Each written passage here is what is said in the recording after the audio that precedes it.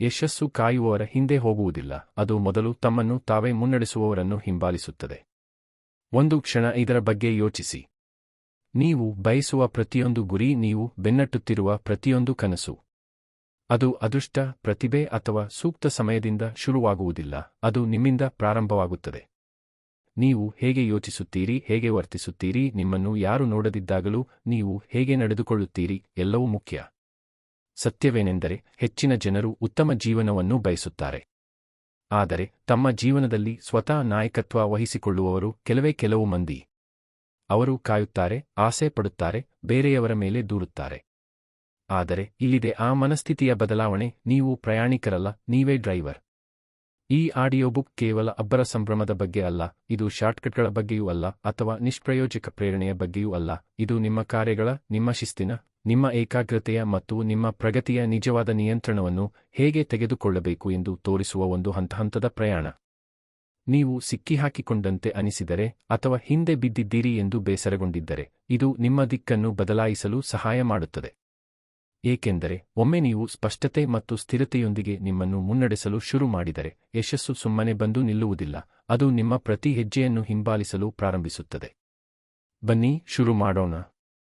ಅಧ್ಯಾಯ 1. ನಿಮ್ಮ ನಿರ್ಧಾರಗಳನ್ನು ದೃಢಪಡಿಸಿ, ನಿಮ್ಮ ದಿಕ್ಕನ್ನು ರೂಪಿಸಿ. ಒಬ್ಬ ವ್ಯಕ್ತಿಯು ತನ್ನ ಜೀವನದ ದಿಕ್ಕನ್ನು ನಿಯಂತ್ರಣಕ್ಕೆ ತೆಗೆದುಕೊಳ್ಳಲು ನಿರ್ಧರಿಸಿದಾಗ, ಅವರ ಜೀವನದಲ್ಲಿ ಒಂದು ಅರ್ಥಪೂರ್ಣ ಬದಲಾವಣೆ ಶುರುವಾಗುತ್ತದೆ. ನಿಜವಾದ ರೂಪಾಂತರವು ಅವರೊಳಗೆ ಪ್ರಾರಂಭವಾಗುತ್ತದೆ. ಅವರು ಜಗತ್ತು ತಮ್ಮನ್ನು ಮುನ್ನಡೆಸಲಿ ಎಂದು ಕಾಯುವುದನ್ನು ನಿಲ್ಲಿಸಿ, ತಾವಾಗಿಯೇ ಮುನ್ನಡೆಯಲು ಶುರು ಮಾಡುತ್ತಾರೆ. ತಮ್ಮ ಭವಿಷ್ಯವನ್ನು ಅದೃಷ್ಟದ ಕೈಗೆ ಬಿಡುವುದನ್ನು ನಿಲ್ಲಿಸಿ, ತಮ್ಮ ದಿನವನ್ನು ರೂಪಿಸುವ ಪ್ರತಿಯೊಂದು ಆಯ್ಕೆಯ ಮಾಲೀಕತ್ವವನ್ನು ತೆಗೆದುಕೊಳ್ಳಲು ಪ್ರಾರಂಭಿಸುತ್ತಾರೆ.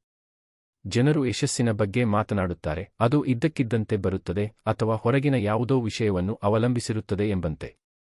ಆದರೆ ಒಬ್ಬ ವ್ಯಕ್ತಿಯ ಯಶಸ್ಸು ಅವರು ಮಾಡುವ ಆಯ್ಕೆಗಳಿಂದ ಮತ್ತು ಅವರು ತಿರಸ್ಕರಿಸುವ ಆಯ್ಕೆಗಳಿಂದ ಬೆಳೆಯುತ್ತದೆ. ವಿಷಯಗಳು ಏಕೆ ಬದಲಾಗುತ್ತಿಲ್ಲ ಎಂದು ಯೋಚಿಸುತ್ತಾ ಜೀವನದಲ್ಲಿ ತೇಲಿಹೋಗುವ ಬದಲು, ತಮ್ಮ ನಿರ್ಧಾರಗಳನ್ನು ದೃಢವಾಗಿ ಹಿಡಿದುಕೊಳ್ಳುವ ಧೈರ್ಯದಿಂದ ಯಶಸ್ಸು ಬೆಳೆಯುತ್ತದೆ. ಅನೇಕ ಜನರು ಪ್ರಗತಿಯನ್ನು ಬಯಸುತ್ತಾರೆ, ಆದರೆ ತಮ್ಮ ದಿಕ್ಕಿನ ಮಾಲೀಕತ್ವ ತೆಗೆದುಕೊಳ್ಳುವುದನ್ನು ತಪ್ಪಿಸುತ್ತಾರೆ. ವಿಷಯಗಳು ಹೇಗಾದರೂ ಒಂದು ದಿನ ಸುಧಾರಿಸುತ್ತವೆ ಎಂದು ಅವರು ಆಶಿಸುತ್ತಾರೆ. ಉತ್ತಮ ಸಮಯ, ಉತ್ತಮ ಸಂದರ್ಭಗಳು ಅಥವಾ ಉತ್ತಮ ಪ್ರೇರಣೆಗಾಗಿ ಕಾಯುತ್ತಾರೆ. ಆದರೆ ಒಬ್ಬ ವ್ಯಕ್ತಿಯು ವಿಳಂಬಗಳು ಅಥವಾ ಹಿಂಜರಿಕೆಗೆ ತಮ್ಮ ಶಕ್ತಿಯನ್ನು ಇನ್ನು ಮುಂದೆ ನೀಡಬಾರದು ಎಂದು ನಿರ್ಧರಿಸಿದ ಕ್ಷಣವೇ ಪ್ರಗತಿ ಪ್ರಾರಂಭವಾಗುತ್ತದೆ. ಪ್ರಗತಿ ಶುರುವಾಗುವುದು ಅವರು ಹೀಗೆ ಹೇಳಿದಾಗ, ನಾನು ನನ್ನ ದಿಕ್ಕನ್ನು ಇಂದು ಆರಿಸುತ್ತೇನೆ, ಮುಂದಿನ ವಾರವಲ್ಲ, ಜೀವನ ಸರಳವಾದಾಗ ಅಲ್ಲ, ಇಂದೇ ಆರಿಸುತ್ತೇನೆ. ಏಕೆಂದರೆ ಪ್ರತಿಯೊಂದು ದಿನವೂ ಒಂದು ನಿರ್ಧಾರದ ಭಾರವನ್ನು ಹೊತ್ತು ತರುತ್ತದೆ. ಪ್ರತಿಯೊಂದು ದಿನವೂ ಕೇಳುತ್ತದೆ, ನಿಮ್ಮ ಜೀವನದ ಉಸ್ತುವಾರಿ ಯಾರು, ಮತ್ತು ಉತ್ತರವು ಯಾವಾಗಲೂ ಒಬ್ಬ ವ್ಯಕ್ತಿಯು ತೆಗೆದುಕೊಳ್ಳುವ ಆಯ್ಕೆಗಳಿಂದ ರೂಪುಗೊಳ್ಳುತ್ತದೆ. ಜನರು ಆಗಾಗ್ಗೆ ತಮ್ಮ ದೈನಂದಿನ ನಿರ್ಧಾರಗಳ ಪ್ರಭಾವವನ್ನು ಕಡಿಮೆ ಅಂದಾಜು ಮಾಡುತ್ತಾರೆ. ಸರಳ ನಿರ್ಧಾರಗಳು ಅವರ ಶಕ್ತಿ, ಅವರ ಸಂಬಂಧಗಳು, ಅವರ ಅಭ್ಯಾಸಗಳು, ಅವರ ಆಶಯಗಳು ಮತ್ತು ಅವರ ಭವಿಷ್ಯವನ್ನು ರೂಪಿಸುತ್ತವೆ. ಒಬ್ಬ ವ್ಯಕ್ತಿಯು ಇಂದು ತಮ್ಮ ಜೀವನವನ್ನು ನೋಡಿದಾಗ, ಹಿಂದಿನ ನಿರ್ಧಾರಗಳಿಂದ ರೂಪುಗೊಂಡ ಒಂದು ಸ್ಪಷ್ಟ ಮಾದರಿಯನ್ನು ಕಂಡುಕೊಳ್ಳಬಹುದು. ಮತ್ತು ನಾಳೆ ಅವರಿಗೆ ಬೇಕಾದ ದಿಕ್ಕು, ಅವರು ಈಗ ತೆಗೆದುಕೊಳ್ಳುವ ಆಯ್ಕೆಗಳ ಮೇಲೆ ಅವಲಂಬಿತವಾಗಿರುತ್ತದೆ. ಇದು ಒತ್ತಡವಲ್ಲ, ಇದು ಸ್ವಾತಂತ್ರ್ಯ. ಒಬ್ಬ ವ್ಯಕ್ತಿಗೆ ಇದು ಅರ್ಥವಾದ ತಕ್ಷಣ ಅವರು ನೆಪಗಳನ್ನು ಮೀರಿ ಏರಲು ಶುರು ಮಾಡುತ್ತಾರೆ. ಅವರು ಸ್ಪಷ್ಟತೆಗಾಗಿ ಕಾಯುವುದನ್ನು ನಿಲ್ಲಿಸಿ ಸ್ಪಷ್ಟತೆಯನ್ನು ಸೃಷ್ಟಿಸಲು ಪ್ರಾರಂಭಿಸುತ್ತಾರೆ. ಅವರು ಮಾರ್ಗದರ್ಶನಕ್ಕಾಗಿ ಕಾಯುವುದನ್ನು ನಿಲ್ಲಿಸಿ ತಮಗೆ ತಾವೇ ದಿಕ್ಕನ್ನು ನೀಡಲು ಪ್ರಾರಂಭಿಸುತ್ತಾರೆ. ಒಬ್ಬ ವ್ಯಕ್ತಿಯು ತಮ್ಮ ನಿರ್ಧಾರಗಳನ್ನು ದೃಢಪಡಿಸಿದಾಗ ಅವರು ತಮ್ಮ ನಿಯಂತ್ರಣವನ್ನು ಮರಳಿ ಪಡೆಯುತ್ತಾರೆ. ಅವರು ತಮ್ಮ ಜೀವನದ ಚುಕ್ಕಾಣಿಯನ್ನು ಹಿಂದಕ್ಕೆ ತೆಗೆದುಕೊಳ್ಳುತ್ತಾರೆ. ಅವರು ಇನ್ನು ಮುಂದೆ ಬೇರೆಯವರ ಒಪ್ಪಿಗೆ, ತಮ್ಮ ಹಳೆಯ ಅಭ್ಯಾಸಗಳು ಅಥವಾ ತಮ್ಮ ಭಯಗಳಿಂದ ಪ್ರೇರೇಪಿತರಾಗುವುದಿಲ್ಲ. ಅವರು ಕ್ಷಣದ ತಮ್ಮ ಭಾವನೆಗಳಿಗೆ ಮಾತ್ರ ಹೊಂದಿಕೆಯಾಗುವ ಕ್ರಿಯೆಗಳ ಬದಲಿಗೆ ತಮ್ಮ ಅತ್ಯುನ್ನತ ಮೌಲ್ಯಗಳಿಗೆ ಹೊಂದಿಕೆಯಾಗುವ ಕ್ರಿಯೆಗಳನ್ನು ಆರಿಸಲು ಪ್ರಾರಂಭಿಸುತ್ತಾರೆ. ಅದನ್ನು ಮಾಡಲು ಶಕ್ತಿ ಬೇಕು. ಅದನ್ನು ಮಾಡಲು ಶಿಸ್ತು ಬೇಕು. ಆದರೆ ಇದು ಯೋಗ್ಯವಾಗಿದೆ, ಏಕೆಂದರೆ ದಿಕ್ಕು ಭಾವನೆಯಿಂದ ಬರುವುದಿಲ್ಲ, ದಿಕ್ಕು ಆಯ್ಕೆಯಿಂದ ಬರುತ್ತದೆ. ಅನೇಕ ಜನರು ತಾವು ಹೆಚ್ಚು ಬಲಿಷ್ಠ, ಹೆಚ್ಚು ಗಮನಹರಿಸುವವರು ಅಥವಾ ಹೆಚ್ಚು ಆತ್ಮವಿಶ್ವಾಸವುಳ್ಳವರಾಗಲು ಬಯಸುತ್ತೇವೆ ಎಂದು ಹೇಳುತ್ತಾರೆ. ಆದರೆ ಒಬ್ಬ ವ್ಯಕ್ತಿಯು ಉದ್ದೇಶಪೂರ್ವಕವಾಗಿ ತಮ್ಮ ದಿಕ್ಕನ್ನು ಆರಿಸಿದ ಕ್ಷಣವೇ ಆತ್ಮವಿಶ್ವಾಸವನ್ನು ಗಳಿಸುತ್ತಾರೆ. ನಾನು ಬಯಸುವ ಜೀವನಕ್ಕೆ ಇದು ಹೊಂದಿಕೆಯಾಗುವುದರಿಂದ ನಾನು ಈ ನಿರ್ಧಾರವನ್ನು ತೆಗೆದುಕೊಳ್ಳುತ್ತಿದ್ದೇನೆಯೇ ಎಂದು ಹೇಳಿದಾಗ ಆತ್ಮವಿಶ್ವಾಸ ಬೆಳೆಯುತ್ತದೆ. ಒಬ್ಬ ವ್ಯಕ್ತಿಯು ಈ ರೀತಿ ಆಯ್ಕೆ ಮಾಡಿದಾಗ ಅವರು ದಾರಿ ತಪ್ಪಿದಂತೆ ಭಾಸವಾಗುವುದನ್ನು ನಿಲ್ಲಿಸುತ್ತಾರೆ. ಅವರು ಶಕ್ತಿಹೀನರಾದಂತೆ ಅನಿಸುವುದನ್ನು ನಿಲ್ಲಿಸುತ್ತಾರೆ.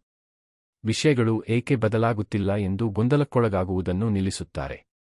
ನಿರ್ಧಾರವೇ ನಾಯಕತ್ವದ ಮೊದಲ ರೂಪ ಮತ್ತು ನಾಯಕತ್ವವು ಸ್ವಯಂ ನಾಯಕತ್ವದಿಂದ ಪ್ರಾರಂಭವಾಗುತ್ತದೆ. ಯಾರಾದರೂ ತಮ್ಮ ದಿಕ್ಕಿನ ಮಾಲೀಕತ್ವವನ್ನು ತೆಗೆದುಕೊಂಡಾಗ ಅವರು ಜವಾಬ್ದಾರಿಯ ಹೊಸ ಅರ್ಥವನ್ನು ಅನುಭವಿಸಲು ಪ್ರಾರಂಭಿಸುತ್ತಾರೆ. ಅದು ಒಬ್ಬ ವ್ಯಕ್ತಿಯನ್ನು ಬರಿದು ಮಾಡುವ ಭಾರವಾದ ಜವಾಬ್ದಾರಿಯಲ್ಲ, ಆದರೆ ಸ್ಪಷ್ಟತೆಯೊಂದಿಗೆ ಅವರನ್ನು ಬೆಳಿಗ್ಗೆ ಎಬ್ಬಿಸುವ ಸಬಲೀಕರಣದ ಜವಾಬ್ದಾರಿ. ಒಂದು ದಿಕ್ಕು ಒಬ್ಬ ವ್ಯಕ್ತಿಗೆ ಶಕ್ತಿಯನ್ನು ನೀಡುತ್ತದೆ. ಒಂದು ದಿಕ್ಕು ಒಬ್ಬ ವ್ಯಕ್ತಿಗೆ ಉದ್ದೇಶವನ್ನು ನೀಡುತ್ತದೆ. ಪ್ರೇರಣೆ ಕಡಿಮೆಯಾದ ದಿನಗಳಲ್ಲಿಯೂ ಸ್ಥಿರವಾಗಿರಲು ಒಂದು ದಿಕ್ಕು ಕಾರಣವನ್ನು ನೀಡುತ್ತದೆ, ಏಕೆಂದರೆ ಈಗ ಅವರು ಭಾವನೆಗಳನ್ನು ಅನುಸರಿಸುತ್ತಿಲ್ಲ, ಅವರು ನಿರ್ಧಾರಗಳನ್ನು ಅನುಸರಿಸುತ್ತಿದ್ದಾರೆ. ಒಬ್ಬ ವ್ಯಕ್ತಿಯು ತಮ್ಮ ಮಾರ್ಗವನ್ನು ಆರಿಸಿದಾಗ ಜೀವನವು ಹೆಚ್ಚು ಸ್ಪಷ್ಟವಾಗುತ್ತದೆ. ಅವರು ಇನ್ನು ಮುಂದೆ ಗಮನಭಂಗ ಮತ್ತು ಬಯಕೆಯ ನಡುವೆ ಸೆಳೆಯಲ್ಪಟ್ಟಂತೆ ಭಾಸವಾಗುವುದಿಲ್ಲ. ಅವರು ಅದೇ ಸ್ಥಳದಲ್ಲಿ ಉಳಿದಿರುವಾಗ ಇತರರು ಮುಂದುವರಿಯುವುದನ್ನು ನೋಡುವುದನ್ನು ನಿಲ್ಲಿಸುತ್ತಾರೆ. ಅವರು ಇನ್ನು ಮುಂದೆ ಭಯ ಅಥವಾ ಚಿಂತೆಯ ಆಧಾರದ ಮೇಲೆ ತಮ್ಮ ನಿರ್ಧಾರಗಳನ್ನು ತೆಗೆದುಕೊಳ್ಳುವುದಿಲ್ಲ. ಅವರು ತಮ್ಮನ್ನು ಬೆಳೆಸುವ ಆಯ್ಕೆಗಳಿಗೆ ಹೌದು ಎನ್ನಲು ಪ್ರಾರಂಭಿಸುತ್ತಾರೆ ಮತ್ತು ತಮ್ಮನ್ನು ದುರ್ಬಲಗೊಳಿಸುವ ಆಯ್ಕೆಗಳಿಗೆ ಇಲ್ಲ ಎನ್ನಲು ಪ್ರಾರಂಭಿಸುತ್ತಾರೆ. ಪ್ರಯತ್ನದ ಅಗತ್ಯವಿದ್ದರೂ ತಮ್ಮ ಬೆಳವಣಿಗೆಗೆ ಬೆಂಬಲ ನೀಡುವ ಕ್ರಿಯೆಗಳನ್ನು ಅವರು ಆರಿಸುತ್ತಾರೆ. ಪ್ರಾಮಾಣಿಕತೆಯ ಅಗತ್ಯವಿದ್ದರೂ ತಮ್ಮ ಶಾಂತಿಗೆ ಬೆಂಬಲ ನೀಡುವ ಸಂಭಾಷಣೆಗಳನ್ನು ಅವರು ಆರಿಸುತ್ತಾರೆ. ಶಿಸ್ತಿನ ಅಗತ್ಯವಿದ್ದರೂ ತಮ್ಮನ್ನು ಉನ್ನತೀಕರಿಸುವ ಅಭ್ಯಾಸಗಳನ್ನು ಅವರು ಆರಿಸುತ್ತಾರೆ. ಇದೇ ಸ್ವಯಂ ನಾಯಕತ್ವ, ಇದೇ ದಿಕ್ಕು. ಒಬ್ಬ ವ್ಯಕ್ತಿಗೆ ತಮ್ಮ ದಿಕ್ಕನ್ನು ಆರಿಸಲು ಪರಿಪೂರ್ಣ ಜ್ಞಾನದ ಅಗತ್ಯವಿಲ್ಲ, ಅವರಿಗೆ ಕೇವಲ ಪ್ರಾಮಾಣಿಕತೆ ಬೇಕು. ಪ್ರಾಮಾಣಿಕ ಪ್ರತಿಫಲನವು ಒಬ್ಬ ವ್ಯಕ್ತಿಯು ಬಳಸಬಹುದಾದ ಪ್ರಬಲ ಸಾಧನಗಳಲ್ಲಿ ಒಂದಾಗಿದೆ.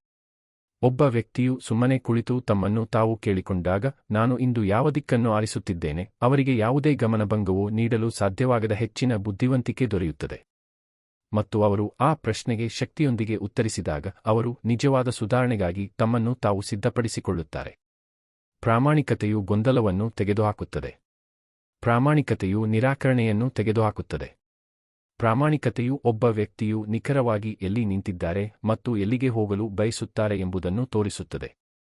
ಒಬ್ಬ ವ್ಯಕ್ತಿಯು ತಮ್ಮ ದಿಕ್ಕನ್ನು ತಿಳಿದ ನಂತರ ಅವರು ಅದನ್ನು ರಕ್ಷಿಸಿಕೊಳ್ಳಬೇಕು. ಗಮನಭಂಗಗಳು ಕಾಣಿಸಿಕೊಳ್ಳುತ್ತವೆ. ಪರಿಚಿತ ಅಭ್ಯಾಸಗಳು ಅವರನ್ನು ಹಿಂದಕ್ಕೆ ಎಳೆಯಲು ಪ್ರಯತ್ನಿಸುತ್ತವೆ. ಅವರ ಸುತ್ತಲಿನ ಜನರು ಅವರ ಬದಲಾವಣೆಗಳನ್ನು ಪ್ರಶ್ನಿಸಬಹುದು. ಆದರೆ ತಮ್ಮ ದಿಕ್ಕನ್ನು ರಕ್ಷಿಸುವ ವ್ಯಕ್ತಿಯು ಪ್ರತಿದಿನವೂ ಬಲಶಾಲಿಯಾಗುತ್ತಾನೆ. ಅವರು ಪ್ರಗತಿಯ ಬಗ್ಗೆ ಮಾತನಾಡುವವರಾಗದೆ ಅದನ್ನು ಬಾಳುವ ವ್ಯಕ್ತಿಯಾಗುತ್ತಾರೆ. ಅವರು ತಾವು ತೆಗೆದುಕೊಳ್ಳುವ ಆಯ್ಕೆಗಳ ಬಗ್ಗೆ ಹೆಮ್ಮೆಪಡುತ್ತಾರೆ. ಅವರು ತಮ್ಮ ಉದ್ದೇಶಕ್ಕೆ ಸಂಪರ್ಕ ಹೊಂದಿದ್ದಾರೆಂದು ಭಾವಿಸುತ್ತಾರೆ. ಅವರು ತಮ್ಮ ಹಾದಿಯಲ್ಲಿ ದೃಢವಾಗಿರುತ್ತಾರೆ. ನಿರ್ಧಾರಗಳನ್ನು ದೃಢಪಡಿಸುವುದು ಒಂದೇ ರಾತ್ರಿಯ ಸಾಧನೆಯಲ್ಲ, ಇದು ದೈನಂದಿನ ಬದ್ಧತೆಯಾಗಿದೆ. ಒಬ್ಬ ವ್ಯಕ್ತಿಯು ಒಂದು ನಿರ್ಧಾರದ ಮೂಲಕ ನಾಯಕತ್ವವನ್ನು ನಿರ್ಮಿಸುತ್ತಾನೆ. ಪ್ರತಿ ಬೆಳಿಗ್ಗೆ ಅವರಿಗೆ ಉಸ್ತುವಾರಿ ತೆಗೆದುಕೊಳ್ಳಲು ಮತ್ತೊಂದು ಅವಕಾಶವನ್ನು ನೀಡುತ್ತದೆ. ಜೀವನವು ಸುಲಭವಾದ ಕಾರಣದಿಂದಾಗಿ ಒಬ್ಬ ವ್ಯಕ್ತಿಯು ಶಕ್ತಿಶಾಲಿಯಾಗುವುದಿಲ್ಲ, ಆದರೆ ಅವರು ತಮ್ಮ ಆಯ್ಕೆಗಳೊಂದಿಗೆ ಹೆಚ್ಚು ಉದ್ದೇಶಪೂರ್ವಕವಾಗಿರುವುದರಿಂದ ಶಕ್ತಿಶಾಲಿಯಾಗುತ್ತಾರೆ. ಅವರು ಪ್ರತಿಕ್ರಿಯಾತ್ಮಕವಾಗುವುದನ್ನು ನಿಲ್ಲಿಸಿ ಪೂರ್ವಭಾವಿಯಾಗಿರಲು ಪ್ರಾರಂಭಿಸುತ್ತಾರೆ. ಅವರು ತೇಲಿಹೋಗುವುದನ್ನು ನಿಲ್ಲಿಸಿ ನಿರ್ದೇಶಿಸಲು ಪ್ರಾರಂಭಿಸುತ್ತಾರೆ. ಅವರು ಕ್ಷಮೆಯನ್ನು ನೀಡುವುದನ್ನು ನಿಲ್ಲಿಸಿ ಪ್ರಯತ್ನವನ್ನು ನೀಡಲು ಪ್ರಾರಂಭಿಸುತ್ತಾರೆ. ಒಬ್ಬ ವ್ಯಕ್ತಿಯು ಒಂದು ಪ್ರಮುಖ ವಿಷಯವನ್ನು ಅರ್ಥಮಾಡಿಕೊಳ್ಳಬೇಕು. ದಿಕ್ಕು ಅವರಿಗೆ ಬೇರೆಯವರಿಂದ ಸಿಗುವುದಿಲ್ಲ. ಯಾವುದೇ ಸ್ನೇಹಿತ, ಮಾರ್ಗದರ್ಶಕ ಅಥವಾ ಶಿಕ್ಷಕರು ಅವರಿಗಾಗಿ ಆಯ್ಕೆ ಮಾಡಲು ಸಾಧ್ಯವಿಲ್ಲ. ಜನರು ಬೆಂಬಲ, ಮಾರ್ಗದರ್ಶನ ಅಥವಾ ಪ್ರೋತ್ಸಾಹವನ್ನು ನೀಡಬಹುದು. ಆದರೆ ಅಂತಿಮ ನಿರ್ಧಾರ ಯಾವಾಗಲೂ ವ್ಯಕ್ತಿಗೆ ಸೇರಿದ್ದು. ಆ ನಿರ್ಧಾರವು ಜವಾಬ್ದಾರಿಯನ್ನು ಸೃಷ್ಟಿಸುತ್ತದೆ. ಆ ನಿರ್ಧಾರವು ಪಾತ್ರವನ್ನು ನಿರ್ಮಿಸುತ್ತದೆ. ಆ ನಿರ್ಧಾರವು ಭವಿಷ್ಯವನ್ನು ರೂಪಿಸುತ್ತದೆ. ಮತ್ತು ತಮಗಾಗಿ ಆರಿಸಲು ಕಲಿಯುವ ವ್ಯಕ್ತಿಯು ತಮ್ಮ ಜೀವನದ ಪ್ರತಿಯೊಂದು ಭಾಗವನ್ನು ಬಲಪಡಿಸುವ ಒಂದು ಮಟ್ಟದ ಸ್ವಾತಂತ್ರ್ಯವನ್ನು ಗಳಿಸುತ್ತಾರೆ. ನಿರ್ಧಾರಗಳನ್ನು ದೃಢಪಡಿಸುವುದು ಒಬ್ಬ ವ್ಯಕ್ತಿಯು ತಪ್ಪುಗಳನ್ನು ನಿರ್ವಹಿಸುವ ರೀತಿಯನ್ನು ಬದಲಾಯಿಸುತ್ತದೆ. ತಪ್ಪುಗಳಿಂದ ಅಡಗಿಕೊಳ್ಳುವ ಬದಲು ಅವರು ಅವರಿಂದ ಕಲಿಯುತ್ತಾರೆ. ತಪ್ಪು ತಿರುವುಗಾಗಿ ನಾಚಿಕೆಪಡುವ ಬದಲು ಅವರು ತಮ್ಮ ಮಾರ್ಗವನ್ನು ಸರಿಹೊಂದಿಸುತ್ತಾರೆ. ಅವರು ಅದನ್ನು ಬದಲಾಯಿಸಲು ನಿರಾಕರಿಸದ ಹೊರತು ನಿರ್ಧಾರವು ಅಂತಿಮವಲ್ಲ ಎಂದು ಅವರಿಗೆ ತಿಳಿದಿದೆ. ಈ ಮನಸ್ಥಿತಿಯು ಒಬ್ಬ ವ್ಯಕ್ತಿಗೆ ಭಯವಿಲ್ಲದೆ ಬೆಳೆಯಲು ಸ್ವಾತಂತ್ರ್ಯವನ್ನು ನೀಡುತ್ತದೆ. ಅವರು ಅಪರಿಪೂರ್ಣರೆಂದು ತಮ್ಮನ್ನು ತಾವೇ ನಿರ್ಣಯಿಸುವುದನ್ನು ನಿಲ್ಲಿಸಿ ಉತ್ತಮಗೊಳ್ಳಲು ಕೆಲಸ ಮಾಡಲು ಪ್ರಾರಂಭಿಸುತ್ತಾರೆ. ಪ್ರತಿಯೊಂದು ಸುಧಾರಣೆಯು ಒಂದು ಪ್ರಾಮಾಣಿಕ ನಿರ್ಧಾರದಿಂದ ಪ್ರಾರಂಭವಾಗುತ್ತದೆ. ಪ್ರತಿಯೊಂದು ಪ್ರಗತಿಯು ಒಂದು ಕ್ಷಣದ ಧೈರ್ಯದಿಂದ ಪ್ರಾರಂಭವಾಗುತ್ತದೆ. ಒಬ್ಬ ವ್ಯಕ್ತಿಯು ಅಂತಿಮವಾಗಿ ಈ ಕಲ್ಪನೆಯನ್ನು ಸ್ವೀಕರಿಸಿದಾಗ ಅವರೊಳಗೆ ಏನೋ ಸ್ಥಿರವಾಗುತ್ತದೆ. ಅವರು ತಮ್ಮ ಧ್ವನಿಯಲ್ಲಿ ಹೊಸ ನಿಶ್ಚಿತತೆಯನ್ನು ಅನುಭವಿಸುತ್ತಾರೆ. ಅವರು ತಮ್ಮ ಉದ್ದೇಶದಲ್ಲಿ ದೃಢವಾಗಿರುತ್ತಾರೆ. ಅವರು ತಮ್ಮ ಬೆಳವಣಿಗೆಗೆ ಸಂಪರ್ಕ ಹೊಂದಿದ್ದಾರೆಂದು ಭಾವಿಸುತ್ತಾರೆ. ಅವರಿಗೆ ಇತರರಿಂದ ನಿರಂತರ ಭರವಸೆ ಬೇಕಾಗಿರುವುದನ್ನು ನಿಲ್ಲಿಸುತ್ತಾರೆ. ಅವರು ತಮ್ಮನ್ನು ತಾವೇ ಹೆಚ್ಚು ನಂಬಲು ಪ್ರಾರಂಭಿಸುತ್ತಾರೆ. ಅವರ ನಿರ್ಧಾರಗಳು ಸ್ಪಷ್ಟ, ಬಲವಾದ ಮತ್ತು ಅವರು ಏನಾಗಲು ಬಯಸುತ್ತಾರೋ ಅದಕ್ಕೆ ಹೊಂದಿಕೆಯಾಗುತ್ತವೆ. ಬಲವಾದ ನಿರ್ಧಾರಗಳೊಂದಿಗೆ ತಮ್ಮನ್ನು ತಾವೇ ಮುನ್ನಡೆಸುವ ವ್ಯಕ್ತಿಯು ಇತರರು ನಂಬುವ ಮತ್ತು ಗೌರವಿಸುವ ವ್ಯಕ್ತಿಯಾಗುತ್ತಾರೆ. ಅವರ ಸ್ಥಿರತೆಯು ಜನರನ್ನು ಪ್ರೇರೇಪಿಸುತ್ತದೆ. ಅವರ ಸ್ಪಷ್ಟತೆಯು ಜನರ ಮೇಲೆ ಪ್ರಭಾವ ಬೀರುತ್ತದೆ. ಅವರ ಶಿಸ್ತು ಜನರನ್ನು ಪ್ರೋತ್ಸಾಹಿಸುತ್ತದೆ. ಅವರು ಯಾರನ್ನೂ ಮೆಚ್ಚಿಸಲು ಪ್ರಯತ್ನಿಸುವುದರಿಂದಲ್ಲ, ಆದರೆ ಅವರು ದಿಕ್ಕಿನೊಂದಿಗೆ ಬದುಕುವುದರಿಂದ. ಅವರ ಜೀವನವು ಅರ್ಥಪೂರ್ಣವೆಂದು ಭಾಸವಾಗಲು ಪ್ರಾರಂಭಿಸುತ್ತದೆ. ಅವರ ದಿನಗಳು ಉತ್ಪಾದಕವೆಂದು ಭಾಸವಾಗಲು ಪ್ರಾರಂಭಿಸುತ್ತವೆ. ಅವರ ಪ್ರಗತಿಯು ಗೋಚರಿಸುತ್ತದೆ. ಮತ್ತು ಶೀಘ್ರದಲ್ಲೇ ಅವರು ಒಂದು ಶಕ್ತಿಯುತ ವಿಷಯವನ್ನು ಗಮನಿಸುತ್ತಾರೆ. ಯಶಸ್ಸು ಅವರನ್ನು ಹಿಂಬಾಲಿಸಲು ಪ್ರಾರಂಭಿಸುತ್ತದೆ. ಅದೃಷ್ಟದಿಂದಲ್ಲ, ಅವಕಾಶದಿಂದಲ್ಲ, ಆದರೆ ಅವರು ಮೊದಲು ತಮ್ಮನ್ನು ತಾವೇ ಮುನ್ನಡೆಸಲು ಆರಿಸಿಕೊಂಡ ಕಾರಣ. ಇದು ಅಡಿಪಾಯ. ನಿಮ್ಮ ನಿರ್ಧಾರಗಳನ್ನು ದೃಢಪಡಿಸಿ. ನಿಮ್ಮ ದಿಕ್ಕನ್ನು ರೂಪಿಸಿ. ನಿಮ್ಮ ಜೀವನವನ್ನು ಮುನ್ನಡೆಸಿ ಮತ್ತು ಯಶಸ್ಸು ನಿಮ್ಮನ್ನು ಹಿಂಬಾಲಿಸುತ್ತದೆ. ಅಧ್ಯಾಯ 2. ನಿಮ್ಮ ಶಿಸ್ತನ್ನು ಬಲಪಡಿಸಲು ನಿಮ್ಮ ಬೆಳಗುಗಳನ್ನು ಸುಧಾರಿಸಿ. ಒಬ್ಬ ವ್ಯಕ್ತಿಯ ಬೆಳಗು ಅವರ ಇಡೀ ದಿನಕ್ಕೆ ಸ್ವರ ನೀಡುತ್ತದೆ. ಎಚ್ಚರವಾದ ನಂತರದ ಮೊದಲ ಗಂಟೆಯನ್ನು ಸುಧಾರಿಸಲು ಯಾರಾದರೂ ನಿರ್ಧರಿಸಿದಾಗ ಅವರು ತಮ್ಮ ಜೀವನದ ಪ್ರತಿಯೊಂದು ಕ್ಷೇತ್ರಕ್ಕೂ ಬೆಂಬಲ ನೀಡುವ ಒಂದು ಮಟ್ಟದ ಶಿಸ್ತನ್ನು ನಿರ್ಮಿಸಲು ಪ್ರಾರಂಭಿಸುತ್ತಾರೆ. ಅನೇಕ ಜನರು ತಮ್ಮ ಬೆಳಗನ್ನು ಅವಸರದಲ್ಲಿ ಪ್ರಾರಂಭಿಸುತ್ತಾರೆ. ಅವರು ತಡವಾಗಿ ಏಳುತ್ತಾರೆ, ಸಣ್ಣಪುಟ್ಟ ಕೆಲಸಗಳನ್ನು ಅವಸರದಿಂದ ಮಾಡಿ, ದಿನಕ್ಕೆ ಕಾಲಿಡುವ ಮೊದಲೇ ಸುಸ್ತಾಗಿರುತ್ತಾರೆ. ದಿನ ಪ್ರಾರಂಭವಾಗುವ ಮೊದಲೇ ನಾವು ಏಕೆ ಹಿಂದಿದ್ದೇವೆ ಎಂದು ಅವರು ಆಶ್ಚರ್ಯಪಡುತ್ತಾರೆ. ಆದರೆ ಸತ್ಯ ಸರಳವಾಗಿದೆ. ಬೆಳಗು ವೈಯಕ್ತಿಕ ಶಿಸ್ತಿನ ಅಡಿಪಾಯ. ನೀವು ನಿಮ್ಮ ದಿನದ ಮೊದಲ ಹೆಜ್ಜೆಗಳ ಬಗ್ಗೆ ಕಾಳಜಿ ವಹಿಸಿದಾಗ, ನಂತರ ಬಲವಾದ ಆಯ್ಕೆಗಳನ್ನು ಮಾಡುವ ನಿಮ್ಮ ಸಾಮರ್ಥ್ಯವನ್ನು ಬಲಪಡಿಸುತ್ತೀರಿ. ಉದ್ದೇಶಪೂರ್ವಕವಾಗಿ ಎಚ್ಚರಗೊಳ್ಳುವುದರಲ್ಲಿ ಒಂದು ಶಕ್ತಿ ಇದೆ. ಒತ್ತಡ ಅಥವಾ ಆತಂಕಕ್ಕೆ ನಿಮ್ಮನ್ನು ತಳ್ಳದೆ ಸ್ಪಷ್ಟ ಮತ್ತು ಸ್ಥಿರವಾದ ಆರಂಭವನ್ನು ನಿರ್ಮಿಸುವುದು. ಒಬ್ಬ ವ್ಯಕ್ತಿಯು ತಮ್ಮ ಬೆಳಗಿನ ನಿಯಂತ್ರಣವನ್ನು ತೆಗೆದುಕೊಳ್ಳಲು ಆರಿಸಿದಾಗ ಅವರು ಹೆಚ್ಚುವರಿ ಸಮಯಕ್ಕಿಂತ ಹೆಚ್ಚು ಮೌಲ್ಯಯುತವಾದದ್ದನ್ನು ಪಡೆಯುತ್ತಾರೆ. ಅವರು ದಿಕ್ಕನ್ನು, ರಚನೆಯನ್ನು ಮತ್ತು ಸ್ಥಿರತೆಯನ್ನು ಪಡೆಯುತ್ತಾರೆ. ಒಂದು ಉತ್ತಮ ಬೆಳಗು ಬಲವಾದ ಮನಸ್ಸನ್ನು ನಿರ್ಮಿಸುತ್ತದೆ. ಮತ್ತು ಬಲವಾದ ಮನಸ್ಸು ದಿನವಿಡೀ ಶಿಸ್ತುಬದ್ಧ ಕ್ರಿಯೆಗಳಿಗೆ ಬೆಂಬಲ ನೀಡುತ್ತದೆ. ಒಬ್ಬ ವ್ಯಕ್ತಿಗೆ ಸಂಕೀರ್ಣವಾದ ಬೆಳಗಿನ ದಿನಚರಿ ಅಗತ್ಯವಿಲ್ಲ, ಅವರಿಗೆ ಬೇಕಾಗಿರುವುದು ಒಂದು ಸ್ಥಿರವಾದ ದಿನಚರಿ. ಸ್ಥಿರತೆಯೇ ಶಿಸ್ತಿಗೆ ತರಬೇತಿ ನೀಡುತ್ತದೆ. ನಿಮಗೆ ಇಷ್ಟವಿಲ್ಲದಿದ್ದರೂ ಪ್ರತಿದಿನ ಬೆಳಿಗ್ಗೆ ನೀವು ಒಂದು ಕೆಲಸವನ್ನು ಮಾಡಿದಾಗ ನೀವು ಅದನ್ನು ಪೂರ್ಣಗೊಳಿಸುವ ಕೌಶಲ್ಯವನ್ನು ನಿರ್ಮಿಸುತ್ತೀರಿ. ಈ ಕೌಶಲ್ಯವು ನಿಮ್ಮ ಕೆಲಸ, ನಿಮ್ಮ ಗುರಿಗಳು, ನಿಮ್ಮ ಆರೋಗ್ಯ, ನಿಮ್ಮ ಸಂಬಂಧಗಳು ಮತ್ತು ನಿಮ್ಮ ಆತ್ಮಗೌರವಕ್ಕೆ ಒಯ್ಯಲ್ಪಡುತ್ತದೆ. ಮುಖ್ಯವಾದ ವಿಷಯಗಳನ್ನು ನೀವು ಪೂರ್ಣಗೊಳಿಸುತ್ತೀರಿ ಎಂದು ನಿಮಗೆ ತಿಳಿದಿರುವುದರಿಂದ ನಿಮ್ಮನ್ನು ನೀವೇ ನಂಬಲು ಪ್ರಾರಂಭಿಸುತ್ತೀರಿ. ಸಹಾಯಕವಾದ ಬೆಳಗಿನ ಅಭ್ಯಾಸವು ನಿಮಗೆ ಸಾಕಷ್ಟು ಸ್ಥಳಾವಕಾಶ ನೀಡುವ ಸಮಯದಲ್ಲಿ ಎಚ್ಚರಗೊಳ್ಳುವುದರೊಂದಿಗೆ ಪ್ರಾರಂಭವಾಗುತ್ತದೆ. ತುಂಬ ಬೇಗ ಅಲ್ಲ, ಅದು ಕಠಿಣವೆಂದು ಅನಿಸುವಷ್ಟು. ತುಂಬ ತಡವೂ ಅಲ್ಲ, ಅದು ಒತ್ತಡವನ್ನು ಸೃಷ್ಟಿಸುವಷ್ಟು. ಉಸಿರಾಡಲು, ಯೋಚಿಸಲು ಮತ್ತು ನಿಮ್ಮ ದಿನವನ್ನು ಉದ್ದೇಶದಿಂದ ಪ್ರಾರಂಭಿಸಲು ಸಾಕಷ್ಟು ಸಮಯ. ನೀವು ನಿಮ್ಮ ನಿಯಮಗಳ ಮೇಲೆ ದಿನವನ್ನು ಎದುರಿಸಲು ಸಾಕಷ್ಟು ಸಮಯದೊಂದಿಗೆ ಎಚ್ಚರಗೊಂಡಾಗ ನೀವು ಶಾಂತ ಮತ್ತು ಏಕಾಗ್ರತೆಯನ್ನು ಅನುಭವಿಸುತ್ತೀರಿ. ನೀವು ಸಿದ್ಧರಾದಂತೆ, ನಿಯಂತ್ರಣದಲ್ಲಿರುವಂತೆ ಅನಿಸುತ್ತದೆ. ಶಿಸ್ತು ನಿಮ್ಮ ಬೆಳಗಿನ ಮೇಲೆ ಸರಳ ನಿಯಂತ್ರಣದಿಂದ ಪ್ರಾರಂಭವಾಗುತ್ತದೆ. ಇನ್ನೊಂದು ಬಲವಾದ ಹೆಜ್ಜೆ ಎಂದರೆ ನಿಮ್ಮ ಆಲೋಚನೆಗಳನ್ನು ಸಂಗ್ರಹಿಸಲು ಕೆಲವು ನಿಮಿಷಗಳನ್ನು ತೆಗೆದುಕೊಳ್ಳುವುದು. ಅನೇಕ ಜನರು ಎಚ್ಚರಗೊಂಡು ತಕ್ಷಣ ವಿಚಲಿತರಾಗುತ್ತಾರೆ. ಅವರು ತಾಜಾ ಬೆಳಗಿನ ಗಾಳಿಯ ಮೊದಲ ಉಸಿರನ್ನು ತೆಗೆದುಕೊಳ್ಳುವ ಮೊದಲೇ ತಮ್ಮ ಗಮನವನ್ನು ಬಿಟ್ಟುಕೊಡುತ್ತಾರೆ. ಆದರೆ ಒಂದು ಕ್ಷಣ ಮೌನವಾಗಿ ಕುಳಿತು ತಮಗೆ ಹೇಗೆ ಅನಿಸುತ್ತಿದೆ ಎಂದು ಗುರುತಿಸುವ ವ್ಯಕ್ತಿಯು ಸ್ಪಷ್ಟತೆಯನ್ನು ಪಡೆಯುತ್ತಾನೆ. ಇದು ಆಳವಾದ ಪ್ರತಿಫಲನವಾಗಿರಬೇಕಾಗಿಲ್ಲ, ಕೇವಲ ಒಂದು ಕ್ಷಣದ ಅರಿವು. ಇದು ನಿಮ್ಮ ಮನಸ್ಸಿನ ಸ್ಥಿತಿಯನ್ನು ಅರ್ಥಮಾಡಿಕೊಳ್ಳಲು ಸಹಾಯ ಮಾಡುತ್ತದೆ. ಇದರಿಂದ ನಿಮ್ಮ ಭಾವನೆಗಳು ದಿನವನ್ನು ಮುನ್ನಡೆಸಲು ಬಿಡುವುದಕ್ಕಿಂತ ಹೆಚ್ಚಾಗಿ ನೀವೇ ನಿಮ್ಮನ್ನು ಮುನ್ನಡೆಸಬಹುದು. ಚಲನೆಯೂ ಸಹ ಶಿಸ್ತುಬದ್ಧ ಬೆಳಗಿನ ಒಂದು ಪ್ರಮುಖ ಭಾಗವಾಗಿದೆ. ಅದು ತೀವ್ರವಾಗಿರಬೇಕಾಗಿಲ್ಲ. ಒಂದು ಸಣ್ಣ ನಡಿಗೆ, ಕೆಲವು ದೇಹವನ್ನು ಹಿಗ್ಗಿಸುವ ವ್ಯಾಯಾಮಗಳು, ಅಥವಾ ನಿಮ್ಮ ದೇಹವನ್ನು ಕಾಳಜಿಯಿಂದ ಎಚ್ಚರಗೊಳಿಸುವ ಯಾವುದೇ ಸರಳ ಚಟುವಟಿಕೆ. ಚಲನೆಯು ನಿಮ್ಮ ಶಕ್ತಿಯನ್ನು ಹೆಚ್ಚಿಸುತ್ತದೆ, ನಿಮ್ಮ ಮನಸ್ಸನ್ನು ಸ್ಪಷ್ಟಗೊಳಿಸುತ್ತದೆ ಮತ್ತು ಜವಾಬ್ದಾರಿಗಳಿಗೆ ನಿಮ್ಮನ್ನು ಸಿದ್ಧಪಡಿಸುತ್ತದೆ. ನೀವು ಬೆಳಿಗ್ಗೆ ಮೊದಲು ನಿಮ್ಮ ದೇಹವನ್ನು ಚಲಿಸಲು ಆರಿಸಿದಾಗ ನಿಮ್ಮ ಆರೋಗ್ಯವು ಮುಖ್ಯ ಎಂದು ನಿಮಗೆ ನೀವೇ ಸಂದೇಶ ಕಳುಹಿಸುತ್ತೀರಿ. ನಿಮ್ಮ ಯೋಗಕ್ಷೇಮಕ್ಕೆ ಆದ್ಯತೆ ನೀಡುವುದು ಶಿಸ್ತನ್ನು ಬಲಪಡಿಸುತ್ತದೆ, ಏಕೆಂದರೆ ನೀವು ನಿಮ್ಮ ದೀರ್ಘಾವಧಿಯ ಬೆಳವಣಿಗೆಗೆ ಬೆಂಬಲ ನೀಡುವ ಆಯ್ಕೆಗಳಿಗೆ ಮೌಲ್ಯ ನೀಡಲು ಪ್ರಾರಂಭಿಸುತ್ತೀರಿ. ಒಂದು ಉತ್ತಮ ಬೆಳಗು ನಿಮ್ಮ ಪರಿಸರದ ಕಡೆಗೆ ಗಮನವನ್ನು ಒಳಗೊಂಡಿರುತ್ತದೆ. ಅನೇಕ ಜನರು ತಮ್ಮ ಅರಿವಿಲ್ಲದೆ ಒತ್ತಡವನ್ನು ಸೃಷ್ಟಿಸುವ ಅಸ್ತವ್ಯಸ್ತವಾದ ಸ್ಥಳಗಳಲ್ಲಿ ವಾಸಿಸುತ್ತಾರೆ. ನಿಮ್ಮ ಸ್ಥಳವನ್ನು ನೇರಗೊಳಿಸಲು, ನಿಮ್ಮ ಅಗತ್ಯ ವಸ್ತುಗಳನ್ನು ಸಿದ್ಧಪಡಿಸಲು ಅಥವಾ ಒಂದು ಸಣ್ಣ ಪ್ರದೇಶವನ್ನು ಸ್ವಚ್ಛಗೊಳಿಸಲು ಕೆಲವು ನಿಮಿಷಗಳನ್ನು ತೆಗೆದುಕೊಳ್ಳುವುದು ನಿಮಗೆ ಒಂದು ಕ್ರಮಬದ್ಧತೆಯ ಪ್ರಜ್ಞೆಯನ್ನು ನೀಡುತ್ತದೆ. ನಿಮ್ಮ ಸುತ್ತಮುತ್ತಲಿನ ಪರಿಸರವು ನಿಮ್ಮ ಏಕಾಗ್ರತೆಗೆ ಬೆಂಬಲ ನೀಡಿದಾಗ ಶಿಸ್ತು ಬೆಳೆಯುತ್ತದೆ. ಒಂದು ಕ್ರಮಬದ್ಧ ವಾತಾವರಣವು ನಿಮ್ಮ ಮನಸ್ಸು ಸ್ಥಿರವಾಗಿರಲು ಸಹಾಯ ಮಾಡುತ್ತದೆ ಮತ್ತು ಸ್ಥಿರವಾದ ಮನಸ್ಸು ಬಲವಾದ ಕಾರ್ಯಗಳಿಗೆ ಕಾರಣವಾಗುತ್ತದೆ. ಇನ್ನೊಂದು ಶಕ್ತಿಯುತ ಬೆಳಗಿನ ಅಭ್ಯಾಸವೆಂದರೆ ಯೋಜನೆ. ಭಾರೀ ಪಟ್ಟಿಯನ್ನು ಸಿದ್ಧಪಡಿಸುವುದಲ್ಲ, ಆದರೆ ನಿಮ್ಮ ಶಕ್ತಿಗೆ ಅರ್ಹವಾದ ಕೆಲವು ಪ್ರಮುಖ ಕಾರ್ಯಗಳನ್ನು ಆರಿಸುವುದು. ನಿಮ್ಮ ದಿನವನ್ನು ಯಾವುದಕ್ಕೆ ಹೆಚ್ಚು ಮಹತ್ವ ನೀಡಬೇಕು ಎಂದು ನಿರ್ಧರಿಸುವ ಮೂಲಕ ಪ್ರಾರಂಭಿಸಿದಾಗ ನಿಮ್ಮ ಗಮನವನ್ನು ವ್ಯರ್ಥ ಮಾಡುವ ಬದಲು ಅದನ್ನು ನಿರ್ದೇಶಿಸುವ ಅಭ್ಯಾಸವನ್ನು ನೀವು ನಿರ್ಮಿಸುತ್ತೀರಿ. ಇದು ತುರ್ತು ಅಥವಾ ವಿಚಲಿತ ಎಂದು ಅನಿಸುವುದಕ್ಕಿಂತ ಹೆಚ್ಚಾಗಿ ನೀವು ಸಾಧಿಸಲು ಬಯಸುವುದರ ಮೇಲೆ ಕೇಂದ್ರೀಕರಿಸಲು ನಿಮ್ಮ ಮನಸ್ಸಿಗೆ ತರಬೇತಿ ನೀಡುತ್ತೀರಿ. ಇದು ನಿಮ್ಮ ಸಮಯದ ಮೇಲೆ ನಿಮಗೆ ನಿಯಂತ್ರಣ ನೀಡುತ್ತದೆ. ಇದು ನಿಮ್ಮನ್ನು ದೃಢವಾಗಿರಲು ಸಹಾಯ ಮಾಡುತ್ತದೆ. ಇದು ಶಿಸ್ತಿನ ಕೊರತೆಗೆ ಆಗಾಗ್ಗೆ ಕಾರಣವಾಗುವ ಗೊಂದಲದ ಪ್ರಜ್ಞೆಯನ್ನು ತೆಗೆದುಹಾಕುತ್ತದೆ. ಬೆಳಿಗ್ಗೆ ತಮಗೆ ತಾವೇ ಹೇಗೆ ಮಾತನಾಡಿಕೊಳ್ಳುತ್ತಾರೆ ಎಂಬುದರ ಬಗ್ಗೆ ಗಮನ ಕೊಡುವುದರ ಮೂಲಕವೂ ಒಬ್ಬ ವ್ಯಕ್ತಿಯು ಶಿಸ್ತನ್ನು ಬಲಪಡಿಸುತ್ತಾನೆ. ಸ್ವಮಾತು ಸೆಲ್ಫ್ ಟಾಕ್ ಪ್ರೇರಣೆಯನ್ನು ರೂಪಿಸುತ್ತದೆ. ನೀವು ನಿಮ್ಮ ದಿನವನ್ನು ಸೋತ ಅಥವಾ ನಕಾರಾತ್ಮಕ ರೀತಿಯಲ್ಲಿ ನಿಮ್ಮೊಂದಿಗೆ ಮಾತನಾಡಲು ಪ್ರಾರಂಭಿಸಿದರೆ ಶಿಸ್ತು ಕಷ್ಟವಾಗುತ್ತದೆ. ಆದರೆ ನೀವು ನಿಮ್ಮ ಬೆಳಗನ್ನು ಪ್ರೋತ್ಸಾಹ ಮತ್ತು ಪ್ರಾಮಾಣಿಕತೆಯಿಂದ ಪ್ರಾರಂಭಿಸಿದಾಗ ನಿಮ್ಮ ಆಂತರಿಕ ಅಡಿಪಾಯವನ್ನು ಬಲಪಡಿಸುತ್ತೀರಿ. ನಿಮಗೆ ದೊಡ್ಡ ಹೇಳಿಕೆಗಳು ಬೇಕಾಗಿಲ್ಲ, ನಿಮ್ಮ ಬೆಳವಣಿಗೆಗೆ ಬೆಂಬಲ ನೀಡುವ ಪದಗಳು ಮಾತ್ರ ಬೇಕು. ಇಂದಿನ ಜವಾಬ್ದಾರಿಗಳನ್ನು ನಿಭಾಯಿಸಲು ನೀವು ಸಮರ್ಥರು ಎಂದು ನಿಮಗೆ ನೀವೇ ನೆನಪಿಸುವುದು ನಿಮ್ಮ ಮನಸ್ಸಿಗೆ ಸ್ಥಿರತೆಯನ್ನು ನೀಡುತ್ತದೆ.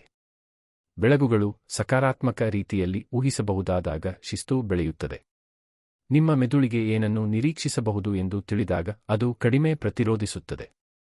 ಕಾಲಾನಂತರದಲ್ಲಿ ನೀವು ಆರಿಸುವ ಕ್ರಿಯೆಗಳು ಅಭ್ಯಾಸಗಳಾಗಿ ಮಾರ್ಪಡುತ್ತವೆ ಮತ್ತು ಅಭ್ಯಾಸಗಳು ಸುಧಾರಣೆಯನ್ನು ಸುಲಭಗೊಳಿಸುತ್ತವೆ.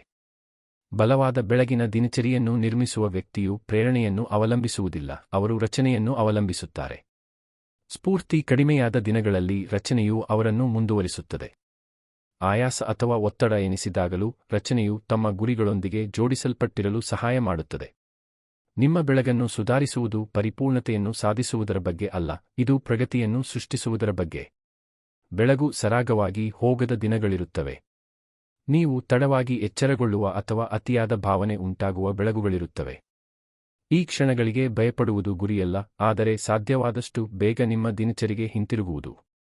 ಬೇಗನೆ ಹಿಂತಿರುಗುವುದು ನಿಮ್ಮ ಶಿಸ್ತನ್ನು ಬಲಪಡಿಸುತ್ತದೆ, ಏಕೆಂದರೆ ನಿಮ್ಮನ್ನು ನೀವು ಕೈಬಿಡಬಾರದು ಎಂದು ಅದು ನಿಮಗೆ ಕಲಿಸುತ್ತದೆ. ವಿಷಯಗಳು ಪರಿಪೂರ್ಣವಾಗಿಲ್ಲದಿದ್ದರೂ ಬದ್ಧರಾಗಿರಲು ಅದು ನಿಮಗೆ ಕಲಿಸುತ್ತದೆ. ತಮ್ಮ ಬೆಳಗುಗಳ ಮೂಲಕ ಬಲವಾದ ಶಿಸ್ತನ್ನು ಅಭಿವೃದ್ಧಿಪಡಿಸುವ ಜನರು ಸಾಮಾನ್ಯವಾಗಿ ತಮ್ಮ ಜೀವನದ ಮೇಲೆ ಆಳವಾದ ನಿಯಂತ್ರಣದ ಪ್ರಜ್ಞೆಯನ್ನು ಅನುಭವಿಸುತ್ತಾರೆ. ಅವರು ಹೆಚ್ಚು ಸಮತೋಲಿತರಾಗಿದ್ದಾರೆ. ಅವರು ಹೆಚ್ಚು ಉತ್ಪಾದಕರೆಂದು ಭಾವಿಸುತ್ತಾರೆ. ಅವರು ಭಾವನಾತ್ಮಕವಾಗಿ ಹೆಚ್ಚು ಸ್ಥಿರರಾಗಿದ್ದಾರೆ. ನೀವು ಸ್ಪಷ್ಟವಾದ ಕ್ರಿಯೆಗಳೊಂದಿಗೆ ನಿಮ್ಮ ದಿನವನ್ನು ಪ್ರಾರಂಭಿಸಿದಾಗ ಊಹಿಸಲಾಗದಿರುವಿಕೆಯಿಂದ ಬರುವ ಒತ್ತಡವನ್ನು ನೀವು ಕಡಿಮೆ ಮಾಡುತ್ತೀರಿ. ಉದ್ದೇಶದಿಂದ ಉಸಿರಾಡಲು, ಯೋಚಿಸಲು ಮತ್ತು ಕಾರ್ಯನಿರ್ವಹಿಸಲು ನೀವು ನಿಮಗೆ ಅವಕಾಶ ನೀಡುತ್ತೀರಿ. ಬೆಳಗಿನ ಶಿಸ್ತು ನೀವು ಸಂವಹನ ಮಾಡುವ, ಕೆಲಸ ಮಾಡುವ ಮತ್ತು ಸವಾಲುಗಳನ್ನು ನಿಭಾಯಿಸುವ ವಿಧಾನದ ಮೇಲೆ ಪರಿಣಾಮ ಬೀರುತ್ತದೆ. ಒತ್ತಡದ ಸಂದರ್ಭಗಳಲ್ಲಿ ಶಾಂತವಾಗಿರಲು ನಿಮ್ಮ ಸಾಮರ್ಥ್ಯವನ್ನು ಇದು ಬಲಪಡಿಸುತ್ತದೆ. ಅವಸರ ಮಾಡದೆ ಉತ್ತಮ ಆಯ್ಕೆಗಳನ್ನು ಮಾಡಲು ಇದು ನಿಮಗೆ ಸಹಾಯ ಮಾಡುತ್ತದೆ. ನಿಮ್ಮ ಬೆಳಗನ್ನು ಸುಧಾರಿಸುವುದು ತಾಳ್ಮೆಯನ್ನು ಸಹ ಕಲಿಸುತ್ತದೆ. ನಿಮ್ಮ ಆಲೋಚನೆಯನ್ನು ನಿಧಾನಗೊಳಿಸಲು, ನಿಮ್ಮ ನಡವಳಿಕೆಯನ್ನು ಗಮನಿಸಲು ಮತ್ತು ನಿಮ್ಮ ಅಭ್ಯಾಸಗಳನ್ನು ಕ್ರಮೇಣವಾಗಿ ಸರಿಹೊಂದಿಸಲು ಇದು ನಿಮಗೆ ಕಲಿಸುತ್ತದೆ. ಶಿಸ್ತು ಒಂದೇ ಕ್ಷಣದಲ್ಲಿ ನಿರ್ಮಿಸಲ್ಪಡುವುದಿಲ್ಲ, ಇದು ಪುನರಾವರ್ತಿತ ಸಣ್ಣ ಕ್ರಿಯೆಗಳ ಮೂಲಕ ನಿರ್ಮಿಸಲ್ಪಡುತ್ತದೆ. ಬೆಳಗು ಈ ಸಣ್ಣ ಕ್ರಿಯೆಗಳನ್ನು ಅಭ್ಯಾಸ ಮಾಡಲು ಉತ್ತಮ ಸಮಯ, ಏಕೆಂದರೆ ಇದು ಹೊಸ ದಿನದ ಆರಂಭ. ಪ್ರತಿ ಬೆಳಿಗ್ಗೆ ನಿಮಗೆ ನಿಮ್ಮನ್ನು ಮುನ್ನಡೆಸಲು ಮತ್ತೊಂದು ಅವಕಾಶವನ್ನು ನೀಡುತ್ತದೆ, ನಿಮ್ಮ ಗುರಿಗಳನ್ನು ಬೆಂಬಲಿಸುವ ಆಯ್ಕೆಗಳನ್ನು ಮಾಡಲು ಮತ್ತೊಂದು ಅವಕಾಶವನ್ನು ನೀಡುತ್ತದೆ, ಬೆಳೆಯಲು ಮತ್ತೊಂದು ಅವಕಾಶವನ್ನು ನೀಡುತ್ತದೆ. ಕಾಲಾನಂತರದಲ್ಲಿ ನಿಮ್ಮ ಬೆಳಗುಗಳು ನಿಮ್ಮ ಆತ್ಮವಿಶ್ವಾಸದ ಮೇಲೆ ಹೇಗೆ ಪ್ರಭಾವ ಬೀರುತ್ತವೆ ಎಂಬುದನ್ನು ನೀವು ಗಮನಿಸಲು ಪ್ರಾರಂಭಿಸುತ್ತೀರಿ. ನಿಮ್ಮ ಬೆಳಗಿನ ದಿನಚರಿಯನ್ನು ನೀವು ಪೂರ್ಣಗೊಳಿಸಿದಾಗ ನೀವು ಸಮರ್ಥರೆಂದು ಭಾವಿಸುತ್ತೀರಿ. ನೀವು ಸಂಘಟಿತರೆಂದು ಭಾವಿಸುತ್ತೀರಿ. ನೀವು ಹೆಮ್ಮೆ ಪಡುತ್ತೀರಿ. ಇದು ನಿಮ್ಮ ಸ್ವಚಿತ್ರಣವನ್ನು ಸುಧಾರಿಸುತ್ತದೆ. ಮತ್ತು ನಿಮ್ಮ ಸ್ವಚಿತ್ರಣ ಸುಧಾರಿಸಿದಾಗ ಶಿಸ್ತು ಸುಲಭವಾಗುತ್ತದೆ. ನಿಮ್ಮೊಂದಿಗೆ ನೀವೇ ಹೋರಾಡುವುದನ್ನು ನಿಲ್ಲಿಸುತ್ತೀರಿ. ನೀವೇ ನಿಮಗೆ ಬೆಂಬಲ ನೀಡಲು ಪ್ರಾರಂಭಿಸುತ್ತೀರಿ. ನೀವು ಅವಲಂಬಿಸಬಹುದಾದ ನಿಮ್ಮ ಆವೃತ್ತಿಯನ್ನು ನೀವು ರಚಿಸಲು ಪ್ರಾರಂಭಿಸುತ್ತೀರಿ. ಒಂದು ಬಲವಾದ ಬೆಳಗಿನ ದಿನಚರಿಯು ನಿಮ್ಮ ಸಂಪೂರ್ಣ ಜೀವನಶೈಲಿಯನ್ನು ರೂಪಿಸುತ್ತದೆ. ಇದು ನಿಮ್ಮ ಶಿಸ್ತನ್ನು ಬಲಪಡಿಸುತ್ತದೆ. ಇದು ನಿಮ್ಮ ಸಂಬಂಧಗಳು, ನಿಮ್ಮ ವೃತ್ತಿಜೀವನ, ನಿಮ್ಮ ಆರೋಗ್ಯ ಮತ್ತು ನಿಮ್ಮ ವೈಯಕ್ತಿಕ ಬೆಳವಣಿಗೆಯ ಮೇಲೆ ಪರಿಣಾಮ ಬೀರುತ್ತದೆ. ಅಧ್ಯಾಯ 5 ನಿಮ್ಮ ಮಾನಸಿಕ ಶಕ್ತಿಯನ್ನು ವಿಸ್ತರಿಸಲು ದೈನಂದಿನ ಅಸ್ವಸ್ಥತೆಯನ್ನು ಎದುರಿಸಿ. ಯಾವುದೇ ವ್ಯಕ್ತಿಯು ಅಸ್ವಸ್ಥತೆಯಿಂದ ಓಡಿಹೋಗುವುದನ್ನು ನಿಲ್ಲಿಸಿ ಅದನ್ನು ಉದ್ದೇಶಪೂರ್ವಕವಾಗಿ ಎದುರಿಸಲು ಪ್ರಾರಂಭಿಸಿದಾಗ ಬಲಶಾಲಿಯಾಗುತ್ತಾನೆ. ಅಸ್ವಸ್ಥತೆ ಶಿಕ್ಷೆಯಲ್ಲ, ಅದು ಬೆಳವಣಿಗೆಯ ಸಹಜ ಭಾಗ. ನಿಮ್ಮ ತಾಳ್ಮೆ, ನಿಮ್ಮ ಶಿಸ್ತು, ನಿಮ್ಮ ಆತ್ಮವಿಶ್ವಾಸ ಅಥವಾ ನಿಮ್ಮ ಕೆಲಸವನ್ನು ಪೂರ್ಣಗೊಳಿಸುವ ಇಚ್ಛೆಯನ್ನು ಸವಾಲು ಮಾಡುವ ಕ್ಷಣಗಳನ್ನು ಪ್ರತಿದಿನ ನೀಡುತ್ತದೆ. ನೀವು ಆ ಕ್ಷಣಗಳನ್ನು ತಪ್ಪಿಸಿದರೆ ನೀವು ಹಾಗೆಯೇ ಉಳಿಯುತ್ತೀರಿ. ಆದರೆ ನೀವು ಅವುಗಳನ್ನು ಎದುರಿಸಿದಾಗ ನಂತರ ಬರುವ ದೊಡ್ಡ ಸವಾಲುಗಳಲ್ಲಿ ನಿಮಗೆ ನೆರವಾಗುವ ಮಾನಸಿಕ ಶಕ್ತಿಯನ್ನು ಗಳಿಸುತ್ತೀರಿ. ಬೆಳವಣಿಗೆಗೆ ಬದ್ಧರಾಗುವ ಮೊದಲು ಅನೇಕ ಜನರು ಜೀವನವು ಸುಲಭವಾಗಲು ಕಾಯುತ್ತಾರೆ. ಆದರೆ ಸುಲಭತೆ ಶಕ್ತಿಯನ್ನು ಸೃಷ್ಟಿಸುವುದಿಲ್ಲ. ನೀವು ತಪ್ಪಿಸಿಕೊಳ್ಳುವ ಬದಲು ಎದುರಿಸಲು ಆರಿಸುವ ಅನಾನುಕೂಲಕರ ಕ್ಷಣಗಳಲ್ಲಿಯೇ ಶಕ್ತಿಯು ನಿರ್ಮಿಸಲ್ಪಡುತ್ತದೆ. ದೈನಂದಿನ ಅಸ್ವಸ್ಥತೆಯು ಸರಳ ರೂಪಗಳಲ್ಲಿ ಕಾಣಿಸಿಕೊಳ್ಳುತ್ತದೆ. ನಿಮಗೆ ಇಷ್ಟವಿಲ್ಲದಿದ್ದರೂ ಬೇಗನೆ ಎಚ್ಚರಗೊಳ್ಳುವುದು. ನೀವು ಮುಂದೂಡುತ್ತಿರುವ ಕೆಲಸವನ್ನು ಪ್ರಾರಂಭಿಸುವುದು. ನಿಮ್ಮ ಧ್ವನಿ ಅಸ್ಥಿರವೆಂದು ಅನಿಸಿದರೂ ಸತ್ಯವನ್ನು ಮಾತನಾಡುವುದು. ಯಾರಾದರೂ ನಿಮ್ಮ ಗಡಿಗಳನ್ನು ಮುರಿದಾಗಲೂ ಅವುಗಳನ್ನು ಹಿಡಿದಿಟ್ಟುಕೊಳ್ಳುವುದು. ನೀವು ನೀಡಲು ಬಯಸುವುದಕ್ಕಿಂತ ಹೆಚ್ಚು ಪ್ರಯತ್ನದ ಅಗತ್ಯವಿರುವ ಹೆಚ್ಚುವರಿ ಕೆಲಸವನ್ನು ಮಾಡುವುದು. ಈ ಕ್ಷಣಗಳು ಸಣ್ಣದಾಗಿ ಕಾಣಿಸಬಹುದು, ಆದರೆ ಪ್ರತಿಯೊಂದು ನಿಮ್ಮ ಆಂತರಿಕ ಪಾತ್ರವನ್ನು ರೂಪಿಸುತ್ತದೆ. ಅಸ್ವಸ್ಥತೆಯು ನಿಮ್ಮ ಮಿತಿಗಳನ್ನು ಬಹಿರಂಗಪಡಿಸುತ್ತದೆ, ಆದರೆ ಅವುಗಳನ್ನು ಮೀರಿ ಏರಲು ಇದು ನಿಮಗೆ ಅವಕಾಶವನ್ನು ನೀಡುತ್ತದೆ. ಪ್ರತಿ ಬಾರಿ ನೀವು ಅಸ್ವಸ್ಥತೆಯನ್ನು ಎದುರಿಸಲು ಆರಿಸಿದಾಗ ನೀವು ನಂಬುವುದಕ್ಕಿಂತ ಹೆಚ್ಚು ಸಾಮರ್ಥ್ಯವುಳ್ಳವರು ಎಂದು ನಿಮಗೆ ನೀವೇ ಸಾಬೀತುಪಡಿಸುತ್ತೀರಿ. ಮಾನಸಿಕ ಶಕ್ತಿಯನ್ನು ಆರಾಮದಾಯಕತೆಯ ಮೂಲಕ ನಿರ್ಮಿಸಲಾಗುವುದಿಲ್ಲ. ನಿಮ್ಮ ಭಯವನ್ನು ಶಾಂತಗೊಳಿಸುವುದಕ್ಕಿಂತ ಹೆಚ್ಚಾಗಿ ನಿಮ್ಮ ಬೆಳವಣಿಗೆಗೆ ಬೆಂಬಲ ನೀಡುವುದನ್ನು ಆರಿಸುವುದರ ಮೂಲಕ ಅದು ನಿರ್ಮಿಸಲ್ಪಡುತ್ತದೆ. ನೀವು ಪ್ರತಿದಿನ ಅಸ್ವಸ್ಥತೆಯನ್ನು ಎದುರಿಸಿದಾಗ, ಏನಾದರೂ ಅಪರಿಚಿತವೆಂದು ಅನಿಸಿದಾಗ ಶಾಂತವಾಗಿರಲು ನೀವು ಕಲಿಯುತ್ತೀರಿ. ಒಂದು ಕೆಲಸವು ದಣಿದಂತೆ ಅನಿಸಿದಾಗ ಗಮನಹರಿಸಲು ನೀವು ಕಲಿಯುತ್ತೀರಿ. ಒಂದು ಪರಿಸ್ಥಿತಿ ನಿಮಗೆ ಆತಂಕವನ್ನುಂಟು ಮಾಡಿದಾಗಲೂ ದೃಢವಾಗಿರಲು ನೀವು ಕಲಿಯುತ್ತೀರಿ. ನಿಮ್ಮ ಭಾವನೆಗಳು ಪ್ರತಿರೋಧಿಸಿದಾಗಲೂ ಮುಂದುವರಿಯುವ ಸಾಮರ್ಥ್ಯವನ್ನು ನೀವು ಅಭಿವೃದ್ಧಿಪಡಿಸುತ್ತೀರಿ. ಇದು ಒಬ್ಬ ವ್ಯಕ್ತಿಯನ್ನು ವಿಶ್ವಾಸಾರ್ಹ, ಸ್ಥಿರ ಮತ್ತು ಆತ್ಮವಿಶ್ವಾಸವುಳ್ಳವರನ್ನಾಗಿ ಮಾಡುವ ಶಕ್ತಿ. ಜನರು ಆಗಾಗ್ಗೆ ಅಸ್ವಸ್ಥತೆಯನ್ನು ತಪ್ಪಾಗಿ ಅರ್ಥೈಸಿಕೊಳ್ಳುತ್ತಾರೆ. ಏನೋ ತಪ್ಪಾಗಿದೆ ಎಂದು ಅವರು ಭಾವಿಸುತ್ತಾರೆ. ಆದರೆ ವಾಸ್ತವದಲ್ಲಿ ಅಸ್ವಸ್ಥತೆಯು ನೀವು ಬೆಳವಣಿಗೆಯ ಹೊಸ ಹಂತವನ್ನು ಪ್ರವೇಶಿಸುತ್ತಿದ್ದೀರಿ ಎಂದು ಸೂಚಿಸುತ್ತದೆ. ನೀವು ಹೊಸದನ್ನು ಪ್ರಯತ್ನಿಸಿದಾಗ ನಿಮಗೆ ಅಸ್ವಸ್ಥತೆಯನ್ನು ಅನುಭವಿಸುತ್ತೀರಿ. ನೀವು ಅನಾರೋಗ್ಯಕರ ಅಭ್ಯಾಸಗಳನ್ನು ಮುರಿದಾಗ ನಿಮಗೆ ಅಸ್ವಸ್ಥತೆಯನ್ನು ಅನುಭವಿಸುತ್ತೀರಿ. ನೀವು ಶಿಸ್ತನ್ನು ಅಭ್ಯಾಸ ಮಾಡಿದಾಗ ನಿಮಗೆ ಅಸ್ವಸ್ಥತೆಯನ್ನು ಅನುಭವಿಸುತ್ತೀರಿ. ನಿಮ್ಮ ನೆಪಗಳನ್ನು ನೀವು ಸವಾಲು ಮಾಡಿದಾಗ ನಿಮಗೆ ಅಸ್ವಸ್ಥತೆಯನ್ನು ಅನುಭವಿಸುತ್ತೀರಿ. ಈ ಅಸ್ವಸ್ಥತೆ ಹಿಂದಿರುಗುವ ಸಂಕೇತವಲ್ಲ, ನೀವು ಸಿಲುಕಿರುವ ಮಿತಿಗಳನ್ನು ಮೀರಿ ತಳ್ಳುತ್ತಿದ್ದೀರಿ ಎಂಬುದರ ಸಂಕೇತ. ನೀವು ಸ್ವಯಂಚಾಲಿತವಾಗಿ ಪ್ರತಿಕ್ರಿಯಿಸುವುದನ್ನು ನಿಲ್ಲಿಸಿ ಉದ್ದೇಶಪೂರ್ವಕವಾಗಿ ಸ್ಪಂದಿಸಲು ಪ್ರಾರಂಭಿಸಿದಾಗ ಮಾನಸಿಕ ಶಕ್ತಿ ಬೆಳೆಯುತ್ತದೆ. ಅಸ್ವಸ್ಥತೆಯು ನಿಮ್ಮನ್ನು ಭಯ ಅಥವಾ ತಾಳ್ಮೆಯಿಲ್ಲದಿರುವಿಕೆಯಿಂದ ಪ್ರತಿಕ್ರಿಯಿಸುವಂತೆ ಮಾಡಲು ಪ್ರಯತ್ನಿಸುತ್ತದೆ.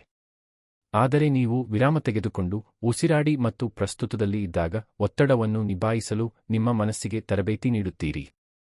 ನೀವು ಸ್ಥಿತಿಸ್ಥಾಪಕತ್ವವನ್ನು ನಿರ್ಮಿಸುತ್ತೀರಿ.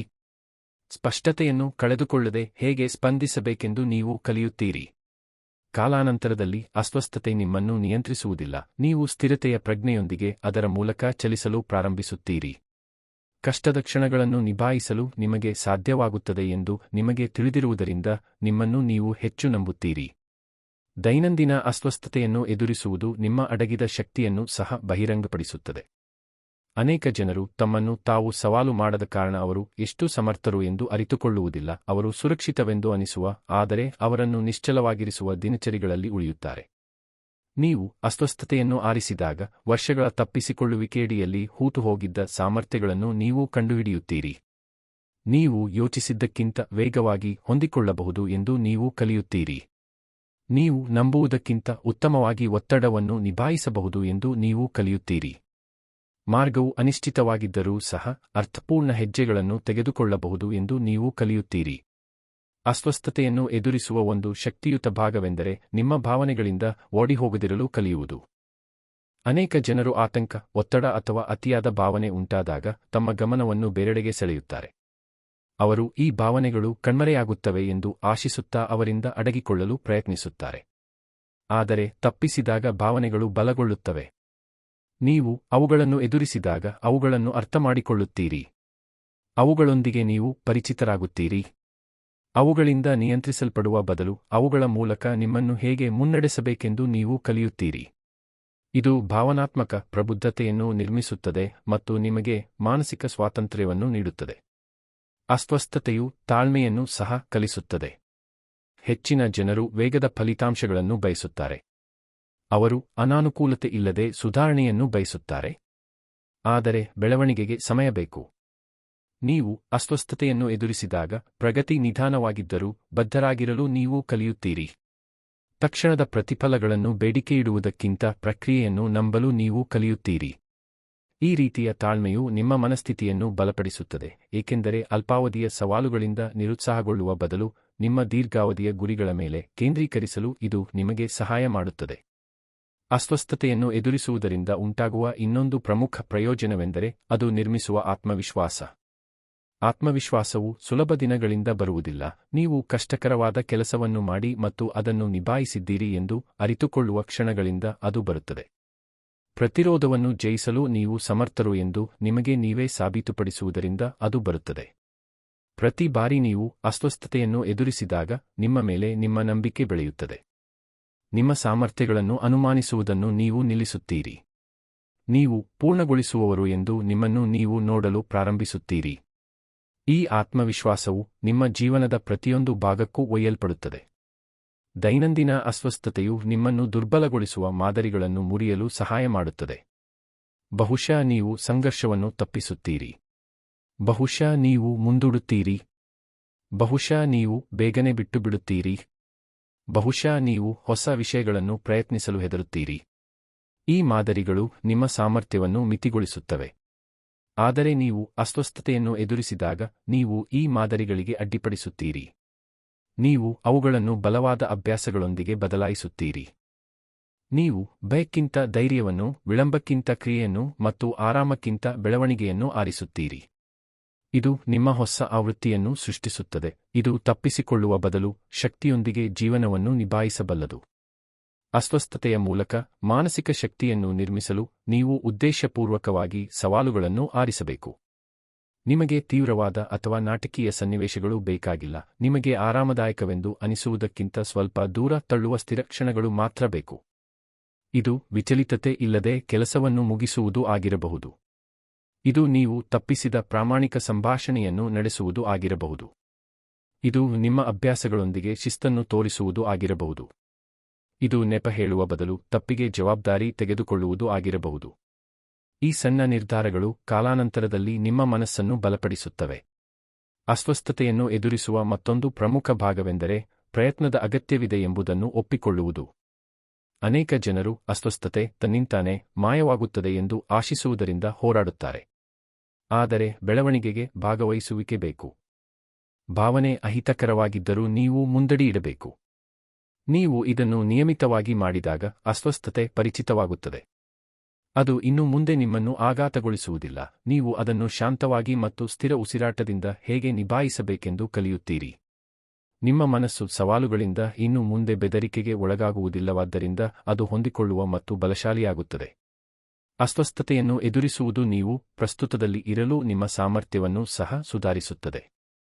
ಏನಾದರೂ ಕಷ್ಟಕರವೆಂದು ಅನಿಸಿದಾಗ ಮನಸ್ಸು ಆಗಾಗ್ಗೆ ಚಿಂತೆ ಅಥವಾ ವಿಚಲಿತತೆಗೆ ತಪ್ಪಿಸಿಕೊಳ್ಳಲು ಪ್ರಯತ್ನಿಸುತ್ತದೆ. ಆದರೆ ನೀವು ಕ್ಷಣದ ಮೇಲೆ ಗಮನಹರಿಸಿದಾಗ ನೀವು ನಿಯಂತ್ರಣವನ್ನು ಗಳಿಸುತ್ತೀರಿ. ಅಸ್ವಸ್ಥತೆ ತಾತ್ಕಾಲಿಕ ಎಂದು ನೀವು ಅರಿತುಕೊಳ್ಳುತ್ತೀರಿ. ನೀವು ನಿರೀಕ್ಷಿಸಿದ್ದಕ್ಕಿಂತ ಹೆಚ್ಚಿನದನ್ನು ನಿಭಾಯಿಸಬಹುದು ಎಂದು ನೀವು ಕಲಿಯುತ್ತೀರಿ. ಅದರಿಂದ ಓಡಿಹೋಗುವುದಕ್ಕಿಂತ ಅದರಲ್ಲಿ ಇದ್ದಾಗ ಕ್ಷಣವು ಸುಲಭವಾಗುತ್ತದೆ ಎಂದು ನೀವು ಕಲಿಯುತ್ತೀರಿ. ಮಾನಸಿಕ ಶಕ್ತಿಯು ನೀವು ಆರಾಮಕ್ಕಿಂತ ಬೆಳವಣಿಗೆಯನ್ನು ಮತ್ತು ತಪ್ಪಿಸಿಕೊಳ್ಳುವಿಕೆಗಿಂತ ಸತ್ಯವನ್ನು ಆರಿಸಿದಾಗ ಬೆಳೆಯುತ್ತದೆ. ಜೀವನವು ಸುಲಭವಾಗಲು ನೀವು ಕಾಯುವುದನ್ನು ನಿಲ್ಲಿಸಿದಾಗ ಅದು ಬೆಳೆಯುತ್ತದೆ. ನಿಮ್ಮ ಪ್ರತಿಕ್ರಿಯೆಗಳಿಗೆ ನೀವು ಜವಾಬ್ದಾರಿ ತೆಗೆದುಕೊಂಡಾಗ ಅದು ಬೆಳೆಯುತ್ತದೆ. ನಿಮ್ಮ ಮನಸ್ಸನ್ನು ಬಲಪಡಿಸಲು ಪ್ರತಿದಿನ ಅವಕಾಶಗಳನ್ನು ನೀಡುತ್ತದೆ. ನೀವು ಅಸ್ವಸ್ಥತೆಯನ್ನು ಎದುರಿಸಲು ಆರಿಸಿದಾಗ ಯಾವುದೇ ಒಂದು ಸವಾಲಿಗಿಂತ ಹೆಚ್ಚು ಕಾಲ ಉಳಿಯುವ ಸ್ಥಿತಿಸ್ಥಾಪಕತ್ವವನ್ನು ನೀವು ನಿರ್ಮಿಸುತ್ತೀರಿ. ಜೀವನವು ತರುವ ಯಾವುದನ್ನಾದರೂ ಸ್ಪಷ್ಟತೆಯೊಂದಿಗೆ ಶಾಂತವಾಗಿ ಮತ್ತು ಸಮರ್ಥವಾಗಿ ಉಳಿಯಲು ಸಹಾಯ ಮಾಡುವ ಸ್ಥಿರವಾದ ಆಂತರಿಕ ಅಡಿಪಾಯವನ್ನು ನೀವು ರಚಿಸುತ್ತೀರಿ. ಬಲವಾದ ಮನಸ್ಸು ಪರಿಪೂರ್ಣ ಪರಿಸ್ಥಿತಿಗಳಿಂದ ಸೃಷ್ಟಿಯಾಗುವುದಿಲ್ಲ, ಇದು ದೈನಂದಿನ ಧೈರ್ಯದಿಂದ, ದೈನಂದಿನ ಆಯ್ಕೆಗಳಿಂದ ಮತ್ತು ಅಸ್ವಸ್ಥತೆ ನಿಮ್ಮನ್ನು ನಿಲ್ಲಿಸಲು ಬಿಡಬಾರದು ಎಂದು ನೀವು ನಿರ್ಧರಿಸುವ ದೈನಂದಿನ ಕ್ಷಣಗಳಿಂದ ಸೃಷ್ಟಿಯಾಗುತ್ತದೆ. ಹೀಗೆ ಒಬ್ಬ ವ್ಯಕ್ತಿಯು ಸ್ಪಷ್ಟತೆ, ಆತ್ಮವಿಶ್ವಾಸ ಮತ್ತು ಶಕ್ತಿಯೊಂದಿಗೆ ತಮ್ಮನ್ನು ಮುನ್ನಡೆಸುವವರಾಗಿ ಬೆಳೆಯುತ್ತಾನೆ. ಅಧ್ಯಾಯ 6 ನಿಮ್ಮ ದೈನಂದಿನ ನಡವಳಿಕೆಯನ್ನು ಸುಧಾರಿಸಲು ನಿಮ್ಮ ಮಾದರಿಗಳನ್ನು ಪ್ಯಾಟರ್ನ್ಸ್ ಸರಿಪಡಿಸಿ.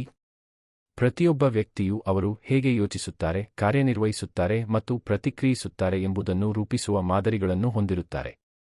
ಈ ಮಾದರಿಗಳು ವರ್ಷಗಳ ಪುನರಾವರ್ತಿತ ನಡವಳಿಕೆಯಿಂದ ಅಭಿವೃದ್ಧಿಗೊಂಡಿವೆ. ಕೆಲವು ಬೆಳವಣಿಗೆಗೆ ಬೆಂಬಲ ನೀಡಿದರೆ, ಇನ್ನು ಕೆಲವು ಒಬ್ಬ ವ್ಯಕ್ತಿಯನ್ನು ನಿಧಾನವಾಗಿ ಹಿಡಿದಿಡುತ್ತವೆ. ನೀವು ನಿಮ್ಮ ಮಾದರಿಗಳನ್ನು ಸರಿಪಡಿಸಲು ಪ್ರಾರಂಭಿಸಿದಾಗ ನಿಮ್ಮ ಜೀವನವು ಚಲಿಸುತ್ತಿರುವ ದಿಕ್ಕಿನ ನಿಯಂತ್ರಣವನ್ನು ನೀವು ತೆಗೆದುಕೊಳ್ಳುತ್ತೀರಿ. ನಿಮಗೆ ಇನ್ನು ಮುಂದೆ ಸೇವೆ ಮಾಡದ ನಡವಳಿಕೆಗಳನ್ನು ಪುನರಾವರ್ತಿಸುವುದನ್ನು ನಿಲ್ಲಿಸಿ, ನೀವು ಆಗಲು ಬಯಸುವ ವ್ಯಕ್ತಿಗೆ ಹೊಂದಿಕೆಯಾಗುವ ಅಭ್ಯಾಸಗಳನ್ನು ನಿರ್ಮಿಸಲು ಪ್ರಾರಂಭಿಸುತ್ತೀರಿ. ದೈನಂದಿನ ನಡವಳಿಕೆಯನ್ನು ಸುಧಾರಿಸುವುದು ನಿಮ್ಮ ಮಾದರಿಗಳೇ ನಿಮ್ಮ ಫಲಿತಾಂಶಗಳನ್ನು ಸೃಷ್ಟಿಸುತ್ತವೆ ಎಂಬುದನ್ನು ಗುರುತಿಸುವುದರೊಂದಿಗೆ ಪ್ರಾರಂಭವಾಗುತ್ತದೆ. ನಿಮಗೆ ವಿಭಿನ್ನ ಫಲಿತಾಂಶಗಳು ಬೇಕಾದರೆ, ನೀವು ಆ ಮಾದರಿಗಳನ್ನು ಪ್ರಾಮಾಣಿಕತೆ ಮತ್ತು ತಾಳ್ಮೆಯಿಂದ ಪರೀಕ್ಷಿಸಲು ಮತ್ತು ಸರಿಹೊಂದಿಸಲು ಸಿದ್ಧರಾಗಿರಬೇಕು. ಅನೇಕ ಜನರು ಬದಲಾವಣೆಯನ್ನು ಬಯಸುತ್ತಾರೆ, ಆದರೆ ಅವರು ಬಳಸಿದ ಅದೇ ದಿನಚರಿಗಳು, ಪ್ರತಿಕ್ರಿಯೆಗಳು ಮತ್ತು ಆಯ್ಕೆಗಳಿಂದ ಬದುಕುವುದನ್ನು ಮುಂದುವರಿಸುತ್ತಾರೆ.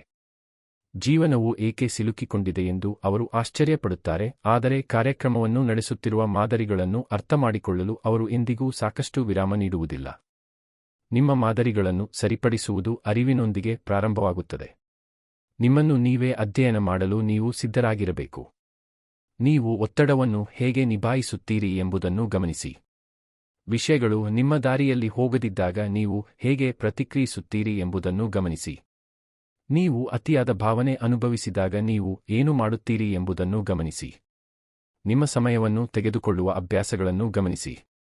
ನಿಮ್ಮ ಮನಸ್ಸಿನಲ್ಲಿ ಪುನರಾವರ್ತಿಸುವ ಆಲೋಚನೆಗಳನ್ನು ಗಮನಿಸಿ. ಈ ವೀಕ್ಷಣೆಗಳು ಯಾವುದಕ್ಕೆ ಸುಧಾರಣೆ ಬೇಕು ಎಂಬುದನ್ನು ನೋಡಲು ನಿಮಗೆ ಸಹಾಯ ಮಾಡುತ್ತವೆ. ನಿಮ್ಮ ನಡವಳಿಕೆಯನ್ನು ಆಕಸ್ಮಿಕ ಎಂದು ಪರಿಗಣಿಸುವುದನ್ನು ನಿಲ್ಲಿಸಿ ಮತ್ತು ಅದನ್ನು ನೀವು ರೂಪಿಸಬಹುದಾದ ವಿಷಯವೆಂದು ನೋಡಲು ಪ್ರಾರಂಭಿಸಿದಾಗ ವೈಯಕ್ತಿಕ ಬೆಳವಣಿಗೆ ಸುಲಭವಾಗುತ್ತದೆ. ಮಾದರಿಗಳು ಪರಿಚಿತವೆಂದು ಅನಿಸುವುದರಿಂದ ಅಸ್ತಿತ್ವದಲ್ಲಿವೆ. ಸಹಾಯಕವಾಗದ ಮಾದರಿಗಳು ಸಹ ನಿಮಗೆ ಅವು ಅಭ್ಯಾಸವಾಗಿರುವುದರಿಂದ ಆರಾಮದಾಯಕವೆಂದು ಅನಿಸುತ್ತವೆ. ಅವುಗಳನ್ನು ಬದಲಾಯಿಸಲು ಉದ್ದೇಶಬೇಕು. ನೀವು ಸ್ವಯಂಚಾಲಿತ ಪ್ರತಿಕ್ರಿಯೆಗಳಿಗೆ ಅಡ್ಡಿಪಡಿಸಬೇಕು ಮತ್ತು ನಿಮ್ಮ ಮೌಲ್ಯಗಳೊಂದಿಗೆ ಹೊಂದಿಕೆಯಾಗುವ ಆಯ್ಕೆಗಳೊಂದಿಗೆ ಅವುಗಳನ್ನು ಬದಲಾಯಿಸಬೇಕು. ಈ ಪ್ರಕ್ರಿಯೆಯು ನಿಧಾನವಾಗಿ ಅನಿಸಬಹುದು, ಆದರೆ ಅದು ಶಕ್ತಿಯುತವಾಗಿದೆ. ಪ್ರತಿ ಸರಿಪಡಿಸಿದ ಮಾದರಿಯು ನಿಮ್ಮ ಸ್ವಯಂ ನಿಯಂತ್ರಣವನ್ನು ಬಲಪಡಿಸುತ್ತದೆ ಮತ್ತು ಬೆಳೆಯುವ ನಿಮ್ಮ ಸಾಮರ್ಥ್ಯದಲ್ಲಿ ವಿಶ್ವಾಸವನ್ನು ನಿರ್ಮಿಸುತ್ತದೆ. ನಿಮ್ಮ ಮಾದರಿಗಳನ್ನು ಸರಿಪಡಿಸುವ ಮೊದಲ ಹಂತಗಳಲ್ಲಿ ಒಂದು ಅವು ಎಲ್ಲಿಂದ ಬಂದವು ಎಂಬುದನ್ನು ಅರ್ಥಮಾಡಿಕೊಳ್ಳುವುದು. ಹೆಚ್ಚಿನ ಮಾದರಿಗಳು ಒತ್ತಡ, ಭಯ, ಅಭದ್ರತೆ, ದಿನಚರಿ ಅಥವಾ ಪರಿಸರದಂತಹ ಯಾವುದೋ ಒಂದಕ್ಕೆ ಪ್ರತಿಕ್ರಿಯೆಯಾಗಿ ಪ್ರಾರಂಭವಾಗುತ್ತವೆ. ಉದಾಹರಣೆಗೆ, ನೀವು ಆಗಾಗ್ಗೆ ಕಷ್ಟಕರ ಕಾರ್ಯಗಳನ್ನು ತಪ್ಪಿಸಿದರೆ ಆ ಮಾದರಿಯು ವೈಫಲ್ಯದ ಭಯದಿಂದ ಬಂದಿರಬಹುದು. ನೀವು ಹತಾಶರಾದಾಗ ತ್ವರಿತವಾಗಿ ಪ್ರತಿಕ್ರಿಯಿಸಿದರೆ ಆ ಮಾದರಿಯು ಭಾವನೆಗಳನ್ನು ನಿಯಂತ್ರಿಸದ ವರ್ಷಗಳಿಂದ ಬಂದಿರಬಹುದು. ನಿಮ್ಮ ನಡವಳಿಕೆಯ ಬೇರುಗಳನ್ನು ನೀವು ಅರ್ಥಮಾಡಿಕೊಂಡಾಗ ನೀವು ಏಕೆ ಆ ರೀತಿ ವರ್ತಿಸುತ್ತೀರಿ ಎಂಬುದರ ಬಗ್ಗೆ ಒಳನೋಟವನ್ನು ಪಡೆಯುತ್ತೀರಿ. ಈ ಅರಿವು ಮಾದರಿಯೊಂದಿಗೆ ಕುರುಡಾಗಿ ಹೋರಾಡುವ ಬದಲು ಅದನ್ನು ಬದಲಾಯಿಸಲು ಸುಲಭಗೊಳಿಸುತ್ತದೆ. ನಿಮ್ಮ ಮಾದರಿಗಳನ್ನು ಸರಿಪಡಿಸಲು ನಿರಂತರ ಪ್ರಾಮಾಣಿಕತೆ ಬೇಕು. ನಿಮ್ಮನ್ನು ನಿಧಾನಗೊಳಿಸುವ ಅಭ್ಯಾಸಗಳನ್ನು ನಿರಾಕರಿಸುವಾಗ ನಿಮ್ಮ ನಡವಳಿಕೆಯನ್ನು ಸುಧಾರಿಸಲು ಸಾಧ್ಯವಿಲ್ಲ. ನಿಮ್ಮ ಕಾರ್ಯಗಳನ್ನು ನೆಪಗಳಿಲ್ಲದೆ ನೋಡಲು ನೀವು ಸಿದ್ಧರಾಗಿರಬೇಕು. ಇದು ನಿಮ್ಮನ್ನು ದೂಷಿಸುವುದರ ಬಗ್ಗೆ ಅಲ್ಲ, ಇದು ಜವಾಬ್ದಾರಿ ತೆಗೆದುಕೊಳ್ಳುವುದರ ಬಗ್ಗೆ. ನಿಮ್ಮ ಮಾದರಿಗಳಿಗೆ ಸುಧಾರಣೆ ಬೇಕು ಎಂದು ನೀವು ಒಪ್ಪಿಕೊಂಡಾಗ ನಿಮ್ಮ ದೈನಂದಿನ ಜೀವನವನ್ನು ಪರಿವರ್ತಿಸುವ ಪ್ರಕ್ರಿಯೆಯನ್ನು ನೀವು ಪ್ರಾರಂಭಿಸುತ್ತೀರಿ. ನಿಮ್ಮನ್ನು ಸಿಲುಕಿಸುವ ನಡವಳಿಕೆಗಳನ್ನು ಸರಿಹೊಂದಿಸುವ ಮೂಲಕ ನಿಮ್ಮ ಭವಿಷ್ಯದ ಸ್ವಯಂ ಬಗ್ಗೆ ಗೌರವವನ್ನು ತೋರಿಸಲು ನೀವು ಪ್ರಾರಂಭಿಸುತ್ತೀರಿ. ಮಾದರಿಗಳನ್ನು ಸರಿಪಡಿಸಲು ಒಂದು ಪರಿಣಾಮಕಾರಿ ಮಾರ್ಗವೆಂದರೆ ಅವುಗಳನ್ನು ಆರೋಗ್ಯಕರ ಪರ್ಯಾಯಗಳೊಂದಿಗೆ ಬದಲಾಯಿಸುವುದು. ಒಂದು ಅಭ್ಯಾಸವನ್ನು ಬದಲಿಗೆ ಯಾವುದನ್ನೂ ಹಾಕದೆ ತೆಗೆದುಹಾಕಿದರೆ ಹಳೆಯ ನಡವಳಿಕೆ ಮರಳಲು ಅವಕಾಶ ನೀಡುತ್ತದೆ. ಬದಲಿಗೆ ಅದೇ ಉದ್ದೇಶಕ್ಕೆ ಸೇವೆ ಸಲ್ಲಿಸುವ ಉತ್ತಮ ಕಾರ್ಯವನ್ನು ಆರಿಸಿ. ನೀವು ಆಗಾಗ್ಗೆ ಮುಂದೂಡುತ್ತಿದ್ದರೆ ತಪ್ಪಿಸುವಿಕೆಯನ್ನು 5 ನಿಮಿಷಗಳ ಪ್ರಾರಂಭದೊಂದಿಗೆ ಬದಲಾಯಿಸಿ. ನೀವು ಆಗಾಗ್ಗೆ ಭಾವನಾತ್ಮಕವಾಗಿ ಪ್ರತಿಕ್ರಿಯಿಸಿದರೆ ತ್ವರಿತ ಪ್ರತಿಕ್ರಿಯೆಗಳನ್ನು ವಿರಾಮ ಮತ್ತು ಉಸಿರಾಟದೊಂದಿಗೆ ಬದಲಾಯಿಸಿ. ನೀವು ಆಗಾಗ್ಗೆ ನಿಮ್ಮನ್ನು ಇತರರಿಗೆ ಹೋಲಿಸಿದರೆ ಹೋಲಿಕೆಯನ್ನು ನಿಮ್ಮ ಸ್ವಂತ ಗುರಿಗಳ ಮೇಲಿನ ಪ್ರತಿಫಲನದೊಂದಿಗೆ ಬದಲಾಯಿಸಿ. ಸಣ್ಣ ಬದಲಿಗಳು ಶಾಶ್ವತ ಬದಲಾವಣೆಯನ್ನು ಸೃಷ್ಟಿಸುತ್ತವೆ, ಏಕೆಂದರೆ ಅವು ನಿಮ್ಮ ಮನಸ್ಸಿಗೆ ಹೊಸ ರೀತಿಯಲ್ಲಿ ಸ್ಪಂದಿಸಲು ಕಲಿಸುತ್ತವೆ. ನಿಮ್ಮ ಮಾದರಿಗಳನ್ನು ಸರಿಪಡಿಸಲು ಪುನರಾವರ್ತನೆಯೂ ಬೇಕು. ಅಭ್ಯಾಸದ ಮೂಲಕ ಒಂದು ಮಾದರಿ ಸ್ವಯಂಚಾಲಿತವಾಗುತ್ತದೆ ಮತ್ತು ಹೊಸ ಮಾದರಿಯು ಅದೇ ರೀತಿ ಬಲಗೊಳ್ಳುತ್ತದೆ. ಅದು ಸಹಜವೆಂದು ಅನಿಸುವವರೆಗೆ ನೀವು ಹೊಸ ನಡವಳಿಕೆಯನ್ನು ಆಗಾಗ್ಗೆ ಪುನರಾವರ್ತಿಸಬೇಕಾಗುತ್ತದೆ. ಇಲ್ಲಿ ತಾಳ್ಮೆ ಮುಖ್ಯವಾಗುತ್ತದೆ. ಕೆಲವು ದಿನಗಳು ಸುಲಭವಾಗಿ ಅನಿಸಬಹುದು. ಕೆಲವು ದಿನಗಳು ಹತಾಶೆಯನ್ನುಂಟು ಮಾಡಬಹುದು. ಆದರೆ ಪ್ರತಿ ಬಾರಿ ನೀವು ಸುಧಾರಿಸಿದ ನಡವಳಿಕೆಯನ್ನು ಆರಿಸಿದಾಗ ನೀವು ಹಳೆಯ ಮಾದರಿಯನ್ನು ದುರ್ಬಲಗೊಳಿಸುತ್ತೀರಿ. ಕಾಲಾನಂತರದಲ್ಲಿ ಹೊಸ ಮಾದರಿಯು ನಿಮ್ಮ ಸಾಮಾನ್ಯ ಕಾರ್ಯನಿರ್ವಹಣೆಯ ವಿಧಾನವಾಗುತ್ತದೆ. ದೈನಂದಿನ ನಡವಳಿಕೆಯನ್ನು ಸುಧಾರಿಸುವ ಮತ್ತೊಂದು ಪ್ರಮುಖ ಭಾಗವೆಂದರೆ ನಿಮ್ಮನ್ನು ನೀವು ಹೊಣೆಗಾರರನ್ನಾಗಿ ಇರಿಸಿಕೊಳ್ಳುವುದು. ಹೊಣೆಗಾರಿಕೆ ಬೆಳವಣಿಗೆಯನ್ನು ಬಲಪಡಿಸುತ್ತದೆ, ಏಕೆಂದರೆ ನೀವು ಮಾಡಿದ ಬದ್ಧತೆಯನ್ನು ಇದು ನಿಮಗೆ ನೆನಪಿಸುತ್ತದೆ. ನೀವು ನಿಮ್ಮ ಪ್ರಗತಿಯನ್ನು ಟ್ರ್ಯಾಕ್ ಮಾಡಬಹುದು, ನಿಮ್ಮ ಸುಧಾರಣೆಗಳನ್ನು ಬರೆದಿಡಬಹುದು ಅಥವಾ ದಿನದ ಕೊನೆಯಲ್ಲಿ ನಿಮ್ಮ ಬದಲಾವಣೆಗಳ ಬಗ್ಗೆ ಯೋಚಿಸಬಹುದು. ನೀವು ನಿಮ್ಮನ್ನು ಹೊಣೆಗಾರರನ್ನಾಗಿ ಇರಿಸಿಕೊಂಡಾಗ ಆಟೋಪೈಲಟ್ಗೆ ಜಾರಿಹೋಗುವ ಬದಲು ನಿಮ್ಮ ಮಾದರಿಗಳ ಬಗ್ಗೆ ತಿಳಿದಿರುತ್ತೀರಿ. ಜೀವನವು ಕಾರ್ಯನಿರತವಾದಾಗ ಅಥವಾ ಒತ್ತಡದಿಂದ ಕೂಡಿದಾಗಲೂ ಸ್ಥಿರವಾಗಿರಲು ಈ ಅರಿವು ನಿಮಗೆ ಸಹಾಯ ಮಾಡುತ್ತದೆ. ಮಾದರಿಗಳನ್ನು ಸರಿಪಡಿಸುವುದು ನಿಮ್ಮ ಹಳೆಯ ನಡವಳಿಕೆಗೆ ಲಗತ್ತಿಸಲಾದ ಗುರುತನ್ನು ಬಿಟ್ಟುಬಿಡಲು ಸಿದ್ಧರಿರುವುದನ್ನು ಸಹ ಒಳಗೊಂಡಿದೆ. ಕೆಲವು ಜನರು ತಮ್ಮ ಮಾದರಿಗಳನ್ನು ಹಿಡಿದಿಟ್ಟುಕೊಳ್ಳುತ್ತಾರೆ ಏಕೆಂದರೆ ಅದು ತಾವೇ ಎಂದು ಅವರು ನಂಬುತ್ತಾರೆ. ಅವರು ನಾನು ಯಾವಾಗಲೂ ಹೀಗೆಯೇ ಇದ್ದೇನೆ ಎಂದು ಹೇಳುತ್ತಾರೆ. ಆದರೆ ಆ ನಂಬಿಕೆ ಬೆಳವಣಿಗೆಯ ಬಾಗಿಲನ್ನು ಮುಚ್ಚುತ್ತದೆ. ನೀವು ನಿಮ್ಮ ಮಾದರಿಗಳಲ್ಲ, ನೀವು ಅವುಗಳನ್ನು ರೂಪಿಸಬಲ್ಲವರು. ನಿಮ್ಮ ನಡವಳಿಕೆಯನ್ನು ಬದಲಾಯಿಸಲು ಸಾಧ್ಯವಿಲ್ಲ ಎಂಬ ಕಲ್ಪನೆಯನ್ನು ನೀವು ಬಿಟ್ಟುಬಿಟ್ಟಾಗ ಹೊಸ ಸಾಧ್ಯತೆಗಳಿಗೆ ನೀವು ಜಾಗವನ್ನು ಸೃಷ್ಟಿಸುತ್ತೀರಿ. ನೀವು ವಿಕಸನಗೊಳ್ಳಲು ನಿಮಗೆ ಅವಕಾಶ ನೀಡುತ್ತೀರಿ. ದೈನಂದಿನ ನಡವಳಿಕೆಯನ್ನು ಸುಧಾರಿಸಲು ಭಾವನಾತ್ಮಕ ಶಕ್ತಿ ಬೇಕು. ನೀವು ಅಸ್ವಸ್ಥತೆಯನ್ನು ಎದುರಿಸಬೇಕು, ತಪ್ಪುಗಳನ್ನು ಒಪ್ಪಿಕೊಳ್ಳಬೇಕು ಮತ್ತು ಸುಲಭವಾದದ್ದಕ್ಕೆ ಹಿಂತಿರುಗಲು ಬಯಸಿದಾಗಲೂ ಬದ್ಧರಾಗಿರಬೇಕು. ಆದರೆ ಪ್ರಯತ್ನದ ಪ್ರತಿ ಕ್ಷಣವೂ ನಿಮ್ಮ ಆಂತರಿಕ ಸ್ಥಿರತೆಯನ್ನು ಬಲಪಡಿಸುತ್ತದೆ. ನೀವು ನಿಮ್ಮ ಮಾದರಿಗಳನ್ನು ಸರಿಪಡಿಸಿದಾಗ ನಿಮ್ಮ ಜೀವನದ ಮೇಲೆ ನಿಮಗೆ ಎಷ್ಟು ನಿಯಂತ್ರಣವಿದೆ ಎಂಬುದನ್ನು ನೀವು ನೋಡಲು ಪ್ರಾರಂಭಿಸುತ್ತೀರಿ. ಈ ಗುರುತಿನ ಬದಲಾವಣೆ ಆತ್ಮವಿಶ್ವಾಸವನ್ನು ಹೆಚ್ಚಿಸುತ್ತದೆ ಮತ್ತು ಮತ್ತಷ್ಟು ಬೆಳವಣಿಗೆಯನ್ನು ಪ್ರೋತ್ಸಾಹಿಸುತ್ತದೆ. ನಿಮ್ಮ ನಡವಳಿಕೆಯನ್ನು ಸುಧಾರಿಸಲು ನಿಮಗೆ ಸಾಧ್ಯವಿದೆ ಎಂದು ನಿಮಗೆ ತಿಳಿದಾಗ ನೀವು ಹೆಚ್ಚಿನ ಶಕ್ತಿ ಮತ್ತು ದೃಢಸಂಕಲ್ಪದಿಂದ ನಿಮ್ಮ ಗುರಿಗಳನ್ನು ಸಮೀಪಿಸಲು ಪ್ರಾರಂಭಿಸುತ್ತೀರಿ. ನಿಮ್ಮ ಮಾದರಿಗಳನ್ನು ಸರಿಪಡಿಸುವುದು ನಿಮಗೆ ಉತ್ತಮ ನಿರ್ಧಾರಗಳನ್ನು ತೆಗೆದುಕೊಳ್ಳಲು ಸಹಾಯ ಮಾಡುತ್ತದೆ. ನಿಮ್ಮ ನಡವಳಿಕೆ ಉದ್ದೇಶಪೂರ್ವಕವಾದಾಗ ನಿಮ್ಮ ಆಯ್ಕೆಗಳು ಸ್ಪಷ್ಟವಾಗುತ್ತವೆ. ನಿಮ್ಮ ದಿಕ್ಕನ್ನು ನಿಯಂತ್ರಿಸಲು ಸ್ವಯಂಚಾಲಿತ ಪ್ರತಿಕ್ರಿಯೆಗಳನ್ನು ನೀವು ಬಿಡುವುದಿಲ್ಲ. ನಿಮ್ಮ ಯೋಗಕ್ಷೇಮ ಮತ್ತು ದೀರ್ಘಾವಧಿಯ ಗುರಿಗಳನ್ನು ಬೆಂಬಲಿಸುವ ನಿರ್ಧಾರಗಳನ್ನು ಮಾಡಲು ನೀವು ಪ್ರಾರಂಭಿಸುತ್ತೀರಿ. ಇದು ನಿಮ್ಮ ದೈನಂದಿನ ಜೀವನದಲ್ಲಿ ಶಾಂತಿ ಮತ್ತು ಉದ್ದೇಶದ ಪ್ರಜ್ಞೆಯನ್ನು ಸೃಷ್ಟಿಸುತ್ತದೆ. ನೀವು ಅರ್ಥಮಾಡಿಕೊಳ್ಳದ ಚಕ್ರಗಳಲ್ಲಿ ಸಿಲುಕಿದ್ದೀರಿ ಎಂದು ನಿಮಗೆ ಇನ್ನು ಮುಂದೆ ಅನಿಸುವುದಿಲ್ಲ. ನಿಮ್ಮ ಮಾರ್ಗದ ಮಾಲೀಕತ್ವವನ್ನು ನೀವು ತೆಗೆದುಕೊಳ್ಳುತ್ತೀರಿ.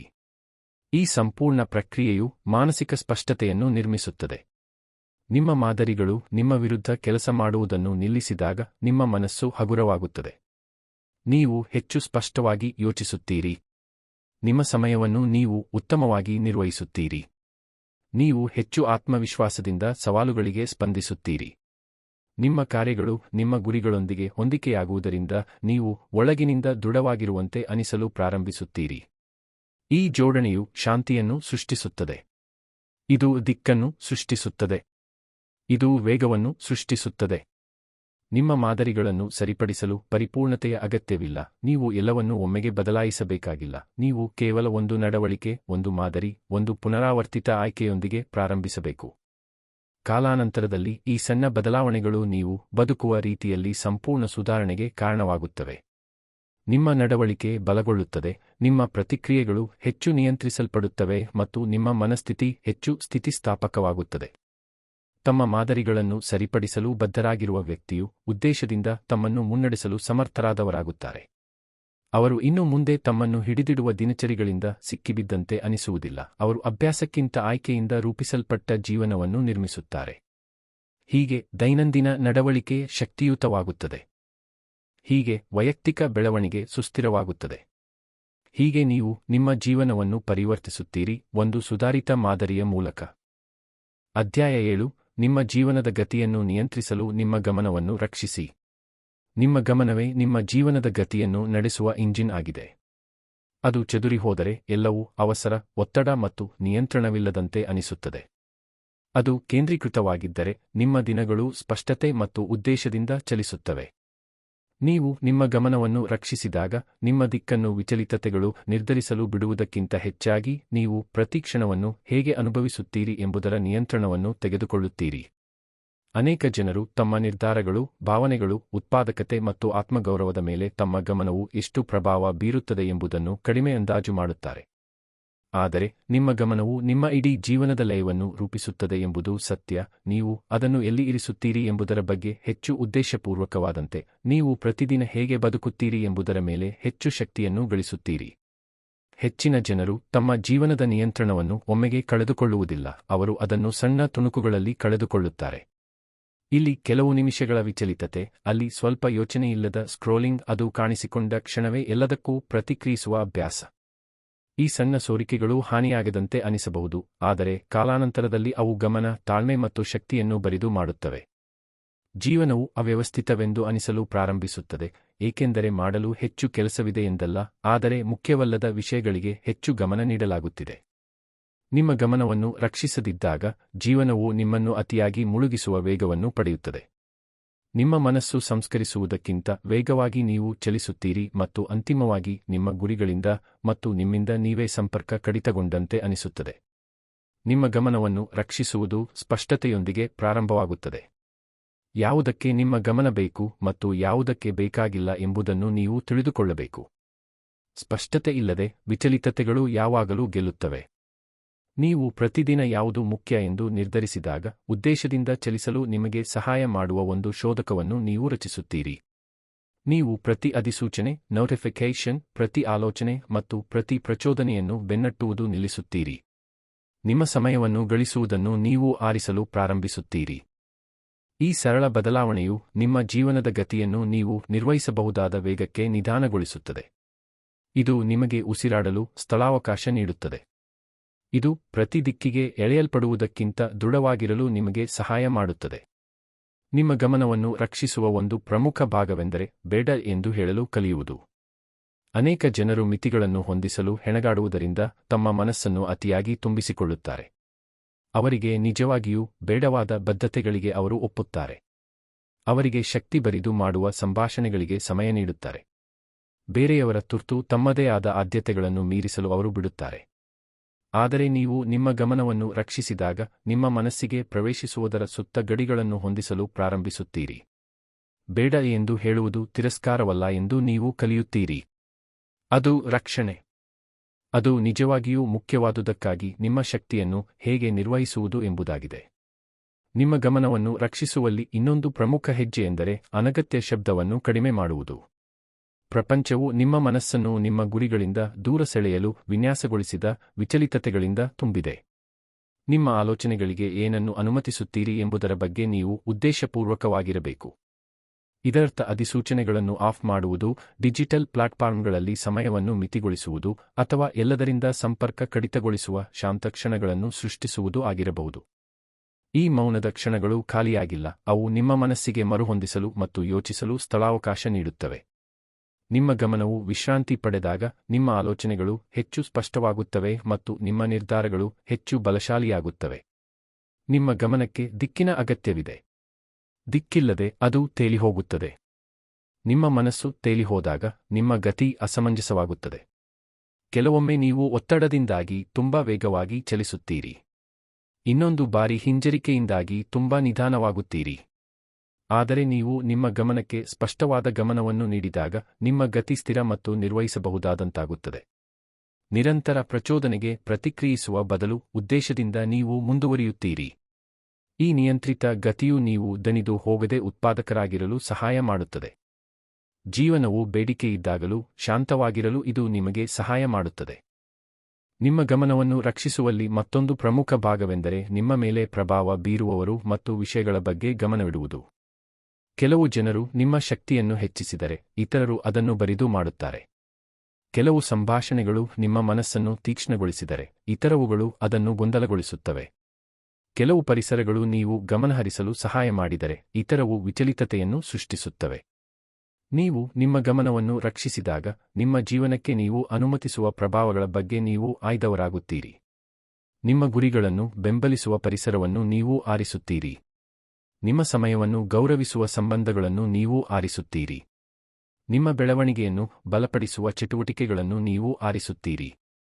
ಈ ಆಯ್ಕೆಗಳು ನಿಮ್ಮ ದಿನಗಳ ಗತಿಯನ್ನು ರೂಪಿಸುತ್ತವೆ, ಹೆಚ್ಚು ನಿಯಂತ್ರಿತ ಮತ್ತು ಕಡಿಮೆ ಅವ್ಯವಸ್ಥೆಯ ಜೀವನವನ್ನು ಸೃಷ್ಟಿಸುತ್ತವೆ. ನಿಮ್ಮ ಗಮನವನ್ನು ರಕ್ಷಿಸಲು ನಿಮ್ಮ ಪ್ರಚೋದಕಗಳ ಅರಿವು ಬೇಕು. ಪ್ರತಿಯೊಬ್ಬರಿಗೂ ತಮ್ಮ ಮನಸ್ಸನ್ನು ಮುಖ್ಯವಾದುದರಿಂದ ದೂರ ಸೆಳೆಯುವ ಕೆಲವು ಸನ್ನಿವೇಶಗಳು ಅಥವಾ ಭಾವನೆಗಳಿವೆ. ಅದು ಬೇಸರ, ಒತ್ತಡ, ತಾಳ್ಮೆಯಿಲ್ಲದಿರುವಿಕೆ ಅಥವಾ ಸ್ವಯಂಸಂದೇಹ ಆಗಿರಬಹುದು. ನಿಮ್ಮ ಪ್ರಚೋದಕಗಳು ನಿಮಗೆ ತಿಳಿದಿರುವಾಗ ಅವು ನಿಮ್ಮ ಗಮನವನ್ನು ಅಡ್ಡಿಪಡಿಸುವ ಮೊದಲು ಅವುಗಳನ್ನು ನಿಭಾಯಿಸುವ ಶಕ್ತಿಯನ್ನು ನೀವು ಪಡೆಯುತ್ತೀರಿ. ನಿಮ್ಮನ್ನು ವಿಚಲಿತಗೊಳಿಸುವ ಮಾದರಿಗಳಿಗೆ ನೀವು ಅಡ್ಡಿಪಡಿಸಬಹುದು ಮತ್ತು ನಿಮ್ಮನ್ನು ಕೇಂದ್ರೀಕೃತವಾಗಿರಿಸುವ ಕಾರ್ಯಗಳೊಂದಿಗೆ ಅವುಗಳನ್ನು ಬದಲಾಯಿಸಬಹುದು. ನಿಮ್ಮ ದಿನವನ್ನು ಅಡ್ಡಿಪಡಿಸುವ ವಿಷಯಗಳನ್ನು ತಡೆಯುವುದರಿಂದ ನಿಮ್ಮ ಗತಿಯನ್ನು ನಿಯಂತ್ರಿಸಲು ಈ ಅರಿವು ಅತ್ಯಗತ್ಯ. ನಿಮ್ಮ ಗಮನವನ್ನು ರಕ್ಷಿಸುವ ಮತ್ತೊಂದು ಶಕ್ತಿಯುತ ಮಾರ್ಗವೆಂದರೆ ಏಕಕಾರ್ಯ ಗಮನವನ್ನು ಅಭ್ಯಾಸ ಮಾಡುವುದು. ಅನೇಕ ಜನರು ಮಲ್ಟಿಟಾಸ್ಕಿಂಗ್ ತಮ್ಮನ್ನು ಸಮರ್ಥರನ್ನಾಗಿ ಮಾಡುತ್ತದೆ ಎಂದು ನಂಬುತ್ತಾರೆ, ಆದರೆ ಇದು ಹೆಚ್ಚಾಗಿ ಗಮನವನ್ನು ದುರ್ಬಲಗೊಳಿಸುತ್ತದೆ ಮತ್ತು ಒತ್ತಡವನ್ನು ಹೆಚ್ಚಿಸುತ್ತದೆ.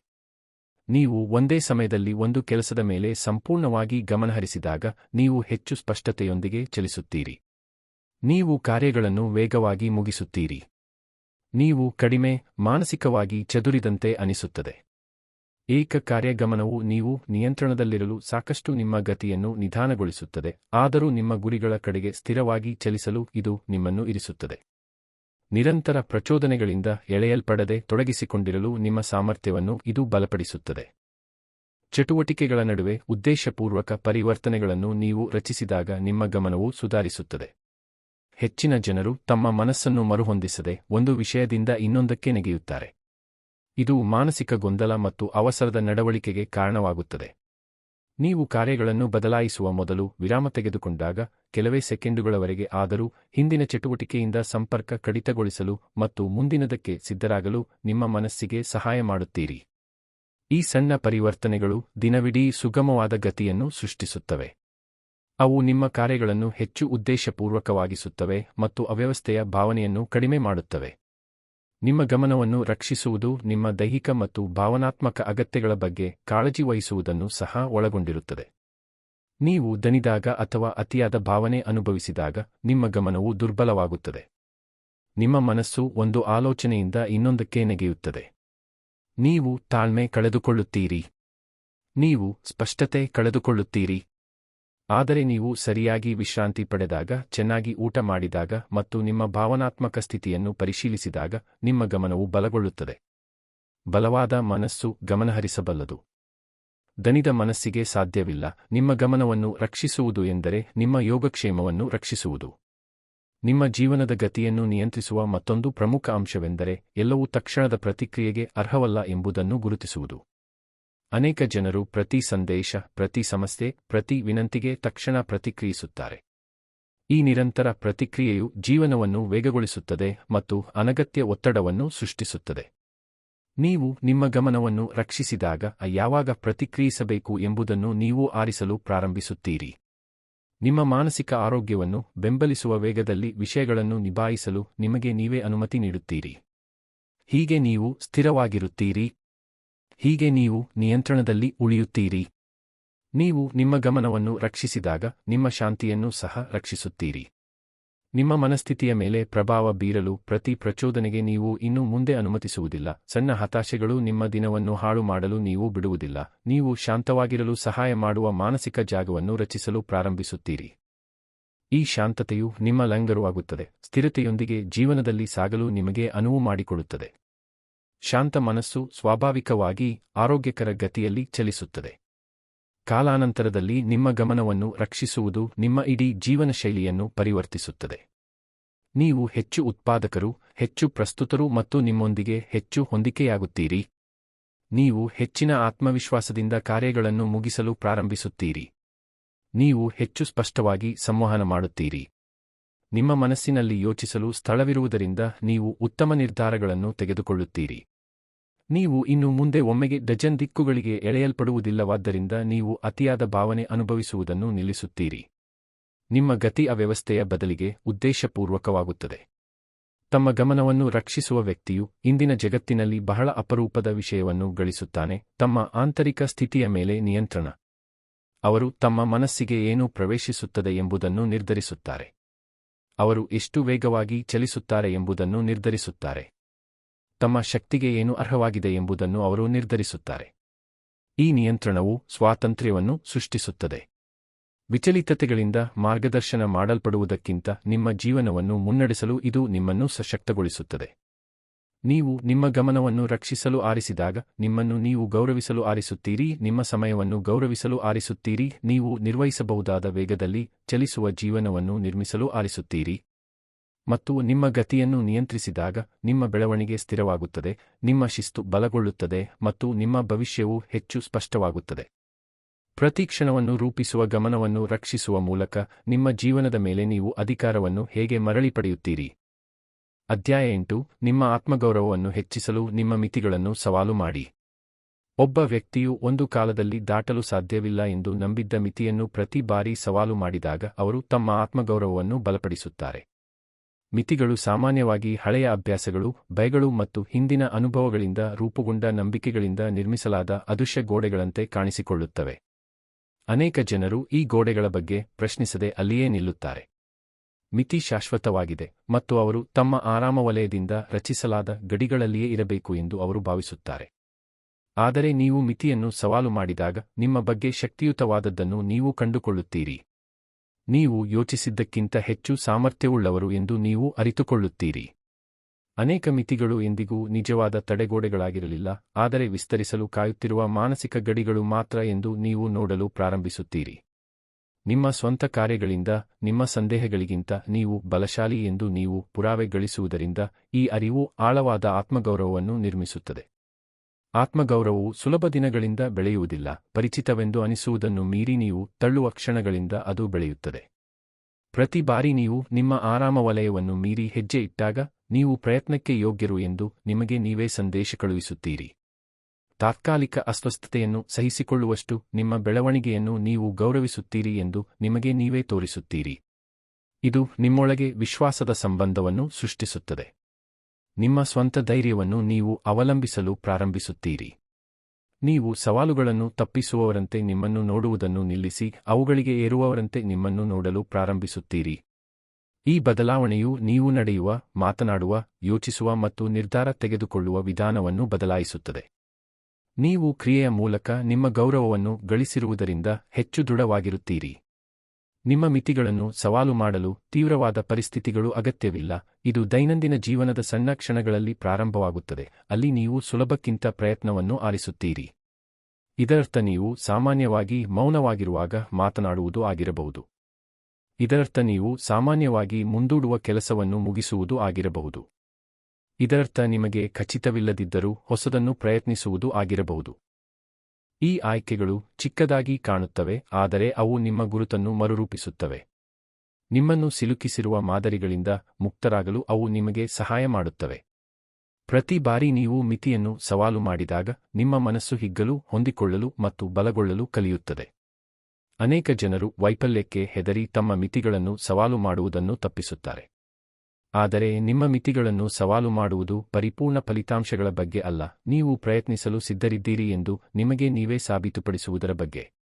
ನೀವು ಪ್ರಯತ್ನ ಮಾಡಿದಾಗ, ನೀವು ಎಡವಿದರೂ, ನೀವು ಬೆಳೆಯುತ್ತೀರಿ, ನೀವು ಕಲಿಯುತ್ತೀರಿ, ನೀವು ಅನುಭವವನ್ನು ಗಳಿಸುತ್ತೀರಿ. ವೈಫಲ್ಯವು ಆತ್ಮಗೌರವವನ್ನು ಹಾಳು ಮಾಡುವುದಿಲ್ಲ, ಪ್ರಯತ್ನವನ್ನು ತಪ್ಪಿಸುವುದರಿಂದ ಹಾಳಾಗುತ್ತದೆ. ದಾರಿ ಅನಾನುಕೂಲವೆಂದು ಅನಿಸಿದಾಗಲೂ ನೀವು ಬೆಳವಣಿಗೆಯನ್ನು ಆರಿಸುವುದನ್ನು ಮುಂದುವರಿಸಿದಾಗ, ಯಾವುದೇ ಬಾಹ್ಯ ಅನುಮೋದನೆಯು ನಿಮಗೆ ನೀಡಲಾಗದ ಆಂತರಿಕ ಆತ್ಮವಿಶ್ವಾಸವನ್ನು ನೀವು ನಿರ್ಮಿಸುತ್ತೀರಿ. ನಿಮ್ಮ ಮಿತಿಗಳನ್ನು ಸವಾಲು ಮಾಡುವುದು ಶಿಸ್ತನ್ನು ಸಹ ಕಲಿಸುತ್ತದೆ. ಪ್ರತಿರೋಧದ ಮೂಲಕ ತಳ್ಳಲು, ಸ್ಥಿರವಾಗಿರಲು ಮತ್ತು ನಿಮ್ಮ ಉದ್ದೇಶಗಳನ್ನು ಪೂರ್ಣಗೊಳಿಸಲು ಇದು ನಿಮಗೆ ಅಗತ್ಯವಿದೆ. ಶಿಸ್ತು ಆತ್ಮಗೌರವದ ಪ್ರಬಲ ಮೂಲಗಳಲ್ಲಿ ಒಂದಾಗಿದೆ, ಏಕೆಂದರೆ ಇದು ನಿಮ್ಮ ಬದ್ಧತೆಗಳನ್ನು ನೀವು ಗೌರವಿಸುತ್ತೀರಿ ಎಂದು ತೋರಿಸುತ್ತದೆ. ನೀವು ಏನು ಮಾಡುತ್ತೇನೆ ಎಂದು ಹೇಳಿದ್ದೀರೋ ಅದನ್ನು ಮಾಡಿದಾಗ ನಿಮ್ಮ ಸ್ವಂತ ಮೌಲ್ಯವನ್ನು ನೀವು ನಂಬಲು ಪ್ರಾರಂಭಿಸುತ್ತೀರಿ. ಈ ವಿಶ್ವಾಸವು ನಿಮ್ಮ ಸ್ವಚಿತ್ರಣದ ಅಡಿಪಾಯವಾಗುತ್ತದೆ. ನೀವು ನಿಮ್ಮನ್ನು ವಿಶ್ವಾಸಾರ್ಹರು, ಸಮರ್ಥರು, ಬಲಶಾಲಿ ಎಂದು ನೋಡಲು ಪ್ರಾರಂಭಿಸುತ್ತೀರಿ. ಈ ಗುರುತಿನ ಬದಲಾವಣೆಯು ನಿಮ್ಮ ಜೀವನದ ಪ್ರತಿಯೊಂದು ಭಾಗದ ಮೇಲೆ ಪ್ರಭಾವ ಬೀರುತ್ತದೆ. ನಿಮ್ಮ ಮೇಲೆ ನೀವು ಲೆಕ್ಕ ಹಾಕಬಹುದು ಎಂದು ನಿಮಗೆ ತಿಳಿದಿರುವುದರಿಂದ ನೀವು ಹೆಚ್ಚು ಖಚಿತತೆಯೊಂದಿಗೆ ಚಲಿಸುತ್ತೀರಿ. ನಿಮ್ಮ ಮಿತಿಗಳು ಸಾಮಾನ್ಯವಾಗಿ ರಕ್ಷಣೆಯ ಭ್ರಮೆಯನ್ನು ಸೃಷ್ಟಿಸುತ್ತವೆ. ನೀವು ಇರುವ ಸ್ಥಳದಲ್ಲಿ ಉಳಿಯುವುದು ಸುರಕ್ಷಿತವೆಂದು ಅವರು ನಿಮಗೆ ನಂಬುವಂತೆ ಮಾಡುತ್ತಾರೆ. ಆದರೆ ಆ ಮಿತಿಗಳಲ್ಲಿ ಉಳಿಯುವುದು ನಿಧಾನವಾಗಿ ನಿಮ್ಮ ಆತ್ಮವಿಶ್ವಾಸವನ್ನು ದುರ್ಬಲಗೊಳಿಸುತ್ತದೆ. ನೀವು ಸವಾಲುಗಳನ್ನು ತಪ್ಪಿಸಿದಾಗ ಅವುಗಳನ್ನು ನಿಭಾಯಿಸಲು ನಿಮಗೆ ಸಾಧ್ಯವಿಲ್ಲ ಎಂದು ನಿಮಗೆ ನೀವೇ ಕಲಿಸುತ್ತೀರಿ. ನೀವು ಶಕ್ತಿಯ ಬದಲಿಗೆ ಭಯವನ್ನು ಬಲಪಡಿಸುತ್ತೀರಿ. ಆದರೆ ನೀವು ಮಿತಿಯನ್ನು ಸವಾಲು ಮಾಡಿದಾಗ ನೀವು ಸ್ಥಿತಿಸ್ಥಾಪಕತ್ವವನ್ನು ಬೆಳೆಸುತ್ತೀರಿ. ನೀವು ಅನಿಶ್ಚಿತತೆಯನ್ನು ಎದುರಿಸಬಹುದು ಮತ್ತು ಇನ್ನೂ ನಿಮ್ಮ ದಾರಿಯನ್ನು ಕಂಡುಕೊಳ್ಳಬಹುದು ಎಂದು ನಿಮಗೆ ನೀವೇ ಸಾಬೀತುಪಡಿಸುತ್ತೀರಿ. ಈ ಸ್ಥಿತಿಸ್ಥಾಪಕತ್ವವು ದೀರ್ಘಕಾಲೀನ ಆತ್ಮಗೌರವವನ್ನು ನಿರ್ಮಿಸುತ್ತದೆ, ಏಕೆಂದರೆ ಅದು ಗಳಿಸಿದ ಅನುಭವದಿಂದ ಬರುತ್ತದೆ, ಕೇವಲ ಹಾರೈಕೆಯಿಂದಲ್ಲ. ನಿಮ್ಮ ಮಿತಿಗಳನ್ನು ಸವಾಲು ಮಾಡುವುದು ಭಾವನಾತ್ಮಕ ಸ್ಥಿರತೆಯನ್ನು ಸಹ ಸುಧಾರಿಸುತ್ತದೆ. ನಿಮಗೆ ಅಸ್ವಸ್ಥತೆಯನ್ನುಂಟು ಮಾಡುವ ಪರಿಸ್ಥಿತಿಗಳನ್ನು ನೀವು ಎದುರಿಸಿದಾಗ ನಿಮ್ಮ ಭಾವನೆಗಳನ್ನು ನಿಯಂತ್ರಿಸಲು ನೀವು ಕಲಿಯುತ್ತೀರಿ. ಒತ್ತಡದಲ್ಲಿ ಶಾಂತವಾಗಿರಲು ನೀವು ಕಲಿಯುತ್ತೀರಿ. ನಿಮಗೆ ಆತಂಕವೆನಿಸಿದಾಗಲೂ ಸ್ಪಷ್ಟವಾಗಿ ಯೋಚಿಸಲು ನೀವು ಕಲಿಯುತ್ತೀರಿ. ಈ ಭಾವನಾತ್ಮಕ ನಿಯಂತ್ರಣವು ನಿಮ್ಮ ಶಕ್ತಿಯ ಭಾಗವಾಗುತ್ತದೆ. ಅತಿಯಾದ ಭಾವನೆ ಅನುಭವಿಸದೆ ಕಷ್ಟದ ಕ್ಷಣಗಳ ಮೂಲಕ ಚಲಿಸಲು ಇದು ನಿಮಗೆ ಅನುವು ಮಾಡಿಕೊಡುತ್ತದೆ. ಕಾಲಾನಂತರದಲ್ಲಿ ಒತ್ತಡವನ್ನು ಪರಿಣಾಮಕಾರಿಯಾಗಿ ನಿರ್ವಹಿಸಬಹುದು ಎಂದು ನಿಮಗೆ ತಿಳಿದಿರುವುದರಿಂದ ನೀವು ನಿಮ್ಮನ್ನು ವಿಭಿನ್ನವಾಗಿ ನಡೆಸಿಕೊಳ್ಳುತ್ತೀರಿ. ಈ ಭಾವನಾತ್ಮಕ ಪ್ರಬುದ್ಧತೆಯು ನಿಮ್ಮ ಆತ್ಮಗೌರವದ ಶಕ್ತಿಯುತ ಭಾಗವಾಗುತ್ತದೆ. ನಿಮ್ಮ ಮಿತಿಗಳನ್ನು ತಳ್ಳುವುದರಿಂದ ಸಿಗುವ ಮತ್ತೊಂದು ಅಮೂಲ್ಯ ಪ್ರಯೋಜನವೆಂದರೆ ಅದು ನಿಮಗೆ ನೀಡುವ ಮಾಲೀಕತ್ವದ ಪ್ರಜ್ಞೆ. ಬದಲಾವಣೆಯು ತನ್ನಿಂತಾನೆ ಬರುವವರೆಗೆ ಕಾಯುವುದಕ್ಕಿಂತ ನಿಮ್ಮ ಬೆಳವಣಿಗೆಯ ಜವಾಬ್ದಾರಿಯನ್ನು ನೀವು ತೆಗೆದುಕೊಳ್ಳಲು ಪ್ರಾರಂಭಿಸುತ್ತೀರಿ. ನಿಮ್ಮ ಪ್ರಗತಿಯ ಕೊರತೆಗೆ ಸಂದರ್ಭಗಳನ್ನು ದೂಷಿಸುವುದನ್ನು ನೀವು ನಿಲ್ಲಿಸುತ್ತೀರಿ. ನಿಮ್ಮನ್ನು ಪ್ರೇರೇಪಿಸಲು ಇತರರನ್ನು ನಿರೀಕ್ಷಿಸುವುದನ್ನು ನೀವು ನಿಲ್ಲಿಸುತ್ತೀರಿ. ನಿಮ್ಮ ಗತಿಯನ್ನು ನಿರ್ದೇಶಿಸಲು ನೆಪಗಳಿಗೆ ನೀವು ಅವಕಾಶ ನೀಡುವುದನ್ನು ನಿಲ್ಲಿಸುತ್ತೀರಿ. ನೀವು ಉದ್ದೇಶಪೂರ್ವಕವಾಗಿ ನಿಮ್ಮನ್ನು ಸವಾಲು ಮಾಡಿದಾಗ ನಿಮ್ಮ ಜೀವನದ ದಿಕ್ಕಿನ ಮೇಲೆ ನಿಯಂತ್ರಣವನ್ನು ಮರಳಿ ಪಡೆಯುತ್ತೀರಿ. ನಿಮ್ಮನ್ನು ನೀವೇ ಸುಧಾರಿಸಿಕೊಂಡಾಗ ನಿಮ್ಮ ಜೀವನ ಸುಧಾರಿಸುತ್ತದೆ ಎಂದು ನೀವು ಅರಿತುಕೊಳ್ಳುವುದರಿಂದ ಈ ಮಾಲೀಕತ್ವವು ನಿಮ್ಮ ಆತ್ಮಗೌರವವನ್ನು ಹೆಚ್ಚಿಸುತ್ತದೆ. ನಿಮ್ಮ ಮಿತಿಗಳನ್ನು ಸವಾಲು ಮಾಡಲು ನಿಮ್ಮ ಮಾದರಿಗಳ ಅರಿವು ಬೇಕು. ನೀವು ಎಲ್ಲಿ ಹಿಡಿದಿಟ್ಟುಕೊಳ್ಳುತ್ತೀರಿ ಎಂಬುದರ ಬಗ್ಗೆ ನೀವು ಗಮನಹರಿಸಬೇಕು. ನೀವು ಹಿಂಜರಿಯುವ, ವಿರೋಧಿಸುವ ಅಥವಾ ಕ್ರಿಯೆಯನ್ನು ತಪ್ಪಿಸುವ ಕ್ಷಣಗಳನ್ನು ನೀವು ಗಮನಿಸಬೇಕು. ಈ ಕ್ಷಣಗಳು ನೀವು ತಳ್ಳಬೇಕಾದ ಮಿತಿಗಳನ್ನು ಬಹಿರಂಗಪಡಿಸುತ್ತವೆ. ನೀವು ಈ ಮಾದರಿಗಳನ್ನು ಗಮನಿಸಿದಾಗ ನೀವು ಅವುಗಳಿಗೆ ಅಡ್ಡಿಪಡಿಸಬಹುದು. ನೀವು ವಿಭಿನ್ನವಾಗಿ ಕಾರ್ಯನಿರ್ವಹಿಸಲು ಆಯ್ಕೆ ಮಾಡಬಹುದು. ನಿಮಗೆ ಅಪರಿಚಿತವೆಂದು ಅನಿಸುವ ಆದರೆ ಅಗತ್ಯವಾದ ಒಂದು ಹೆಜ್ಜೆ ಇಡಬಹುದು. ಕಾಲಾನಂತರದಲ್ಲಿ ಈ ಅಭ್ಯಾಸವು ಅಭ್ಯಾಸವಾಗುತ್ತದೆ ಮತ್ತು ನಿಮ್ಮನ್ನು ಸವಾಲು ಮಾಡುವ ನಿಮ್ಮ ಸಾಮರ್ಥ್ಯವು ಸ್ವಾಭಾವಿಕವಾಗಿ ಬೆಳೆಯುತ್ತದೆ. ನಿಮ್ಮ ಪರಿಸರವೂ ಸಹ ನಿಮ್ಮ ಮಿತಿಯನ್ನು ವಿಸ್ತರಿಸುವಲ್ಲಿ ಪಾತ್ರ ವಹಿಸುತ್ತದೆ. ತಮ್ಮನ್ನು ಸವಾಲು ಮಾಡುವ ಜನರ ಸುತ್ತ ಇರುವುದು ನಿಮಗೂ ಹಾಗೆ ಮಾಡಲು ಪ್ರೋತ್ಸಾಹಿಸುತ್ತದೆ. ಪ್ರಯತ್ನವನ್ನು ಬೇಡುವ ಸುತ್ತಮುತ್ತಲಿನ ಪ್ರದೇಶಗಳು ನಿಮ್ಮ ಮನಸ್ಥಿತಿಯನ್ನು ಬಲಪಡಿಸುತ್ತವೆ. ಆದರೆ ಸ್ವಯಂ ತೃಪ್ತಿಯನ್ನು ಬೆಂಬಲಿಸುವ ಸುತ್ತಮುತ್ತಲಿನ ಪ್ರದೇಶಗಳು ನಿಮ್ಮನ್ನು ಸ್ಥಿರವಾಗಿ ಇರಿಸುತ್ತವೆ. ನಿಮ್ಮ ಬೆಳವಣಿಗೆಗೆ ನಿಮ್ಮನ್ನು ತಳ್ಳುವ ಪರಿಸರವನ್ನು ನೀವು ಆರಿಸಿದಾಗ ನಿಮ್ಮ ಬಗ್ಗೆ ಹೊಸ ಸಾಧ್ಯತೆಗಳನ್ನು ನೀವು ನೋಡಲು ಪ್ರಾರಂಭಿಸುತ್ತೀರಿ. ನಿಮ್ಮ ಸುತ್ತಲೂ ಬೆಳವಣಿಗೆಯನ್ನು ನೀವು ನೋಡುತ್ತಿರುವುದರಿಂದ ಹೆಚ್ಚಿನ ಸಾಮರ್ಥ್ಯವನ್ನು ನೀವು ನಂಬಲು ಪ್ರಾರಂಭಿಸುತ್ತೀರಿ. ಇದು ಹೆಚ್ಚಿನ ಅಪಾಯಗಳನ್ನು ತೆಗೆದುಕೊಳ್ಳಲು, ಹೊಸ ವಿಧಾನಗಳನ್ನು ಪ್ರಯತ್ನಿಸಲು ಮತ್ತು ಆತ್ಮವಿಶ್ವಾಸದಿಂದ ಅಸ್ವಸ್ಥತೆಯ ಮೂಲಕ ತಳ್ಳಲು ನಿಮ್ಮನ್ನು ಪ್ರೋತ್ಸಾಹಿಸುತ್ತದೆ. ನಿಮ್ಮ ಮಿತಿಗಳನ್ನು ಸವಾಲು ಮಾಡಲು ತಾಳ್ಮೆ ಸಹ ಅಗತ್ಯವಿದೆ. ಬೆಳವಣಿಗೆಯು ಹಠಾತ್ ರೂಪಾಂತರದಿಂದಲ್ಲ, ಪುನರಾವರ್ತನೆಯಿಂದ ಬರುತ್ತದೆ. ನೀವು ನಿಮ್ಮನ್ನು ನಿಧಾನವಾಗಿ, ಸ್ಥಿರವಾಗಿ ಮತ್ತು ಉದ್ದೇಶಪೂರ್ವಕವಾಗಿ ತಳ್ಳಲು ಸಿದ್ಧರಿರಬೇಕು. ಕೆಲವು ದಿನಗಳು ನೀವು ವೇಗವಾಗಿ ಮುಂದುವರಿಯುತ್ತೀರಿ. ಇತರ ದಿನಗಳು ನಿಧಾನವಾಗಿ ಚಲಿಸುತ್ತೀರಿ, ಆದರೆ ಪ್ರತಿ ಹೆಜ್ಜೆಯೂ ಮುಖ್ಯವಾಗುತ್ತದೆ. ಪ್ರತಿ ಹೆಜ್ಜೆಯೂ ಬೆಳೆಯುವ ನಿಮ್ಮ ಸಾಮರ್ಥ್ಯದಲ್ಲಿ ನಿಮ್ಮ ನಂಬಿಕೆಯನ್ನು ಬಲಪಡಿಸುತ್ತದೆ. ನಿಮ್ಮ ಸ್ವಂತ ಪ್ರಯತ್ನದ ಮೂಲಕ ಪ್ರಗತಿಯಾಗುವುದನ್ನು ನೀವು ನೋಡುವುದರಿಂದ ಈ ನಂಬಿಕೆಯು ನಿಮ್ಮ ಆತ್ಮಗೌರವವನ್ನು ಹೆಚ್ಚಿಸುತ್ತದೆ. ನಿಮ್ಮ ಮಿತಿಗಳನ್ನು ಸವಾಲು ಮಾಡುವ ಮತ್ತೊಂದು ಪ್ರಮುಖ ಭಾಗವೆಂದರೆ ಭಯವು ತರ್ಕವೆಂದು ವೇಷ ಮರೆಸಿಕೊಂಡಾಗ ಗುರುತಿಸುವುದು. ಅನೇಕ ಜನರು ತಾವು ಸಿದ್ಧರಿಲ್ಲ ಅಥವಾ ಸಮರ್ಥರಲ್ಲ ಎಂದು ತಮ್ಮನ್ನು ತಾವು ಮನವರಿಕೆ ಮಾಡಿಕೊಳ್ಳುವ ಮೂಲಕ ಬೆಳವಣಿಗೆಯಿಂದ ಹೊರಬರುತ್ತಾರೆ. ಆದರೆ ಸಿದ್ಧತೆಯನ್ನು ಕ್ರಿಯೆಯ ಮೂಲಕ ನಿರ್ಮಿಸಲಾಗುತ್ತದೆ. ಸಾಮರ್ಥ್ಯವು ಪ್ರಯತ್ನದ ಮೂಲಕ ಬೆಳೆಯುತ್ತದೆ. ಭಯವು ಸೃಷ್ಟಿಸುವ ನೆಪಗಳನ್ನು ನೀವು ಮೀರಿ ತಳ್ಳಿದಾಗ ವರ್ಷಗಳ ಕಾಲ ನಿಮ್ಮನ್ನು ಹಿಡಿದಿಟ್ಟುಕೊಂಡ ಮಾನಸಿಕ ತಡೆಗಳನ್ನು ನೀವು ಭೇದಿಸುತ್ತೀರಿ. ಈ ಮಹತ್ತರ ಪ್ರಗತಿಯು ನಿಮ್ಮ ಪ್ರಯಾಣದಲ್ಲಿ ನಿರ್ಣಾಯಕ ಕ್ಷಣವಾಗುತ್ತದೆ. ಅದು ನಿಮ್ಮನ್ನು ನೋಡುವ ಮತ್ತು ನಿಮ್ಮ ಭವಿಷ್ಯದಿಂದ ನೀವು ಏನನ್ನು ನಿರೀಕ್ಷಿಸುತ್ತೀರಿ ಎಂಬುದನ್ನು ಬದಲಾಯಿಸುತ್ತದೆ. ನೀವು ನಿಮ್ಮ ಮಿತಿಗಳನ್ನು ಸವಾಲು ಮಾಡುವುದನ್ನು ಮುಂದುವರಿಸಿದಂತೆ ನೀವು ಹೆಚ್ಚು ಉದ್ದೇಶದ ಪ್ರಜ್ಞೆಯೊಂದಿಗೆ ಬದುಕಲು ಪ್ರಾರಂಭಿಸುತ್ತೀರಿ. ನೀವು ಇನ್ನು ಮುಂದೆ ಗುರಿಯಿಲ್ಲದೆ ಜೀವನದಲ್ಲಿ ಚಲಿಸುವುದಿಲ್ಲ, ಶಕ್ತಿ ಮತ್ತು ಸಮರ್ಪಣೆಯನ್ನು ಬೇಡುವ ಗುರಿಗಳನ್ನು ನೀವು ರಚಿಸುತ್ತೀರಿ. ನಿಮ್ಮ ಬಗ್ಗೆ ನೀವು ಹೊಂದಿರುವ ಗೌರವವನ್ನು ಪ್ರತಿಬಿಂಬಿಸುವ ಮಾನದಂಡಗಳನ್ನು ನೀವು ಹೊಂದಿಸುತ್ತೀರಿ. ಇತರರನ್ನು ಮೆಚ್ಚಿಸಲು ಅಲ್ಲ, ನಿಮ್ಮ ಸ್ವಂತ ಸಾಮರ್ಥ್ಯವನ್ನು ಗೌರವಿಸಲು ನೀವು ನಿಮ್ಮನ್ನು ತಳ್ಳುತ್ತೀರಿ. ಇದು ನಿಮ್ಮ ಬೆಳವಣಿಗೆಯನ್ನು ಅರ್ಥಪೂರ್ಣವಾಗಿಸುತ್ತದೆ. ಇದು ನಿಮ್ಮ ಪ್ರಗತಿಯನ್ನು ವೈಯಕ್ತಿಕವಾಗಿಸುತ್ತದೆ. ಕಾಲಾನಂತರದಲ್ಲಿ ತಮ್ಮ ಮಿತಿಗಳನ್ನು ಸವಾಲು ಮಾಡುವ ವ್ಯಕ್ತಿಯು ಜೀವನವನ್ನು ನಿಭಾಯಿಸುವ ತಮ್ಮ ಸಾಮರ್ಥ್ಯವನ್ನು ನಂಬುವವರಾಗುತ್ತಾರೆ. ಅವರು ತಮ್ಮ ನಿರ್ಧಾರಗಳಲ್ಲಿ ದೃಢವಾಗಿ ನಿಲ್ಲುವವರಾಗುತ್ತಾರೆ. ಅವರು ಆತ್ಮವಿಶ್ವಾಸದಿಂದ ಚಲಿಸುವವರಾಗುತ್ತಾರೆ. ಅವರು ತಮ್ಮ ಸ್ವಂತ ಶಕ್ತಿಯನ್ನು ಗೌರವಿಸುವವರಾಗುತ್ತಾರೆ, ಏಕೆಂದರೆ ಅವರು ಅದನ್ನು ಕ್ರಿಯೆ, ಪ್ರಯತ್ನ ಮತ್ತು ಧೈರ್ಯದಿಂದ ಗಳಿಸಿದ್ದಾರೆ. ಈ ರೀತಿಯ ಆತ್ಮಗೌರವವನ್ನು ಖರೀದಿಸಲು, ಎರವಲು ಪಡೆಯಲು ಅಥವಾ ಉಡುಗೊರೆಯಾಗಿ ನೀಡಲು ಸಾಧ್ಯವಿಲ್ಲ. ಇದು ನಿಮ್ಮನ್ನು ನಿಮ್ಮ ಬಲಶಾಲಿ ಆವೃತ್ತಿಯಾಗಿ ರೂಪಿಸುವ ವೈಯಕ್ತಿಕ ಸವಾಲುಗಳ ಮೂಲಕ ನಿರ್ಮಿಸಲ್ಪಟ್ಟಿದೆ. ನಿಮ್ಮ ಮಿತಿಗಳನ್ನು ಸವಾಲು ಮಾಡುವುದು ಸ್ವಯಂ ನಾಯಕತ್ವದ ಕ್ರಿಯೆ. ಹೀಗೆ ನೀವು ನಿಮ್ಮ ಮನಸ್ಸನ್ನು ವಿಸ್ತರಿಸುತ್ತೀರಿ, ನಿಮ್ಮ ಆತ್ಮವಿಶ್ವಾಸವನ್ನು ಬಲಪಡಿಸುತ್ತೀರಿ ಮತ್ತು ನಿಮ್ಮ ಸಾಮರ್ಥ್ಯವನ್ನು ನಿಮಗೆ ನೀವೇ ಸಾಬೀತುಪಡಿಸುತ್ತೀರಿ. ನೀವು ಒಮ್ಮೆ ಒಪ್ಪಿಕೊಂಡ ಗಡಿಗಳನ್ನು ಮೀರಿ ಏರಿದಾಗ ನಿಮ್ಮ ನಿಜವಾದ ಸಾಮರ್ಥ್ಯವನ್ನು ಪ್ರತಿಬಿಂಬಿಸುವ ಜೀವನವನ್ನು ನೀವು ರಚಿಸುತ್ತೀರಿ. ನೀವು ಬೆಳೆಯಲು ಆಯ್ಕೆ ಮಾಡುವುದರಿಂದ ನೀವು ಬೆಳೆಯುತ್ತೀರಿ. ನೀವು ಆ ಗೌರವವನ್ನು ಗಳಿಸಿರುವುದರಿಂದ ನಿಮ್ಮನ್ನು ನೀವು ಗೌರವಿಸುತ್ತೀರಿ. ಒಂದು ಸವಾಲಿನ ಸಮಯದಲ್ಲಿ. ಅಧ್ಯಾಯ 9. ಪ್ರತಿದಿನ ದೃಢವಾಗಿರಲು ನಿಮ್ಮ ಭಾವನೆಗಳನ್ನು ಮುನ್ನಡೆಸಿ. ನಿಮ್ಮ ಭಾವನೆಗಳು ಹೆಚ್ಚಿನ ಜನರು ಅರಿತುಕೊಳ್ಳುವುದಕ್ಕಿಂತ ನಿಮ್ಮ ದಿನಗಳ ಗುಣಮಟ್ಟದ ಮೇಲೆ ಹೆಚ್ಚು ಪ್ರಭಾವ ಬೀರುತ್ತವೆ. ನೀವು ಹೇಗೆ ಭಾವಿಸುತ್ತೀರಿ ಎಂಬುದು ನೀವು ಹೇಗೆ ಯೋಚಿಸುತ್ತೀರಿ, ಪ್ರತಿಕ್ರಿಯಿಸುತ್ತೀರಿ, ಕೆಲಸ ಮಾಡುತ್ತೀರಿ ಮತ್ತು ಇತರರೊಂದಿಗೆ ಸಂಪರ್ಕ ಸಾಧಿಸುತ್ತೀರಿ ಎಂಬುದನ್ನು ರೂಪಿಸುತ್ತದೆ.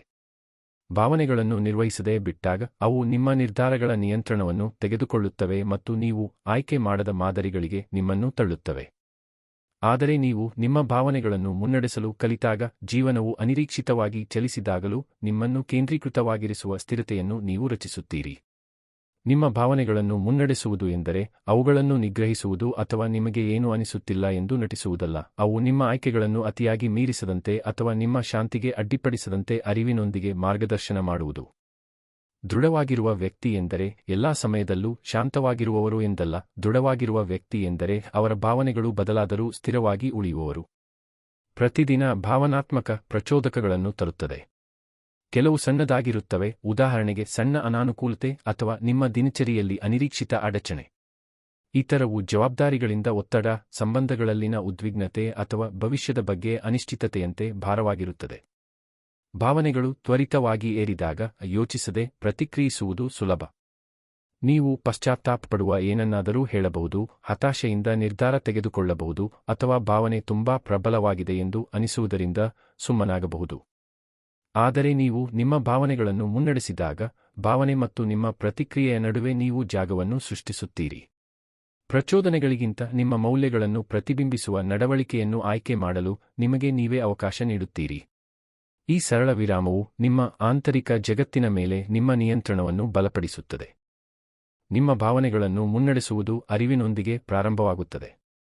ನೀವು ಒಪ್ಪಿಕೊಳ್ಳಲು ನಿರಾಕರಿಸುವುದಕ್ಕೆ ಮಾರ್ಗದರ್ಶನ ನೀಡಲು ನಿಮಗೆ ಸಾಧ್ಯವಿಲ್ಲ. ಅನೇಕ ಜನರು ತಮ್ಮ ಭಾವನೆಗಳು ಅತಿಯಾಗುವವರೆಗೆ ಅವುಗಳನ್ನು ನಿರ್ಲಕ್ಷಿಸುತ್ತಾರೆ.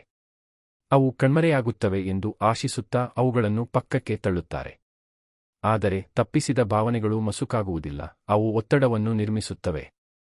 ನೀವು ನಿಮಗೆ ಹೇಗೆ ಅನಿಸುತ್ತಿದೆ ಎಂಬುದನ್ನು ಗಮನಿಸಲು ಒಂದು ಕ್ಷಣ ತೆಗೆದುಕೊಂಡಾಗ ಭಾವನೆ ಬಲಗೊಳ್ಳುವ ಮೊದಲು ನೀವು ಸ್ಪಷ್ಟತೆಯನ್ನು ಗಳಿಸುತ್ತೀರಿ. ನೀವು ಉದ್ವಿಗ್ನತೆ, ಆತಂಕ, ಕಿರಿಕಿರಿ, ದಣಿವು ಅಥವಾ ಉತ್ಸಾಹವನ್ನು ಅನುಭವಿಸಬಹುದು. ನಿಮಗೆ ಅನಿಸುವುದನ್ನು ಹೆಸರಿಸುವುದು ನಿಮ್ಮ ಮನಸ್ಸಿನ ಸ್ಥಿತಿಯನ್ನು ಅರ್ಥಮಾಡಿಕೊಳ್ಳಲು ಸಹಾಯ ಮಾಡುತ್ತದೆ ಮತ್ತು ಅದನ್ನು ಮುನ್ನಡೆಸಲು ಶಕ್ತಿಯನ್ನು ನೀಡುತ್ತದೆ.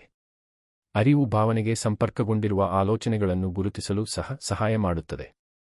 ಅನೇಕ ಭಾವನಾತ್ಮಕ ಪ್ರತಿಕ್ರಿಯೆಗಳು ನೀವು ನಿಮಗೆ ಹೇಳುವ ಕಥೆಗಳಿಂದ ಬರುತ್ತವೆ. ನೀವು ಕೆಟ್ಟದ್ದನ್ನು ಊಹಿಸಿದರೆ ನಿಮ್ಮ ಭಾವನೆಗಳು ಆ ನಂಬಿಕೆಯನ್ನು ಪ್ರತಿಬಿಂಬಿಸುತ್ತವೆ. ನಿಮಗೆ ಏನನ್ನಾದರೂ ನಿಭಾಯಿಸಲು ಸಾಧ್ಯವಿಲ್ಲ ಎಂದು ನೀವು ಊಹಿಸಿದರೆ ನಿಮ್ಮ ಭಾವನೆಗಳು ಆ ನಿರೂಪಣೆಯನ್ನು ಅನುಸರಿಸುತ್ತವೆ.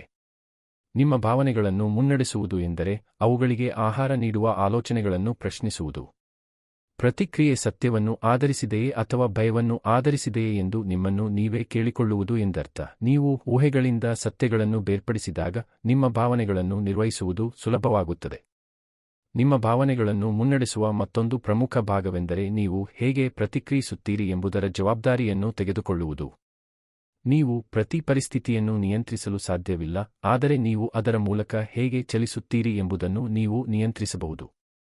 ನೀವು ಜವಾಬ್ದಾರಿ ತೆಗೆದುಕೊಂಡಾಗ ನಿಮ್ಮ ಭಾವನಾತ್ಮಕ ಸ್ಥಿತಿಗಾಗಿ ಜನರು ಅಥವಾ ಸಂದರ್ಭಗಳನ್ನು ದೂಷಿಸುವುದನ್ನು ನಿಲ್ಲಿಸುತ್ತೀರಿ.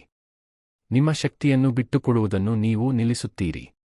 ನಿಮ್ಮ ಪ್ರತಿಕ್ರಿಯೆಯು ನಿಮಗೆ ಸೇರಿದ್ದು ಮತ್ತು ಮಾರ್ಗದರ್ಶನ ಮಾಡುವ ಸಾಮರ್ಥ್ಯ ನಿಮಗೆ ಇದೆ ಎಂದು ನೀವು ಅರ್ಥಮಾಡಿಕೊಳ್ಳಲು ಪ್ರಾರಂಭಿಸುತ್ತೀರಿ. ಈ ಮನಸ್ಥಿತಿ ಸಶಕ್ತೀಕರಣ ನೀಡುತ್ತದೆ, ಏಕೆಂದರೆ ಪ್ರಪಂಚವು ಅವ್ಯವಸ್ಥಿತವೆಂದು ಅನಿಸಿದಾಗಲೂ ನೆಲೆಯೂರಿರಲು ಇದು ನಿಮಗೆ ಅನುವು ಮಾಡಿಕೊಡುತ್ತದೆ. ನಿಮ್ಮ ಭಾವನೆಗಳನ್ನು ಮುನ್ನಡೆಸಲು ಉಸಿರಾಟ ಅತ್ಯಂತ ಸರಳ ಮತ್ತು ಪರಿಣಾಮಕಾರಿ ಮಾರ್ಗಗಳಲ್ಲಿ ಒಂದಾಗಿದೆ. ಭಾವನೆಗಳು ಏರಿದಾಗ ನಿಮ್ಮ ಮನಸ್ಸು ಹೆಚ್ಚಾಗಿ ವೇಗಗೊಳ್ಳುತ್ತದೆ. ನಿಮ್ಮ ದೇಹ ಉದ್ವಿಗ್ನವಾಗುತ್ತದೆ. ನಿಮ್ಮ ಆಲೋಚನೆಗಳು ಚದುರಿಹೋಗುತ್ತವೆ. ನಿಧಾನವಾದ, ಉದ್ದೇಶಪೂರ್ವಕ ಉಸಿರಾಟವು ಈ ಚಕ್ರಕ್ಕೆ ಅಡ್ಡಿಪಡಿಸುತ್ತದೆ. ಇದು ನಿಮ್ಮ ನರಮಂಡಲವನ್ನು ಶಾಂತಗೊಳಿಸುತ್ತದೆ ಮತ್ತು ನಿಮ್ಮ ಮನಸ್ಸಿಗೆ ನೆಲೆಗೊಳ್ಳಲು ಒಂದು ಕ್ಷಣ ನೀಡುತ್ತದೆ. ಈ ವಿರಾಮದ ಕ್ಷಣವು ಸ್ಪಷ್ಟವಾಗಿ ಯೋಚಿಸಲು ನಿಮಗೆ ಅನುವು ಮಾಡಿಕೊಡುತ್ತದೆ. ಪ್ರಚೋದನೆಯಿಂದ ಪ್ರತಿಕ್ರಿಯಿಸುವ ಬದಲು ಪ್ರತಿಕ್ರಿಯೆಯನ್ನು ಆಯ್ಕೆ ಮಾಡಲು ಇದು ನಿಮಗೆ ಸಹಾಯ ಮಾಡುತ್ತದೆ.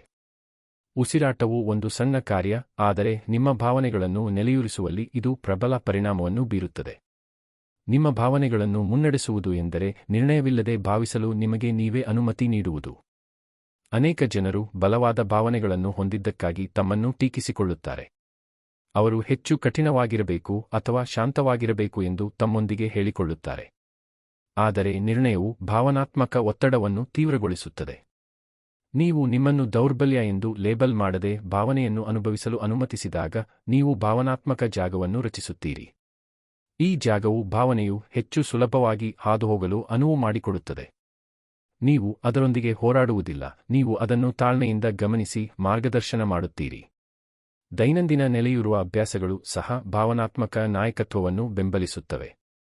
ಈ ಅಭ್ಯಾಸಗಳು ನಿಮ್ಮ ಮನಸ್ಸನ್ನು ಸ್ಥಿರಗೊಳಿಸುತ್ತವೆ ಮತ್ತು ದಿನವಿಡೀ ಸ್ಥಿರವಾದ ಉಪಸ್ಥಿತಿಯನ್ನು ಹೊಂದಲು ನಿಮಗೆ ಸಹಾಯ ಮಾಡುತ್ತವೆ. ಅದು ಸಣ್ಣ ನಡಿಗೆ, ಶಾಂತ ಪ್ರತಿಬಿಂಬ, ಜರ್ನಲಿಂಗ್ ಅಥವಾ ಕೆಲವು ನಿಮಿಷಗಳ ನಿಶ್ಚಲತೆ ಆಗಿರಬಹುದು. ಈ ಅಭ್ಯಾಸಗಳು ಭಾವನೆಗಳನ್ನು ತೆಗೆದುಹಾಕುವುದಿಲ್ಲ, ಆದರೆ ಅವು ಭಾವನಾತ್ಮಕ ಉದ್ವಿಗ್ನತೆಯನ್ನು ಕಡಿಮೆ ಮಾಡುತ್ತವೆ. ಅವು ನಿಮ್ಮ ಭಾವನೆಗಳಿಂದ ಎಳೆಯಲ್ಪಡುವ ಬದಲು ಅವುಗಳನ್ನು ಮುನ್ನಡೆಸಲು ಅಗತ್ಯವಾದ ಮಾನಸಿಕ ಸ್ಪಷ್ಟತೆಯನ್ನು ನಿಮಗೆ ನೀಡುತ್ತವೆ. ನೀವು ನೆಲೆಯೂರುವ ಅಭ್ಯಾಸಗಳನ್ನು ಹೆಚ್ಚು ಸ್ಥಿರವಾಗಿ ಅಭ್ಯಾಸ ಮಾಡಿದಷ್ಟು ನಿಮ್ಮ ಭಾವನಾತ್ಮಕ ನಿಯಂತ್ರಣವು ಬಲಗೊಳ್ಳುತ್ತದೆ. ನಿಮ್ಮ ಭಾವನೆಗಳನ್ನು ಮುನ್ನಡೆಸುವ ಮತ್ತೊಂದು ಪ್ರಮುಖ ಅಂಶವೆಂದರೆ ನಿಮ್ಮ ಭಾವನೆಗಳನ್ನು ನಿಮ್ಮ ಗುರುತಿನಿಂದ ಬೇರ್ಪಡಿಸಲು ಕಲಿಯುವುದು. ಅನೇಕ ಜನರು ನಾನು ಕೋಪಗೊಂಡಿದ್ದೇನೆ ಅಥವಾ ನಾನು ಆತಂಕದಲ್ಲಿದ್ದೇನೆ ಎಂದು ಹೇಳುತ್ತಾರೆ. ಆದರೆ ಈ ಹೇಳಿಕೆಗಳು ಭಾವನೆಯನ್ನು ನೀವ್ಯಾರು ಎಂಬುದಕ್ಕೆ ಜೋಡಿಸುತ್ತವೆ. ಬದಲಿಗೆ ನೀವು ನನಗೆ ಕೋಪ ಅನಿಸುತ್ತಿದೆ ಅಥವಾ ನನಗೆ ಆತಂಕ ಅನಿಸುತ್ತಿದೆ ಎಂದು ಹೇಳಬಹುದು. ಈ ಸಣ್ಣ ಬದಲಾವಣೆಯು ಭಾವನೆಗಳು ತಾತ್ಕಾಲಿಕ ಅನುಭವಗಳಾಗಿವೆ, ಶಾಶ್ವತ ವ್ಯಾಖ್ಯಾನಗಳಲ್ಲ ಎಂದು ನಿಮಗೆ ನೆನಪಿಸುತ್ತದೆ. ಭಾವನೆಗಳು ಬರುತ್ತವೆ ಮತ್ತು ಹೋಗುತ್ತವೆ ಎಂದು ನೀವು ಅರ್ಥಮಾಡಿಕೊಂಡಾಗ ಅವು ನಿಮ್ಮ ನಡವಳಿಕೆ ಅಥವಾ ನಿಮ್ಮ ಸ್ವಮೌಲ್ಯವನ್ನು ವ್ಯಾಖ್ಯಾನಿಸಲು ನೀವು ಬಿಡುವುದಿಲ್ಲ. ಅವುಗಳನ್ನು ಸ್ಥಿರ ಸತ್ಯಗಳೆಂದು ಪರಿಗಣಿಸುವುದಕ್ಕಿಂತ ಹೆಚ್ಚಾಗಿ ಹಾದುಹೋಗುವ ಸ್ಥಿತಿಗಳೆಂದು ಮುನ್ನಡೆಸಲು ನೀವು ಕಲಿಯುತ್ತೀರಿ. ನಿಮ್ಮ ಪರಿಸರ ಸಹ ನಿಮ್ಮ ಭಾವನಾತ್ಮಕ ಸ್ಥಿರತೆಯ ಮೇಲೆ ಪರಿಣಾಮ ಬೀರುತ್ತದೆ. ಶಬ್ದ, ನಕಾರಾತ್ಮಕತೆ ಅಥವಾ ನಿರಂತರ ಬೇಡಿಕೆಗಳಿಂದ ಸುತ್ತುವರಿದಾಗ ನಿಮ್ಮ ಭಾವನೆಗಳನ್ನು ನಿರ್ವಹಿಸುವುದು ಕಷ್ಟವಾಗುತ್ತದೆ. ನಿಮ್ಮ ಭಾವನೆಗಳನ್ನು ಮುನ್ನಡೆಸಲು ಶಾಂತತೆಯನ್ನು ಬೆಂಬಲಿಸುವ ಪರಿಸರವನ್ನು ರಚಿಸುವುದು ಅಗತ್ಯ. ಇದರರ್ಥ ನಿರಂತರವಾಗಿ ನಿಮ್ಮ ಶಕ್ತಿಯನ್ನು ಬಸಿದುಕೊಳ್ಳುವ ಜನರೊಂದಿಗಿನ ಸಂವಹನಗಳನ್ನು ಮಿತಿಗೊಳಿಸುವುದು. ಅನಗತ್ಯ ನಾಟಕಕ್ಕೆ ಒಡ್ಡಿಕೊಳ್ಳುವುದನ್ನು ಕಡಿಮೆ ಮಾಡುವುದು. ಅವ್ಯವಸ್ಥೆಯ ಕ್ಷಣಗಳ ಬದಲಿಗೆ ಶಾಂತ ಕ್ಷಣಗಳನ್ನು ಆರಿಸುವುದು. ನಿಮ್ಮ ಪರಿಸರವು ನಿಮ್ಮ ಶಾಂತಿಯನ್ನು ಬೆಂಬಲಿಸಿದಾಗ ನಿಮ್ಮ ಭಾವನಾತ್ಮಕ ನಾಯಕತ್ವವು ಸುಲಭವಾಗುತ್ತದೆ. ನೆಲೆಯೂರಿರಲು ಮತ್ತೊಂದು ಪ್ರಮುಖ ಭಾಗವೆಂದರೆ ಭಾವನಾತ್ಮಕ ಉದ್ವಿಗ್ನತೆಯನ್ನು ಹೇಗೆ ಬಿಡುಗಡೆ ಮಾಡುವುದು ಎಂಬುದನ್ನು ಕಲಿಯುವುದು. ಎಲ್ಲವನ್ನೂ ಒಳಗಿಟ್ಟುಕೊಳ್ಳುವುದು ಭಾವನಾತ್ಮಕ ಸ್ಫೋಟಗಳಿಗೆ ಕಾರಣವಾಗುತ್ತದೆ. ನಿಮಗೆ ಆರೋಗ್ಯಕರ ಹೊರಹರಿವುಗಳೂ ಬೇಕು. ನೀವು ನಂಬುವವರೊಂದಿಗೆ ಮಾತನಾಡುವುದು, ನಿಮ್ಮ ದೇಹವನ್ನು ಚಲಿಸುವುದು, ನಿಮ್ಮ ಆಲೋಚನೆಗಳನ್ನು ಬರೆಯುವುದು ಅಥವಾ ನಿಮಗೆ ವಿಶ್ರಾಂತಿ ನೀಡುವ ಏನನ್ನಾದರೂ ಮಾಡಲು ಸಮಯ ಕಳೆಯುವುದು. ಈ ಹೊರಹರಿವುಗಳು ನಿಮ್ಮ ಭಾವನೆಗಳನ್ನು ಸಂಗ್ರಹಿಸುವ ಬದಲು ಸಂಸ್ಕರಿಸಲು ನಿಮಗೆ ಅನುವು ಮಾಡಿಕೊಡುತ್ತವೆ. ಭಾವನೆಗಳನ್ನು ಆರೋಗ್ಯಕರ ರೀತಿಯಲ್ಲಿ ಬಿಡುಗಡೆ ಮಾಡಿದಾಗ ಅವುಗಳ ತೀವ್ರತೆಯನ್ನು ಕಳೆದುಕೊಳ್ಳುತ್ತವೆ ಮತ್ತು ಮುನ್ನಡೆಸಲು ಸುಲಭವಾಗುತ್ತವೆ. ನಿಮ್ಮ ಭಾವನೆಗಳನ್ನು ಮುನ್ನಡೆಸುವುದು ಜೀವನಕ್ಕೆ ಪ್ರಚೋದನೆಯ ಬದಲಿಗೆ ಪ್ರಬುದ್ಧತೆಯಿಂದ ಪ್ರತಿಕ್ರಿಯಿಸಲು ಸಹ ಕಲಿಸುತ್ತದೆ. ನೀವು ಅಸಮಾಧಾನಗೊಂಡಿದ್ದರೂ ಶಾಂತವಾಗಿ ಮಾತನಾಡಲು ನೀವು ಕಲಿಯುತ್ತೀರಿ. ಭಯವು ನಿಮ್ಮನ್ನು ತಳ್ಳಲು ಬಿಡದೆ ನಿರ್ಧಾರಗಳನ್ನು ತೆಗೆದುಕೊಳ್ಳಲು ನೀವು ಕಲಿಯುತ್ತೀರಿ. ಹತಾಶೆ ಏರಿದಾಗಲೂ ತಾಳ್ಮೆಯಿಂದಿರಲು ನೀವು ಕಲಿಯುತ್ತೀರಿ. ಈ ಮಟ್ಟದ ಭಾವನಾತ್ಮಕ ನಿಯಂತ್ರಣವು ನಿಮ್ಮ ಸಂಬಂಧಗಳನ್ನು ಬಲಪಡಿಸುತ್ತದೆ, ನಿಮ್ಮ ನಿರ್ಧಾರ ತೆಗೆದುಕೊಳ್ಳುವಿಕೆಯನ್ನು ಸುಧಾರಿಸುತ್ತದೆ ಮತ್ತು ನಿಮ್ಮ ಮೌಲ್ಯಗಳೊಂದಿಗೆ ಸ್ಥಿರವಾಗಿರಲು ನಿಮಗೆ ಸಹಾಯ ಮಾಡುತ್ತದೆ. ತಮ್ಮ ಭಾವನೆಗಳನ್ನು ಮುನ್ನಡೆಸುವ ಜನರು ಗೌರವವನ್ನು ಗಳಿಸುತ್ತಾರೆ ಏಕೆಂದರೆ ಸಾಮಾನ್ಯವಾಗಿ ಪ್ರತಿಕ್ರಿಯಾತ್ಮಕ ನಡವಳಿಕೆಯನ್ನು ಪ್ರಚೋದಿಸುವ ಸನ್ನಿವೇಶಗಳಲ್ಲಿ ಅವರು ಸ್ಥಿರತೆಯನ್ನು ತೋರಿಸುತ್ತಾರೆ. ಕಾಲಾನಂತರದಲ್ಲಿ ಭಾವನಾತ್ಮಕ ನಾಯಕತ್ವವು ನಿಮ್ಮ ಆತ್ಮಗೌರವವನ್ನು ಬಲಪಡಿಸುತ್ತದೆ. ನಿಮ್ಮ ಭಾವನೆಗಳು ನಿಮ್ಮನ್ನು ಮುನ್ನಡೆಸಲು ಬಿಡುವುದಕ್ಕಿಂತ ಹೆಚ್ಚಾಗಿ ನೀವು ಅವರಿಗೆ ಮಾರ್ಗದರ್ಶನ ನೀಡಿದಾಗ ನಿಮ್ಮನ್ನು ನೀವೇ ಹೆಚ್ಚು ನಂಬಲು ಪ್ರಾರಂಭಿಸುತ್ತೀರಿ. ನೀವ್ಯಾರು ಆಗಿದ್ದೀರಿ ಮತ್ತು ನೀವ್ಯಾರಾಗುತ್ತಿದ್ದೀರಿ ಎಂಬುದರ ನಡುವಿನ ವ್ಯತ್ಯಾಸವನ್ನು ನೀವು ನೋಡುತ್ತೀರಿ. ವಿಚಲಿತತೆಗಳು ಮತ್ತು ಒತ್ತಡದಿಂದ ತುಂಬಿದ ಜಗತ್ತಿನಲ್ಲಿ ನೆಲೆಯೂರಿರಲು ಎಷ್ಟು ಪ್ರಯತ್ನ ಬೇಕು ಎಂದು ನಿಮಗೆ ತಿಳಿದಿರುವುದರಿಂದ ನಿಮ್ಮ ಬೆಳವಣಿಗೆಯ ಬಗ್ಗೆ ನೀವು ಹೆಮ್ಮೆಪಡುತ್ತೀರಿ. ಈ ಹೆಮ್ಮೆಯು ಸೊಕ್ಕಿನದಲ್ಲ, ಇದು ಸ್ವಯಂಅರಿವು ಮತ್ತು ಶಿಸ್ತಿನಿಂದ ಬರುವ ಶಾಂತವಾದ ಆತ್ಮವಿಶ್ವಾಸ. ನಿಮ್ಮ ಭಾವನೆಗಳನ್ನು ಮುನ್ನಡೆಸುವುದು ಎಂದರೆ ನೀವು ಎಂದಿಗೂ ಅತಿಯಾದ ಭಾವನೆ ಅನುಭವಿಸುವುದಿಲ್ಲ ಎಂದಲ್ಲ, ಇದರರ್ಥ ಸಮತೋಲನಕ್ಕೆ ನಿಮ್ಮನ್ನು ಹೇಗೆ ಹಿಂದಿರುಗಿಸುವುದು ಎಂದು ನಿಮಗೆ ತಿಳಿದಿದೆ. ಸ್ಥಿರವಾಗಿರಲು ನೀವು ತೆಗೆದುಕೊಳ್ಳಬೇಕಾದ ಕ್ರಮಗಳನ್ನು ನೀವು ಅರ್ಥಮಾಡಿಕೊಂಡಿದ್ದೀರಿ ಎಂದರ್ಥ. ಭಾವನೆಗಳು ನಿಮ್ಮ ಪ್ರಗತಿಯನ್ನು ಹಾಳುಮಾಡಲು ನೀವು ಇನ್ನು ಮುಂದೆ ಬಿಡುವುದಿಲ್ಲವಾದ್ದರಿಂದ ನೀವು ಹೆಚ್ಚು ಸ್ಪಷ್ಟತೆಯೊಂದಿಗೆ ಜೀವನವನ್ನು ನಿಭಾಯಿಸುತ್ತೀರಿ. ನೀವು ಪ್ರತಿದಿನ ನಿಮ್ಮ ಭಾವನೆಗಳನ್ನು ಮುನ್ನಡೆಸಿದಾಗ ಉದ್ದೇಶದಿಂದ ರೂಪಿಸಲ್ಪಟ್ಟ ಜೀವನವನ್ನು ನೀವು ನಿರ್ಮಿಸುತ್ತೀರಿ. ನೀವು ನಿರ್ವಹಿಸಬಹುದಾದ ಉದ್ದೇಶಪೂರ್ವಕ ಮತ್ತು ಅರ್ಥಪೂರ್ಣವಾದ ದಿನಗಳನ್ನು ನೀವು ರಚಿಸುತ್ತೀರಿ. ನಿಮ್ಮನ್ನು ಒಳಗಿನಿಂದ ಹೊರಕ್ಕೆ ಮುನ್ನಡೆಸಲು ನೀವು ಕಲಿತಿರುವುದರಿಂದ ನೀವು ನೆಲೆಯೂರಿರುತ್ತೀರಿ. ಅಧ್ಯಾಯ 10. ದೀರ್ಘಕಾಲಿಕ ಪ್ರಗತಿಯನ್ನು ಸೃಷ್ಟಿಸಲು ನಿಮ್ಮ ಆಯ್ಕೆಗಳಿಗೆ ತರಬೇತಿ ನೀಡಿ. ಶಾಶ್ವತವಾದ ಪ್ರಗತಿಯು ಅದೃಷ್ಟದಿಂದ ಅಥವಾ ಹಠಾತ್ ಸ್ಫೂರ್ತಿಯ ಕ್ಷಣಗಳಿಂದ ಸೃಷ್ಟಿಯಾಗುವುದಿಲ್ಲ, ಇದು ನೀವು ದಿನದಿಂದ ದಿನಕ್ಕೆ ತೆಗೆದುಕೊಳ್ಳುವ ಆಯ್ಕೆಗಳಿಂದ ಸೃಷ್ಟಿಯಾಗುತ್ತದೆ. ನಿಮ್ಮ ಆಯ್ಕೆಗಳು ನೀವು ನಡೆಯುವ ಮಾರ್ಗವನ್ನು ನಿರ್ಮಿಸುತ್ತವೆ. ಮತ್ತು ಆ ಆಯ್ಕೆಗಳ ಗುಣಮಟ್ಟವು ನೀವು ಎಷ್ಟು ದೂರ ಹೋಗುತ್ತೀರಿ ಎಂಬುದನ್ನು ನಿರ್ಧರಿಸುತ್ತದೆ. ನೀವು ನಿಮ್ಮ ಆಯ್ಕೆಗಳಿಗೆ ತರಬೇತಿ ನೀಡಿದಾಗ ಅದನ್ನು ಅವಕಾಶಕ್ಕೆ ಬಿಡುವುದಕ್ಕಿಂತ ಹೆಚ್ಚಾಗಿ ನಿಮ್ಮ ಬೆಳವಣಿಗೆಯ ನಿಯಂತ್ರಣವನ್ನು ತೆಗೆದುಕೊಳ್ಳುತ್ತೀರಿ. ಜೀವನವು ತಾನಾಗಿಯೇ ಉತ್ತಮಗೊಳ್ಳುತ್ತದೆ ಎಂದು ಆಶಿಸುವುದನ್ನು ನಿಲ್ಲಿಸಿ ಉದ್ದೇಶಪೂರ್ವಕ ನಿರ್ಧಾರಗಳೊಂದಿಗೆ ನಿಮ್ಮ ದಿಕ್ಕನ್ನು ರೂಪಿಸಲು ಪ್ರಾರಂಭಿಸುತ್ತೀರಿ. ದೀರ್ಘಕಾಲಿಕ ಪ್ರಗತಿಯು ಜವಾಬ್ದಾರಿ, ಉದ್ದೇಶ ಮತ್ತು ಶಿಸ್ತನ್ನು ಪ್ರತಿಬಿಂಬಿಸುವ ಆಯ್ಕೆಗಳಿಂದ ಬೆಳೆಯುತ್ತದೆ. ಪ್ರತಿಯೊಂದು ಆಯ್ಕೆಯೂ ತೂಕವನ್ನು ಹೊಂದಿದೆ ಮತ್ತು ನಿಮ್ಮ ಆಯ್ಕೆಗಳನ್ನು ಕಾಳಜಿಯಿಂದ ಪರಿಗಣಿಸಲು ನೀವು ಪ್ರಾರಂಭಿಸಿದಾಗ ನಿಮ್ಮ ಜೀವನವು ಸ್ಥಿರ ಮತ್ತು ಅರ್ಥಪೂರ್ಣ ರೀತಿಯಲ್ಲಿ ರೂಪಾಂತರಗೊಳ್ಳಲು ಪ್ರಾರಂಭಿಸುತ್ತದೆ. ಅನೇಕ ಜನರು ಪ್ರಗತಿಯನ್ನು ಬಯಸುತ್ತಾರೆ, ಆದರೆ ಅವರ ದೈನಂದಿನ ಆಯ್ಕೆಗಳು ಎಷ್ಟು ಶಕ್ತಿಯುತವಾಗಿವೆ ಎಂಬುದನ್ನು ಕಡಿಮೆ ಅಂದಾಜು ಮಾಡುತ್ತಾರೆ. ದೊಡ್ಡ ಜಿಗಿತಗಳು ಪ್ರಗತಿಯನ್ನು ಸೃಷ್ಟಿಸುತ್ತವೆ ಎಂದು ಅವರು ಭಾವಿಸುತ್ತಾರೆ. ಆದರೆ ನಿಜವಾಗಿ ಸ್ಥಿರವಾದ ಸಣ್ಣ ಆಯ್ಕೆಗಳು ದೀರ್ಘಕಾಲೀನ ಬದಲಾವಣೆಯನ್ನು ನಿರ್ಮಿಸುತ್ತವೆ. ನಿಮ್ಮ ಸಮಯವನ್ನು ಬುದ್ಧಿವಂತಿಕೆಯಿಂದ ಬಳಸಲು ಆರಿಸುವುದು. ವಿಚಲಿತತೆಗಳ ಮೊದಲು ಪ್ರಮುಖ ಕಾರ್ಯಗಳನ್ನು ಪೂರ್ಣಗೊಳಿಸಲು ಆರಿಸುವುದು. ನಿಮ್ಮ ಆರೋಗ್ಯವನ್ನು ನೋಡಿಕೊಳ್ಳಲು ಆರಿಸುವುದು. ವಿಷಯಗಳು ನಿಧಾನವಾಗಿ ಚಲಿಸಿದಾಗ ತಾಳ್ಮೆಯಿಂದ ಇರಲು ಆರಿಸುವುದು. ನೆಪಗಳು ಸುಲಭವೆಂದು ಅನಿಸಿದಾಗ ಪ್ರಾಮಾಣಿಕತೆಯನ್ನು ಆರಿಸುವುದು. ಇವುಗಳು ನಿಮ್ಮ ಮನಸ್ಸಿಗೆ ಬೆಳವಣಿಗೆಯ ಕಡೆಗೆ ಚಲಿಸಲು ತರಬೇತಿ ನೀಡುವ ಆಯ್ಕೆಗಳು. ಪುನರಾವರ್ತಿಸಿದಾಗ ಅವು ದೀರ್ಘಕಾಲಿಕ ಪ್ರಗತಿಗೆ ಬೆಳೆಯಲು ಅಗತ್ಯವಾದ ರಚನೆಯನ್ನು ರೂಪಿಸುತ್ತವೆ. ನಿಮ್ಮ ಆಯ್ಕೆಗಳಿಗೆ ತರಬೇತಿ ನೀಡುವುದು ಅರಿವಿನೊಂದಿಗೆ ಪ್ರಾರಂಭವಾಗುತ್ತದೆ. ನೀವು ಸ್ವಯಂಚಾಲಿತವಾಗಿ ತೆಗೆದುಕೊಳ್ಳುವ ನಿರ್ಧಾರಗಳ ಬಗ್ಗೆ ನೀವು ಗಮನಹರಿಸಬೇಕು. ಕಷ್ಟಕರ ಕಾರ್ಯಗಳನ್ನು ನೀವು ಯಾವಾಗ ತಪ್ಪಿಸುತ್ತೀರಿ ಎಂಬುದನ್ನು ಗಮನಿಸಿ. ಜವಾಬ್ದಾರಿಗಿಂತ ಆರಾಮವನ್ನು ನೀವು ಯಾವಾಗ ಆರಿಸುತ್ತೀರಿ ಎಂಬುದನ್ನು ಗಮನಿಸಿ. ಯೋಚಿಸುವುದಕ್ಕಿಂತ ಪ್ರತಿಕ್ರಿಯೆಯನ್ನು ನೀವು ಯಾವಾಗ ಆರಿಸುತ್ತೀರಿ ಎಂಬುದನ್ನು ಗಮನಿಸಿ. ಈ ಕ್ಷಣಗಳು ನಿಮ್ಮ ಮಾದರಿಗಳನ್ನು ಬಹಿರಂಗಪಡಿಸುತ್ತವೆ. ನೀವು ಅವುಗಳನ್ನು ಗಮನಿಸಿದಾಗ ಅವುಗಳನ್ನು ಬದಲಾಯಿಸುವ ಶಕ್ತಿಯನ್ನು ನೀವು ಪಡೆಯುತ್ತೀರಿ. ವಿಭಿನ್ನವಾಗಿ ಆಯ್ಕೆ ಮಾಡಲು ಅಗತ್ಯವಾದ ಸ್ಪಷ್ಟತೆಯನ್ನು ಅರಿವು ನೀಡುತ್ತದೆ. ಅರಿವಿಲ್ಲದೆ ಅವು ನಿಮ್ಮ ವಿರುದ್ಧ ಕೆಲಸ ಮಾಡಿದರೂ ಸಹ ನೀವು ಹಳೆಯ ನಡವಳಿಕೆಗಳನ್ನು ಪುನರಾವರ್ತಿಸುತ್ತೀರಿ. ಒಮ್ಮೆ ನಿಮ್ಮ ಆಯ್ಕೆಗಳ ಬಗ್ಗೆ ನಿಮಗೆ ಅರಿವಾದ ನಂತರ ನೀವು ನಿಮಗಾಗಿ ಮಾನದಂಡಗಳನ್ನು ಹೊಂದಿಸಬೇಕು. ಮಾನದಂಡಗಳು ನೀವು ಹೇಗೆ ಆಯ್ಕೆ ಮಾಡುತ್ತೀರಿ ಎಂಬುದನ್ನು ರೂಪಿಸುತ್ತವೆ. ಮಾನದಂಡಗಳಿಲ್ಲದೆ ನಿಮ್ಮ ನಿರ್ಧಾರಗಳು ಮನಸ್ಥಿತಿ ಮತ್ತು ಸಂದರ್ಭಗಳ ಆಧಾರದ ಮೇಲೆ ಬದಲಾಗುತ್ತವೆ. ಮಾನದಂಡಗಳು ನಿಮಗೆ ಅಡಿಪಾಯವನ್ನು ನೀಡುತ್ತವೆ. ನೀವು ಯಾರಾಗಲು ಬಯಸುತ್ತೀರಿ ಮತ್ತು ಹೇಗೆ ಬದುಕಲು ಬಯಸುತ್ತೀರಿ ಎಂಬುದನ್ನು ಅವು ನಿಮಗೆ ನೆನಪಿಸುತ್ತವೆ. ತಮ್ಮ ನಡವಳಿಕೆಗೆ ಮಾನದಂಡಗಳನ್ನು ಹೊಂದಿಸುವ ವ್ಯಕ್ತಿಯು ಪ್ರೇರಣೆಯನ್ನು ಅವಲಂಬಿಸುವುದಿಲ್ಲ, ಅವರು ಬದ್ಧತೆಯನ್ನು ಅವಲಂಬಿಸುತ್ತಾರೆ. ಅವರು ಕ್ಷಣದಲ್ಲಿ ಹೇಗೆ ಭಾವಿಸುತ್ತಾರೆ ಎಂಬುದರ ಆಧಾರದ ಮೇಲೆ ಅಲ್ಲ, ಬದಲಿಗೆ ಅವರು ಯಾರಾಗುತ್ತಿದ್ದಾರೆ ಎಂಬುದರ ಆಧಾರದ ಮೇಲೆ ಆಯ್ಕೆಗಳನ್ನು ಮಾಡುತ್ತಾರೆ. ಈ ಸ್ಥಿರತೆ ದೀರ್ಘಕಾಲಿಕ ಪ್ರಗತಿಯನ್ನು ಉಂಟುಮಾಡುತ್ತದೆ. ನಿಮ್ಮ ಆಯ್ಕೆಗಳಿಗೆ ತರಬೇತಿ ನೀಡುವ ಮತ್ತೊಂದು ಪ್ರಮುಖ ಭಾಗವೆಂದರೆ ಸುಲಭ ಆಯ್ಕೆಗಳು ಮತ್ತು ಅರ್ಥಪೂರ್ಣ ಆಯ್ಕೆಗಳ ನಡುವಿನ ವ್ಯತ್ಯಾಸವನ್ನು ಅರ್ಥಮಾಡಿಕೊಳ್ಳುವುದು. ಸುಲಭ ಆಯ್ಕೆಗಳು ತಾತ್ಕಾಲಿಕ ಆರಾಮವನ್ನು ತರುತ್ತವೆ, ಆದರೆ ದೀರ್ಘಕಾಲೀನ ಹತಾಶೆಯನ್ನು ಸೃಷ್ಟಿಸುತ್ತವೆ. ಅರ್ಥಪೂರ್ಣ ಆಯ್ಕೆಗಳು ಹೆಚ್ಚಾಗಿ ಪ್ರಯತ್ನದ ಅಗತ್ಯವಿರುತ್ತದೆ, ಆದರೆ ಅವು ದೀರ್ಘಕಾಲೀನ ಶಾಂತಿ ಮತ್ತು ಪ್ರಗತಿಯನ್ನು ನಿರ್ಮಿಸುತ್ತವೆ. ಅನಾನುಕೂಲವಾಗಿದ್ದರೂ ಸಹ ನೀವು ಅರ್ಥಪೂರ್ಣ ಕ್ರಿಯೆಯನ್ನು ಆರಿಸಿದಾಗ ನಿಮ್ಮ ಸ್ವಯಂನಿಯಂತ್ರಣವನ್ನು ನೀವು ಬಲಪಡಿಸುತ್ತೀರಿ.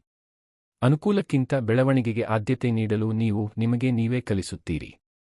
ಈ ಅಭ್ಯಾಸವು ಪಾತ್ರವನ್ನು ನಿರ್ಮಿಸುತ್ತದೆ ಮತ್ತು ದೊಡ್ಡ ಜವಾಬ್ದಾರಿಗಳಿಗೆ ನಿಮ್ಮನ್ನು ಸಿದ್ಧಪಡಿಸುತ್ತದೆ. ನಿಮ್ಮ ಆಯ್ಕೆಗಳಿಗೆ ಪರಿಣಾಮಕಾರಿಯಾಗಿ ತರಬೇತಿ ನೀಡಲು ನೀವು ಮುಂದೆ ಯೋಚಿಸಲು ಕಲಿಯಬೇಕು. ಅನೇಕ ಕಳಪೆ ಆಯ್ಕೆಗಳು ಪರಿಣಾಮಗಳನ್ನು ಪರಿಗಣಿಸದೆ ಕಾರ್ಯನಿರ್ವಹಿಸುವುದರಿಂದ ಬರುತ್ತವೆ. ಆದರೆ ನೀವು ವಿರಾಮ ತೆಗೆದುಕೊಂಡು ಒಂದು ಆಯ್ಕೆಯು ನಿಮ್ಮ ಭವಿಷ್ಯದ ಮೇಲೆ ಹೇಗೆ ಪರಿಣಾಮ ಬೀರುತ್ತದೆ ಎಂಬುದರ ಬಗ್ಗೆ ಯೋಚಿಸಿದಾಗ ನೀವು ಪ್ರಚೋದನೆಯ ಬದಲಿಗೆ ಬುದ್ಧಿವಂತಿಕೆಯಿಂದ ನಿರ್ಧಾರಗಳನ್ನು ಮಾಡಲು ಪ್ರಾರಂಭಿಸುತ್ತೀರಿ. ನಿಮ್ಮನ್ನು ನೀವೇ ಸರಳ ಪ್ರಶ್ನೆಗಳನ್ನು ಕೇಳಿಕೊಳ್ಳುವುದು ಎಲ್ಲವನ್ನೂ ಬದಲಾಯಿಸಬಹುದು. ಈ ಕಾರ್ಯವು ನನ್ನನ್ನು ಮುಂದಕ್ಕೆ ಅಥವಾ ಹಿಂದಕ್ಕೆ ಚಲಿಸುತ್ತದೆಯೇ? ನಾನು ನಂತರ ಈ ಆಯ್ಕೆಯ ಬಗ್ಗೆ ಹೆಮ್ಮೆಪಡುತ್ತೇನೆಯೇ? ಇದು ನನ್ನ ಗುರಿಗಳೊಂದಿಗೆ ಹೊಂದಿಕೆಯಾಗಿದೆಯೇ? ಈ ಪ್ರಶ್ನೆಗಳು ನಿಮ್ಮ ನಿರ್ಧಾರಗಳಿಗೆ ಮಾರ್ಗದರ್ಶನ ನೀಡುತ್ತವೆ ಮತ್ತು ನಿಮ್ಮ ಪ್ರಗತಿಯ ಗುಣಮಟ್ಟವನ್ನು ಸುಧಾರಿಸುತ್ತವೆ. ಆಲೋಚನಾಯುಕ್ತ ಆಯ್ಕೆಗಳು ನಿಮ್ಮ ದೀರ್ಘಕಾಲೀನ ದಿಕ್ಕನ್ನು ರಕ್ಷಿಸುತ್ತವೆ. ನಿಮ್ಮ ಆಯ್ಕೆಗಳಿಗೆ ತರಬೇತಿ ನೀಡುವ ಮತ್ತೊಂದು ಪ್ರಮುಖ ಭಾಗವೆಂದರೆ ತ್ವರಿತವಾಗಿ ಸರಿಹೊಂದಿಸಲು ಕಲಿಯುವುದು. ಪ್ರಗತಿ ಪರಿಪೂರ್ಣವಲ್ಲ, ನೀವು ತಪ್ಪುಗಳನ್ನು ಮಾಡುತ್ತೀರಿ. ನೀವು ಕೆಲವೊಮ್ಮೆ ಸುಲಭವಾದ ಮಾರ್ಗವನ್ನು ಆರಿಸುತ್ತೀರಿ.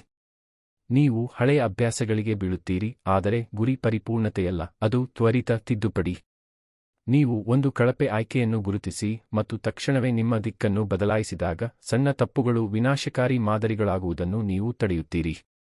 ತ್ವರಿತ ತಿದ್ದುಪಡಿಯು ನಿಮ್ಮ ಗುರಿಗಳೊಂದಿಗೆ ನಿಮ್ಮನ್ನು ಜೋಡಿಸಿ ಇರಿಸುತ್ತದೆ. ಇದು ಹಿನ್ನಡೆಗಳು ದೀರ್ಘಕಾಲದ ಪ್ರಗತಿಯ ನಷ್ಟವಾಗಿ ಪರಿವರ್ತನೆಯಾಗುವುದನ್ನು ತಡೆಯುತ್ತದೆ. ಸರಿಹೊಂದಿಸುವ ಈ ಸಾಮರ್ಥ್ಯವು ನಿಮ್ಮ ಶಿಸ್ತನ್ನು ಬಲಪಡಿಸುತ್ತದೆ ಮತ್ತು ನಿಮ್ಮ ಪ್ರಗತಿಯನ್ನು ಸ್ಥಿರವಾಗಿರಿಸುತ್ತದೆ. ನಿಮ್ಮ ಆಯ್ಕೆಗಳಿಗೆ ತರಬೇತಿ ನೀಡಲು ಭಾವನಾತ್ಮಕ ಪ್ರಬುದ್ಧತೆ ಸಹ ಅಗತ್ಯವಿದೆ. ಹತಾಶೆ, ಭಯ, ಬೇಸರ ಅಥವಾ ತಾಳ್ಮೆಯಿಲ್ಲದಿರುವಿಕೆಯಿಂದ ಅನೇಕ ಆಯ್ಕೆಗಳನ್ನು ಮಾಡಲಾಗುತ್ತದೆ. ಭಾವನೆಗಳು ನಿಮ್ಮ ನಿರ್ಧಾರಗಳನ್ನು ನಿಯಂತ್ರಿಸಿದಾಗ ನಿಮ್ಮ ಪ್ರಗತಿ ಅಸಮಂಜಸವಾಗುತ್ತದೆ. ಆದರೆ ನೀವು ವಿರಾಮ ತೆಗೆದುಕೊಂಡು ಉಸಿರಾಡಿ ಮತ್ತು ಆಯ್ಕೆಯಿಂದ ಭಾವನೆಯನ್ನು ಬೇರ್ಪಡಿಸಲು ಕಲಿತಾಗ ನಿಮ್ಮ ಶಕ್ತಿಯನ್ನು ನೀವು ಮರಳಿ ತೆಗೆದುಕೊಳ್ಳುತ್ತೀರಿ. ಭಾವನಾತ್ಮಕ ಒತ್ತಡಕ್ಕಿಂತ ಸ್ಪಷ್ಟತೆಯಿಂದ ನೀವು ನಿರ್ಧಾರಗಳನ್ನು ತೆಗೆದುಕೊಳ್ಳುತ್ತೀರಿ. ಈ ಭಾವನಾತ್ಮಕ ನಾಯಕತ್ವವು ಒತ್ತಡದ ಸಂದರ್ಭಗಳಲ್ಲಿಯೂ ನೆಲೆಗೊಂಡಿರಲು ನಿಮಗೆ ಸಹಾಯ ಮಾಡುತ್ತದೆ. ಕಾಲಾನಂತರದಲ್ಲಿ ಭಾವನೆಗಳ ಆಧಾರದ ಮೇಲೆ ಪ್ರತಿಕ್ರಿಯಿಸುವ ಬದಲು ಉದ್ದೇಶದಿಂದ ಸ್ಪಂದಿಸಲು ನೀವು ಕಲಿಯುತ್ತೀರಿ. ನಿಮ್ಮ ಅಭ್ಯಾಸಗಳು ಸಹ ನೀವು ತರಬೇತಿ ನೀಡುವ ಆಯ್ಕೆಗಳನ್ನು ಅವಲಂಬಿಸಿವೆ. ಪ್ರತಿ ಅಭ್ಯಾಸವು ಸ್ವಯಂಚಾಲಿತವಾಗಲು ಸಾಕಷ್ಟು ಬಾರಿ ಪುನರಾವರ್ತಿಸಲಾದ ನಿರ್ಧಾರದೊಂದಿಗೆ ಪ್ರಾರಂಭವಾಗುತ್ತದೆ. ಶಿಸ್ತನ್ನು ಆರಿಸಲು ನೀವು ನಿಮಗೆ ನೀವೇ ತರಬೇತಿ ನೀಡಿದರೆ ಶಿಸ್ತು ಸಹಜವಾಗುತ್ತದೆ. ವಿಚಲಿತತೆಯನ್ನು ಆರಿಸಲು ನೀವು ನಿಮಗೆ ನೀವೇ ತರಬೇತಿ ನೀಡಿದರೆ ವಿಚಲಿತತೆ ನಿಮ್ಮ ದಿನಚರಿಯಾಗುತ್ತದೆ. ಇದನ್ನು ನೀವು ಅರ್ಥಮಾಡಿಕೊಂಡಾಗ ನಿಮ್ಮ ಸಣ್ಣ ದೈನಂದಿನ ನಿರ್ಧಾರಗಳನ್ನು ಗಂಭೀರವಾಗಿ ತೆಗೆದುಕೊಳ್ಳಲು ಪ್ರಾರಂಭಿಸುತ್ತೀರಿ. ಪ್ರತಿ ಆಯ್ಕೆಯು ನೀವು ಆಗುತ್ತಿರುವ ವ್ಯಕ್ತಿಗೆ ಒಂದು ಮತ ಎಂದು ನೀವು ಅರಿತುಕೊಳ್ಳುತ್ತೀರಿ. ಪ್ರತಿ ಆಯ್ಕೆಯೊಂದಿಗೆ ನೀವು ಬೆಳವಣಿಗೆ ಅಥವಾ ನಿಶ್ಚಲತೆಯ ಕಡೆಗೆ ವೇಗವನ್ನು ನಿರ್ಮಿಸುತ್ತೀರಿ. ನಿಮ್ಮ ಆಯ್ಕೆಗಳಿಗೆ ತರಬೇತಿ ನೀಡುವ ಮತ್ತೊಂದು ಶಕ್ತಿಯುತ ಅಂಶವೆಂದರೆ ನಿಮ್ಮ ಸಮಯವನ್ನು ರಕ್ಷಿಸುವುದು. ಸಮಯ ನಿಮ್ಮ ಅತ್ಯಮೂಲ್ಯ ಸಂಪನ್ಮೂಲಗಳಲ್ಲಿ ಒಂದಾಗಿದೆ ಮತ್ತು ಅದನ್ನು ಹೇಗೆ ಬಳಸಲಾಗುತ್ತದೆ ಎಂಬುದನ್ನು ನಿಮ್ಮ ಆಯ್ಕೆಗಳು ನಿರ್ಧರಿಸುತ್ತವೆ. ನೀವು ನಿಮ್ಮ ಸಮಯವನ್ನು ಮುಖ್ಯವಲ್ಲದ ಕಾರ್ಯಗಳಿಗೆ ಅಥವಾ ಅನಗತ್ಯ ವಿಚಲಿತತೆಗಳಿಗೆ ನೀಡಿದಾಗ ನಿಮ್ಮ ಪ್ರಗತಿಯನ್ನು ನೀವು ದುರ್ಬಲಗೊಳಿಸುತ್ತೀರಿ. ಆದರೆ ನಿಮ್ಮ ಸಮಯವನ್ನು ರಕ್ಷಿಸಲು ನೀವು ಆರಿಸಿದಾಗ ಮುಖ್ಯವಾದುದರ ಮೇಲೆ ಗಮನಹರಿಸುವ ನಿಮ್ಮ ಸಾಮರ್ಥ್ಯವನ್ನು ನೀವು ಬಲಪಡಿಸುತ್ತೀರಿ. ನೀವು ಉದ್ದೇಶದಿಂದ ನಿಮ್ಮ ದಿನವನ್ನು ರಚಿಸಲು ಪ್ರಾರಂಭಿಸುತ್ತೀರಿ. ಉಳಿದ ಕ್ಷಣಗಳಿಗೆ ನಿಮ್ಮ ಗುರಿಗಳನ್ನು ಹಿಂಡುವ ಬದಲು ಅವುಗಳಿಗೆ ಜಾಗವನ್ನು ನೀಡುತ್ತೀರಿ. ಸಮಯದ ಈ ಉದ್ದೇಶಪೂರ್ವಕ ಬಳಕೆಯು ಶಾಶ್ವತವಾದ ಪ್ರಗತಿಯನ್ನು ನಿರ್ಮಿಸುತ್ತದೆ. ನಿಮ್ಮ ಆಯ್ಕೆಗಳಿಗೆ ತರಬೇತಿ ನೀಡುವುದು ನಿಮ್ಮ ಮನಸ್ಥಿತಿಯ ಮೇಲೆ ಪ್ರಭಾವ ಬೀರುವ ಜನರನ್ನು ಆರಿಸುವುದನ್ನು ಸಹ ಒಳಗೊಂಡಿದೆ. ತಪ್ಪಾದ ಪರಿಸರವು ನಿಮ್ಮ ಶಿಸ್ತನ್ನು ಮುರಿಯಬಹುದು. ಸರಿಯಾದ ಪರಿಸರವು ನಿಮ್ಮ ಆಯ್ಕೆಗಳನ್ನು ಬಲಪಡಿಸಬಹುದು. ಬೆಳವಣಿಗೆಗೆ ಆದ್ಯತೆ ನೀಡುವ ಜನರೊಂದಿಗೆ ನಿಮ್ಮನ್ನು ಸುತ್ತುವರಿಯುವುದು ಬಲವಾದ ನಿರ್ಧಾರಗಳನ್ನು ತೆಗೆದುಕೊಳ್ಳಲು ನಿಮ್ಮನ್ನು ಪ್ರೋತ್ಸಾಹಿಸುತ್ತದೆ. ನೀವು ಅವರ ಅಭ್ಯಾಸಗಳು, ಶಕ್ತಿ ಮತ್ತು ಮಾನದಂಡಗಳನ್ನು ಹೀರಿಕೊಳ್ಳುತ್ತೀರಿ. ನಿಮ್ಮ ಪ್ರಗತಿಯನ್ನು ಬೆಂಬಲಿಸುವ ಸಂಬಂಧಗಳನ್ನು ನೀವು ಆರಿಸಿದಾಗ ನಿಮ್ಮ ಸ್ವಂತ ಬೆಳವಣಿಗೆಯನ್ನು ನೀವು ವೇಗಗೊಳಿಸುತ್ತೀರಿ. ನಿಮ್ಮ ಆಯ್ಕೆಗಳು ಎಷ್ಟು ಶಕ್ತಿಯುತವಾಗಿವೆ ಎಂಬುದಕ್ಕೆ ಇದು ಮತ್ತೊಂದು ಉದಾಹರಣೆ. ನೀವು ಅರಿತುಕೊಳ್ಳುವುದಕ್ಕಿಂತ ಜನರು ನಿಮ್ಮ ನಡವಳಿಕೆಯನ್ನು ರೂಪಿಸುತ್ತಾರೆ ಮತ್ತು ಬುದ್ಧಿವಂತಿಕೆಯಿಂದ ಆರಿಸುವುದು ದೀರ್ಘಕಾಲೀನ ಪ್ರಯೋಜನಗಳನ್ನು ಸೃಷ್ಟಿಸುತ್ತದೆ. ನೀವು ನಿಮ್ಮ ಆಯ್ಕೆಗಳಿಗೆ ತರಬೇತಿ ನೀಡುವುದನ್ನು ಮುಂದುವರಿಸಿದಂತೆ ನಿಮ್ಮ ಗುರುತಿನಲ್ಲಿ ಬದಲಾವಣೆಗಳನ್ನು ಗಮನಿಸಲು ಪ್ರಾರಂಭಿಸುತ್ತೀರಿ. ನೀವು ಪೂರ್ಣಗೊಳಿಸುವವರು, ಜವಾಬ್ದಾರಿ ತೆಗೆದುಕೊಳ್ಳುವವರು, ನೆಪಗಳಿಗೆ ದಾರಿ ತೋರಿಸಲು ಬಿಡದವರು ಎಂದು ನಿಮ್ಮನ್ನು ನೀವು ನೋಡಲು ಪ್ರಾರಂಭಿಸುತ್ತೀರಿ. ಈ ಗುರುತಿನ ಬದಲಾವಣೆಯು ನಿಮ್ಮ ಆತ್ಮಗೌರವವನ್ನು ಬಲಪಡಿಸುತ್ತದೆ. ನಿಮ್ಮ ಆಯ್ಕೆಗಳು ನಿಮ್ಮ ಮೌಲ್ಯಗಳಿಗೆ ಸ್ಥಿರವಾಗಿ ಹೊಂದಿಕೆಯಾಗುವುದರಿಂದ ನಿಮ್ಮನ್ನು ನೀವೇ ಹೆಚ್ಚು ನಂಬುತ್ತೀರಿ. ಈ ವಿಶ್ವಾಸವು ಆಂತರಿಕ ಶಕ್ತಿಯ ಒಂದು ರೂಪವಾಗುತ್ತದೆ. ಇದು ನಿಮ್ಮ ನಿರ್ಧಾರಗಳಲ್ಲಿ ನಿಮ್ಮನ್ನು ಹೆಚ್ಚು ಆತ್ಮವಿಶ್ವಾಸ ಮತ್ತು ನಿಮ್ಮ ಗುರಿಗಳಲ್ಲಿ ಹೆಚ್ಚು ದೃಢಸಂಕಲ್ಪವುಳ್ಳವರನ್ನಾಗಿ ಮಾಡುತ್ತದೆ. ದೀರ್ಘಕಾಲಿಕ ಪ್ರಗತಿಗೆ ತಾಳ್ಮೆಯನ್ನು ಆರಿಸುವುದು ಸಹ ಅಗತ್ಯ. ಫಲಿತಾಂಶಗಳು ನಿರೀಕ್ಷೆಗಿಂತ ಹೆಚ್ಚು ಸಮಯ ತೆಗೆದುಕೊಳ್ಳುವುದರಿಂದ ಅನೇಕ ಜನರು ಬಿಟ್ಟುಬಿಡುತ್ತಾರೆ, ಆದರೆ ತಾಳ್ಮೆ ಒಂದು ಆಯ್ಕೆ. ಪ್ರಗತಿ ನಿಧಾನವಾಗಿದ್ದರೂ ಸ್ಥಿರವಾಗಿರಲು ನೀವು ಆರಿಸಿದಾಗ ನೀವು ಸಹಿಷ್ಣುತೆಯನ್ನು ನಿರ್ಮಿಸುತ್ತೀರಿ.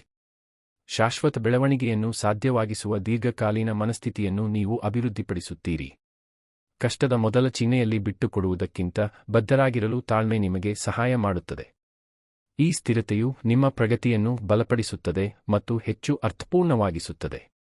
ನಿಮ್ಮ ಆಯ್ಕೆಗಳಿಗೆ ತರಬೇತಿ ನೀಡುವುದು ನಿಮ್ಮ ಪಾತ್ರವನ್ನು ರೂಪಿಸುವ ಸಣ್ಣ, ಸ್ಥಿರವಾದ ಕಾರ್ಯಗಳನ್ನು ತೆಗೆದುಕೊಳ್ಳುವುದು ಎಂದರ್ಥ. ಇದರರ್ಥ ಅನುಕೂಲಕ್ಕಿಂತ ಸತ್ಯವನ್ನು ಆರಿಸುವುದು. ಇದರರ್ಥ ನೆಪಗಳಿಗಿಂತ ಪ್ರಯತ್ನವನ್ನು ಆರಿಸುವುದು.